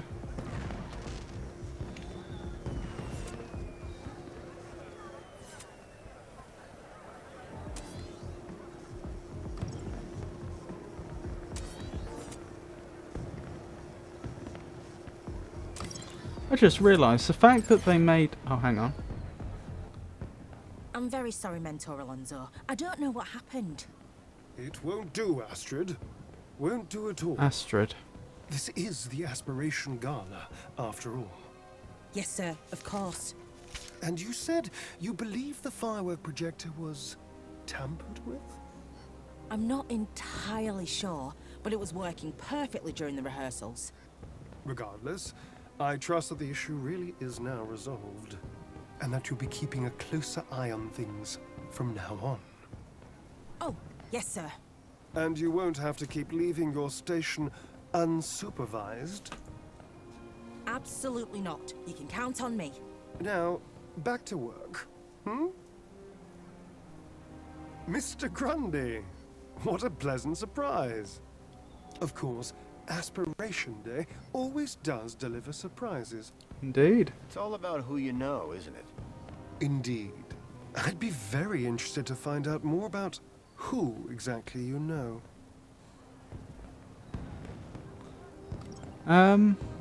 Oh, I thought these were actual answers to the question. Orana, Raquel, Alonso. And I was thinking, well, Alonso is him, the man we're speaking to. But I was just thinking, well, that's an odd answer. And where's Tarquin, the actual answer? Never mind. So, what are you doing here, Alonso? I'm here to supervise everyone's well-being. Like Officer Arana? Officer Arana was in charge of the preparations. I'm here to make sure the event itself runs smoothly. Sounds like a tough gig. It won't be. Things never go wrong in Union City. Interesting. What was I thinking? I was thinking when the diagnostician was being talked to by Mentor Alonso, was that cross-departmental, or is she his subordinate? I'm not actually sure. How's it all going, Alonso? Smooth sailing, as expected. Let's keep it that way, yes? Is Officer Arana coming tonight? Why do you ask? Are you in need of well-being support? He loves her. No, I just assumed she'd be here. Well, as a matter of fact, she was here a moment ago.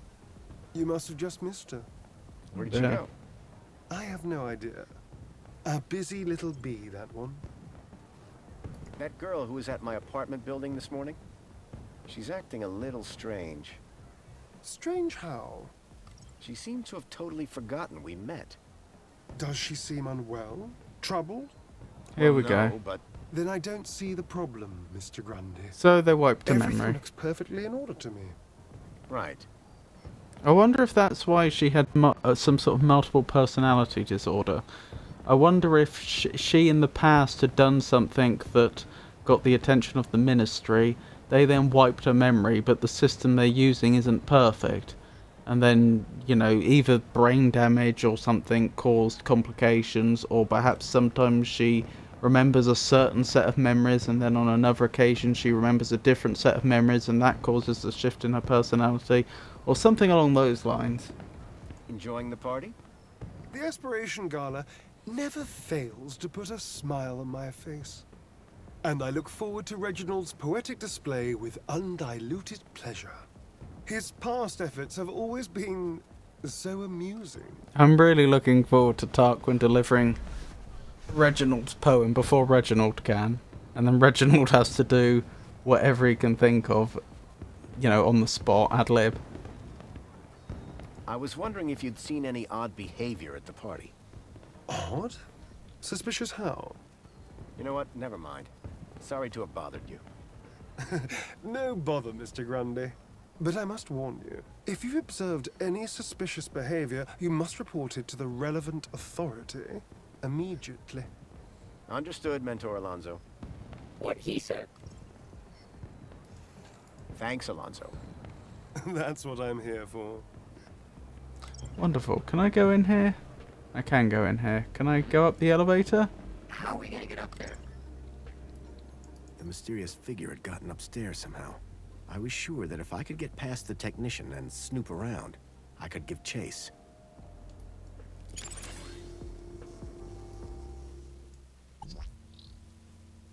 Oh, I could turn the sprinkler system on. I don't think that would achieve anything though.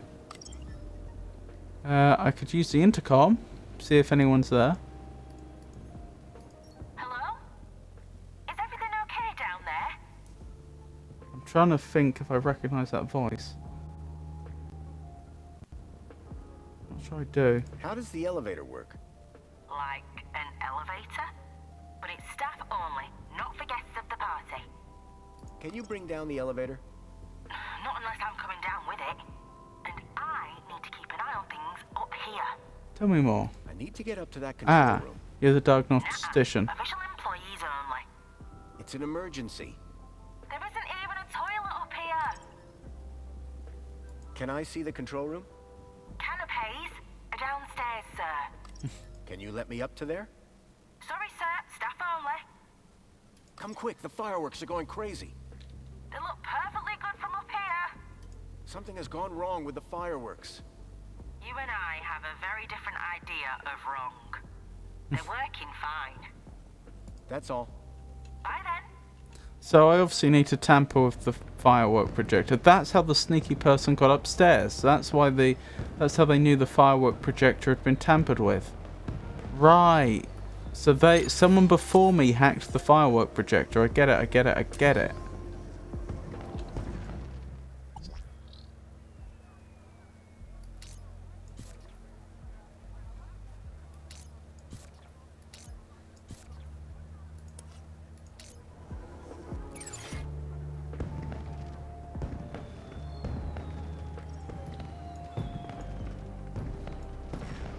Are there any other firework projectors, or is that the only one?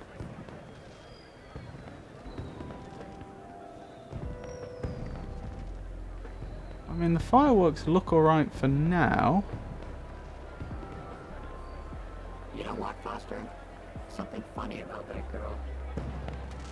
Which girl? Are you talking about Poppy? Only one firework projector that I can see.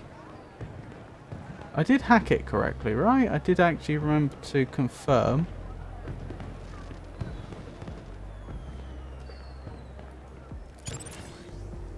That's the only projector I see.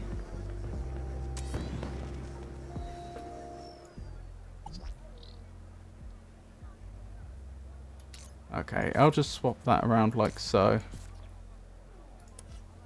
That's bound to break it, surely. Because I swapped it from one type of fireworks to a different type of fireworks. That's one would have been an advert for the fireworks, whereas the other one would have been the fireworks themselves. And they had different types. Doesn't that just warm your cockles like a big old oil change? I'd hacked the fireworks, but the attendees didn't seem all that bothered. Okay, I needed something more scary if I wanted to draw out the technician. Okay. Interesting. Doesn't that just warm your cockles like a big old oil change? What can I do then?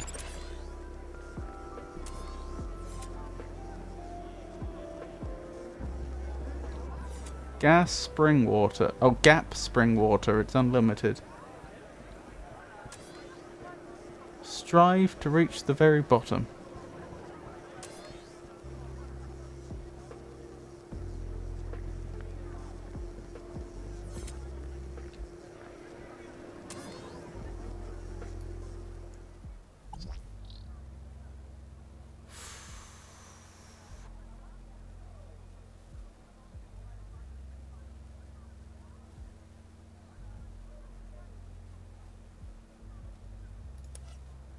What I need is some sort of something I can project, which they're not gonna like, but I don't know what that's gonna be.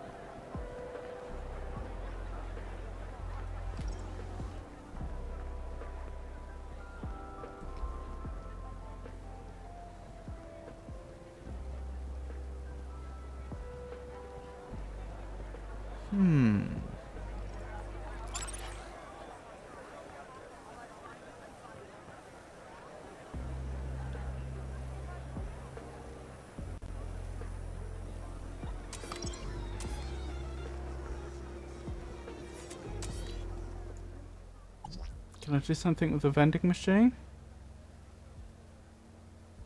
That's interesting. No, actually, it's not as interesting as I thought. I thought for a moment all the holo adverts were synchronized so that I could change a holo advert up here and it would change down there, but I don't think they are.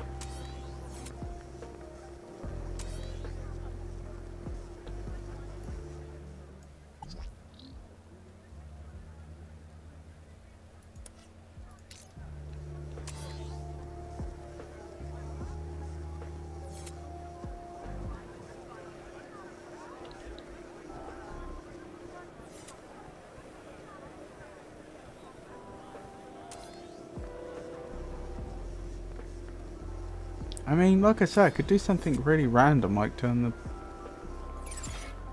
the sprinklers on, but I don't see why that would cause people to panic.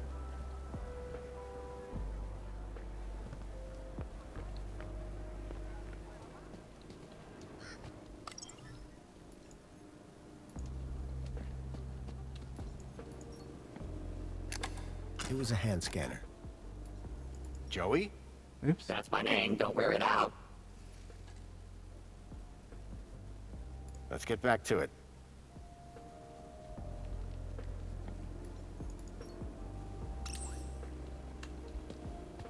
Yep, that hasn't caused mass hysteria. Doesn't that just warm your cockles like a big old oil change? Doesn't what?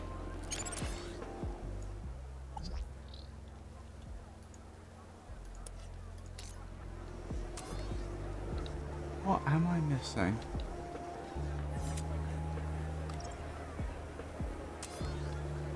I shall aspire even harder to be there next year. Wait, can I hack the gate? No, I can't. It's padlock protected.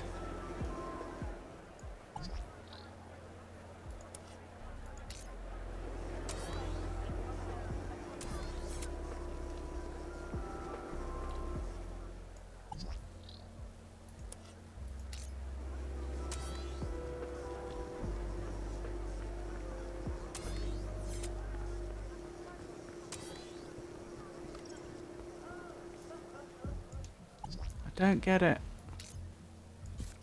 Let's try it the way round I had it the first time. I don't see why this would make any difference, but...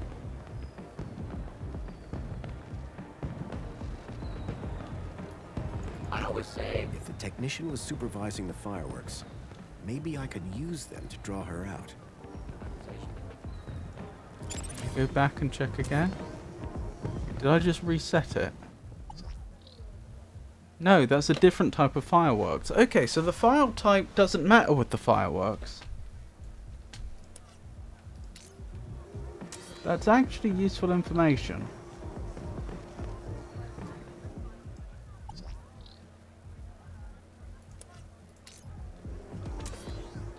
It's almost like what I need is a scary advert or something.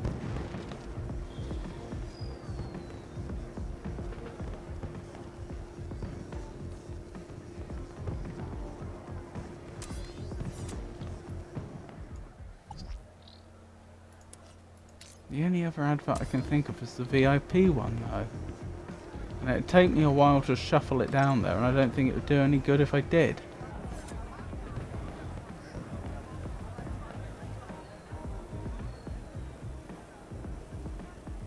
What was that?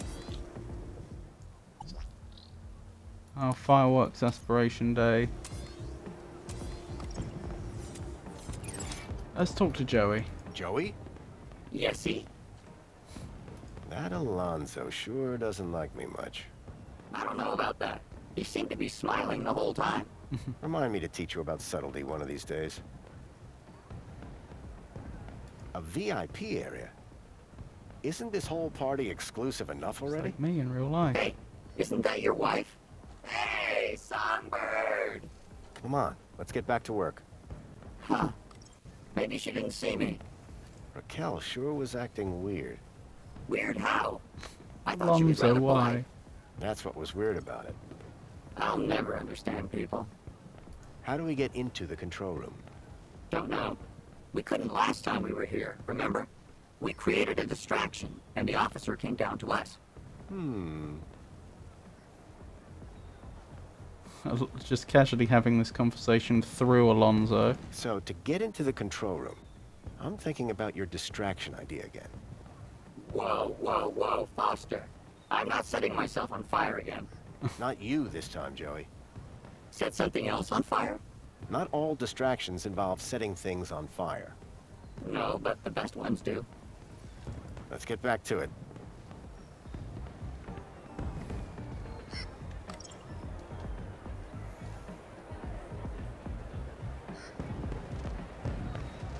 Yeah, I said like me with poor old Joey, struggling to read people. Not for the likes of you and me, Foster.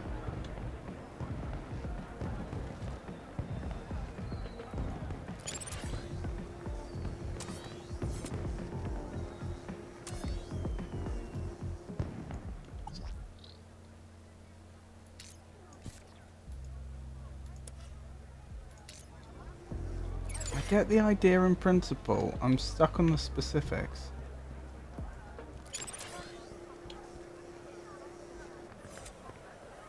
Okay, the range on the projection bot's quite big.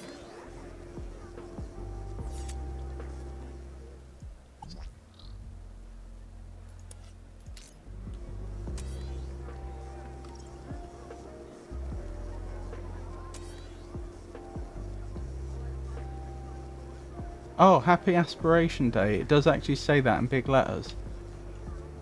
Okay, so in theory if I could...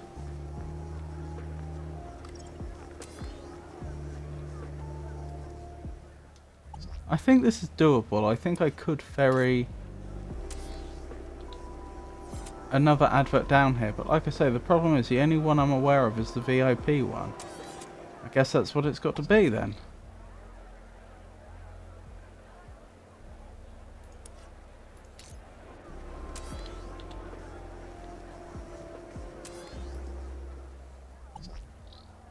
I don't see why that would cause problems, but...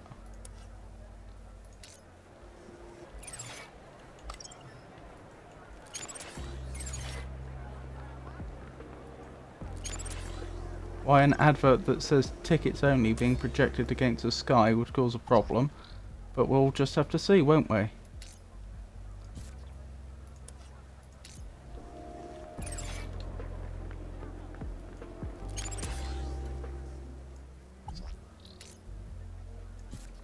Here we go. That doesn't seem to have worked. Maybe it was projecting that anyway. The Happy Aspiration Day, regardless of what's in the display projector.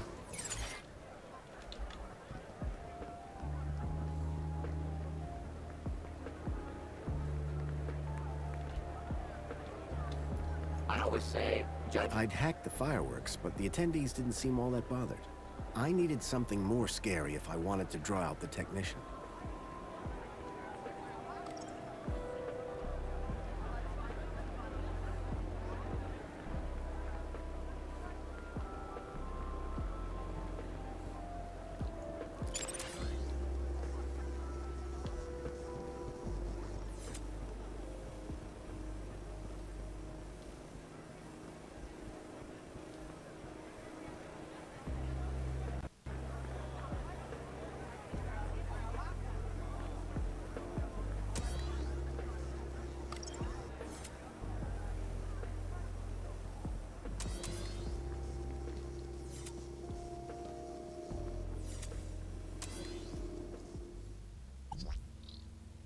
That's no good.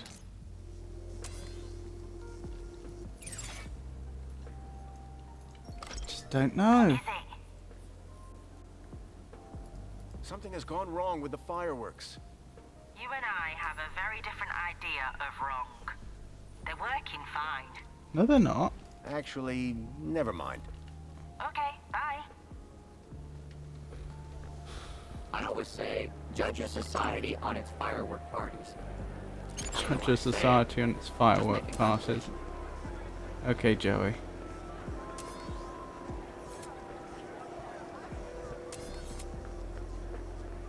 I do feel so silly. I cannot for the life of me figure out what I'm supposed to be doing here. Like, I get it. I'm probably supposed to be trying to put something in there to mess with the fireworks. But, like... how? Where... Usually I need to hack... With the way the hacking works, I can just swap things around. So where am I going to get something scary to put into the projector? Why would they even have something scary to project?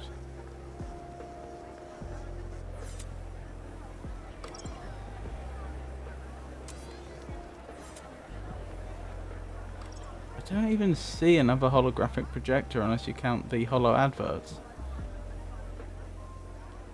Am I absolutely certain I'm not supposed to go up to the VIP area? I know the game previously said I didn't, but I wonder if it's changed its mind. You know what, Foster? Something funny about that girl. Excuse me. Sorry, sir. Your ticket... I've just got a few questions. Well, all right. What are you doing here? I'm working. This is my job. Had any trouble? It's hardly a tough crowd. So far, the only person who's tried to enter this section without a VIP ticket is you. You'll always be a VIP to me, Foster. What's your job here? What does it look like? I'm on the doors. Makes a change from the roof.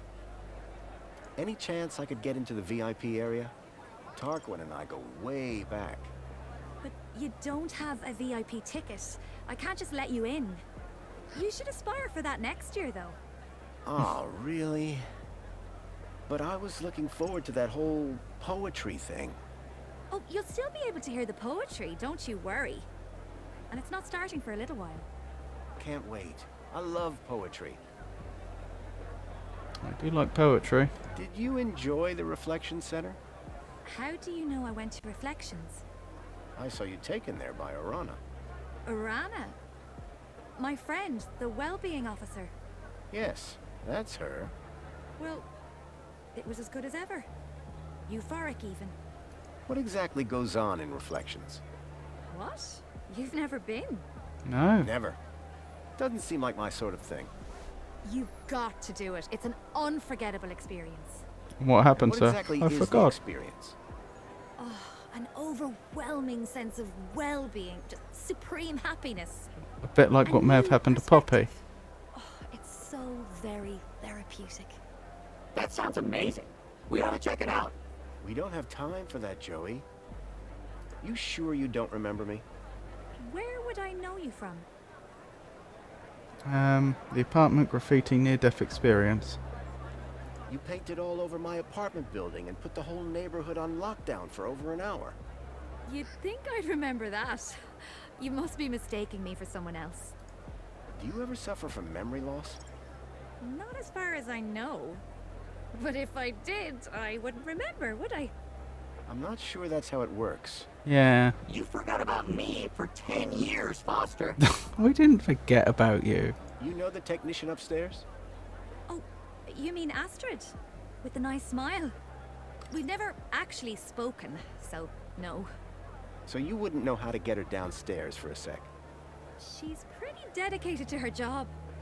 Unless something goes wrong with the fireworks, she'd be there all night. So, you don't think Astrid will be leaving that room anytime soon? She needs to stay on top of all this whole firework display, so I doubt it. Those things can be quite dangerous. The fireworks don't look real. See you around. Have fun. What am I missing? See, Something funny about that girl. I wondered if going up there was a good idea, because I was thinking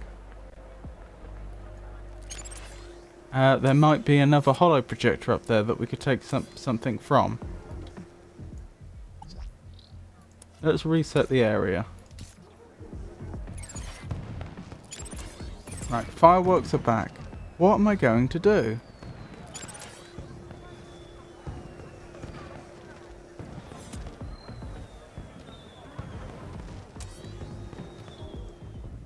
Right, well, we've got fireworks, aspiration day. Neither of those are useful.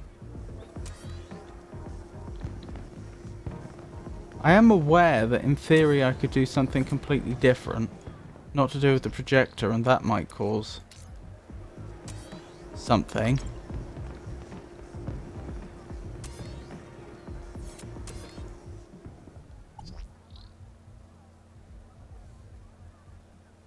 The alarm? I could set the alarm off.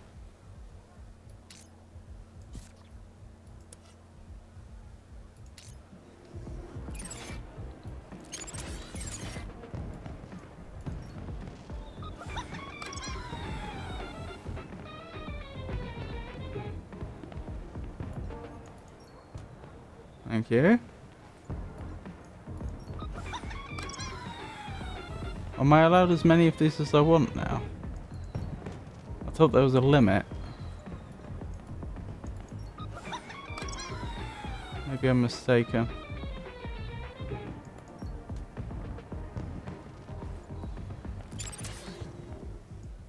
Alright, swap that around then.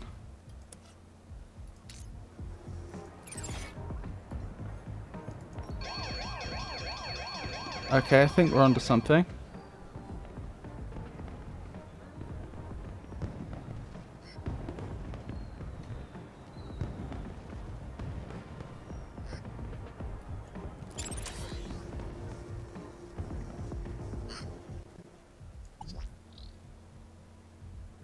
This has been reset.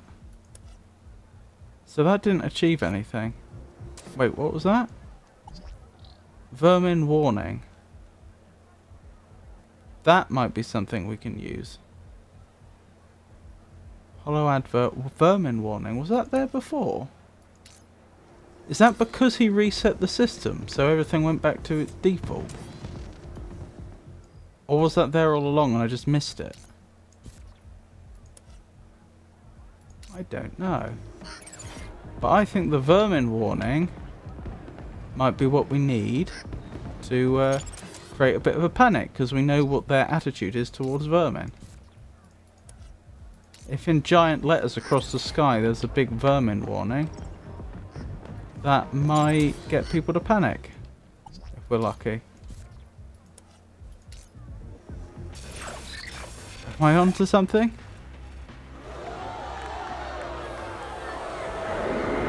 Oh wow.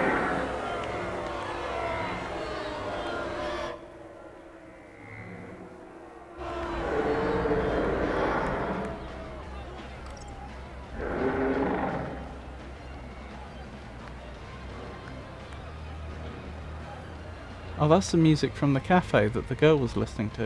Well, not from the cafe, from outside the cafe. The album side B. Wait, where's the stairs? There's the stairs. Alright, let's get up there quickly. While we still can. Oh, it was the classic problem. There was some...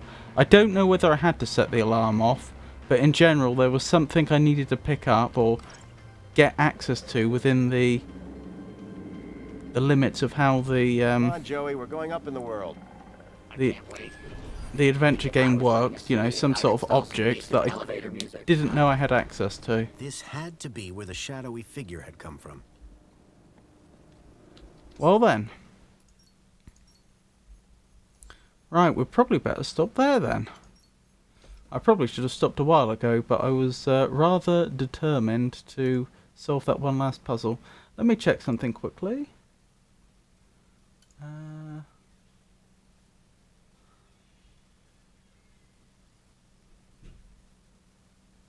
Just checking if there's anyone streaming who I should be raiding. I don't think so. Right, okay. So thank you for coming, everyone. I hope you enjoyed the stream. Next stream will be tomorrow. That'll be more Dark Souls 2. I don't know what's going to be happening next week. I say that because there's been a possibility raised that I could get involved in some Bloodborne co-op. The only catch is I've never played Bloodborne, and I'd have to sort it out on PlayStation, I believe. I know someone that could possibly lend me a PlayStation. So that's something I was thinking of possibly getting involved with. But to do that, I'd have to get at least a certain way into the game. And so that would probably mean dedicating some streams next week to starting Bloodborne. And then that would mean that the following week I might be able to get involved in that co-op stuff, assuming that's how things panned out. So I don't know. If that doesn't go ahead, then it's going to be Monday will be more Beyond a Steel Sky. Friday would be more Dark Souls 2. So that's tomorrow Dark Souls 2, then it would be Beyond a Steel Sky, then Dark Souls 2 again. Saturday, Monday and Friday. But like I say, I might end up doing just like loads of Bloodborne next week if I end up setting that up. So 2 possibilities for next week. We'll have to see. We'll have to see how it pans out. Anywho, thank you for coming everyone, and I hope you enjoyed it. If for any reason my streaming schedule should change, then I'll announce it on social media, which currently means X, formerly known as Twitter, Blue Sky, Mastodon and Meta Threads, and I would also announce it on our Discord server. It goes without saying that I appreciate each and every one of you, everyone that keeps me company in chat, and everybody that lurks. So I think that's everything. So I hope you all have a wonderful night. Good night.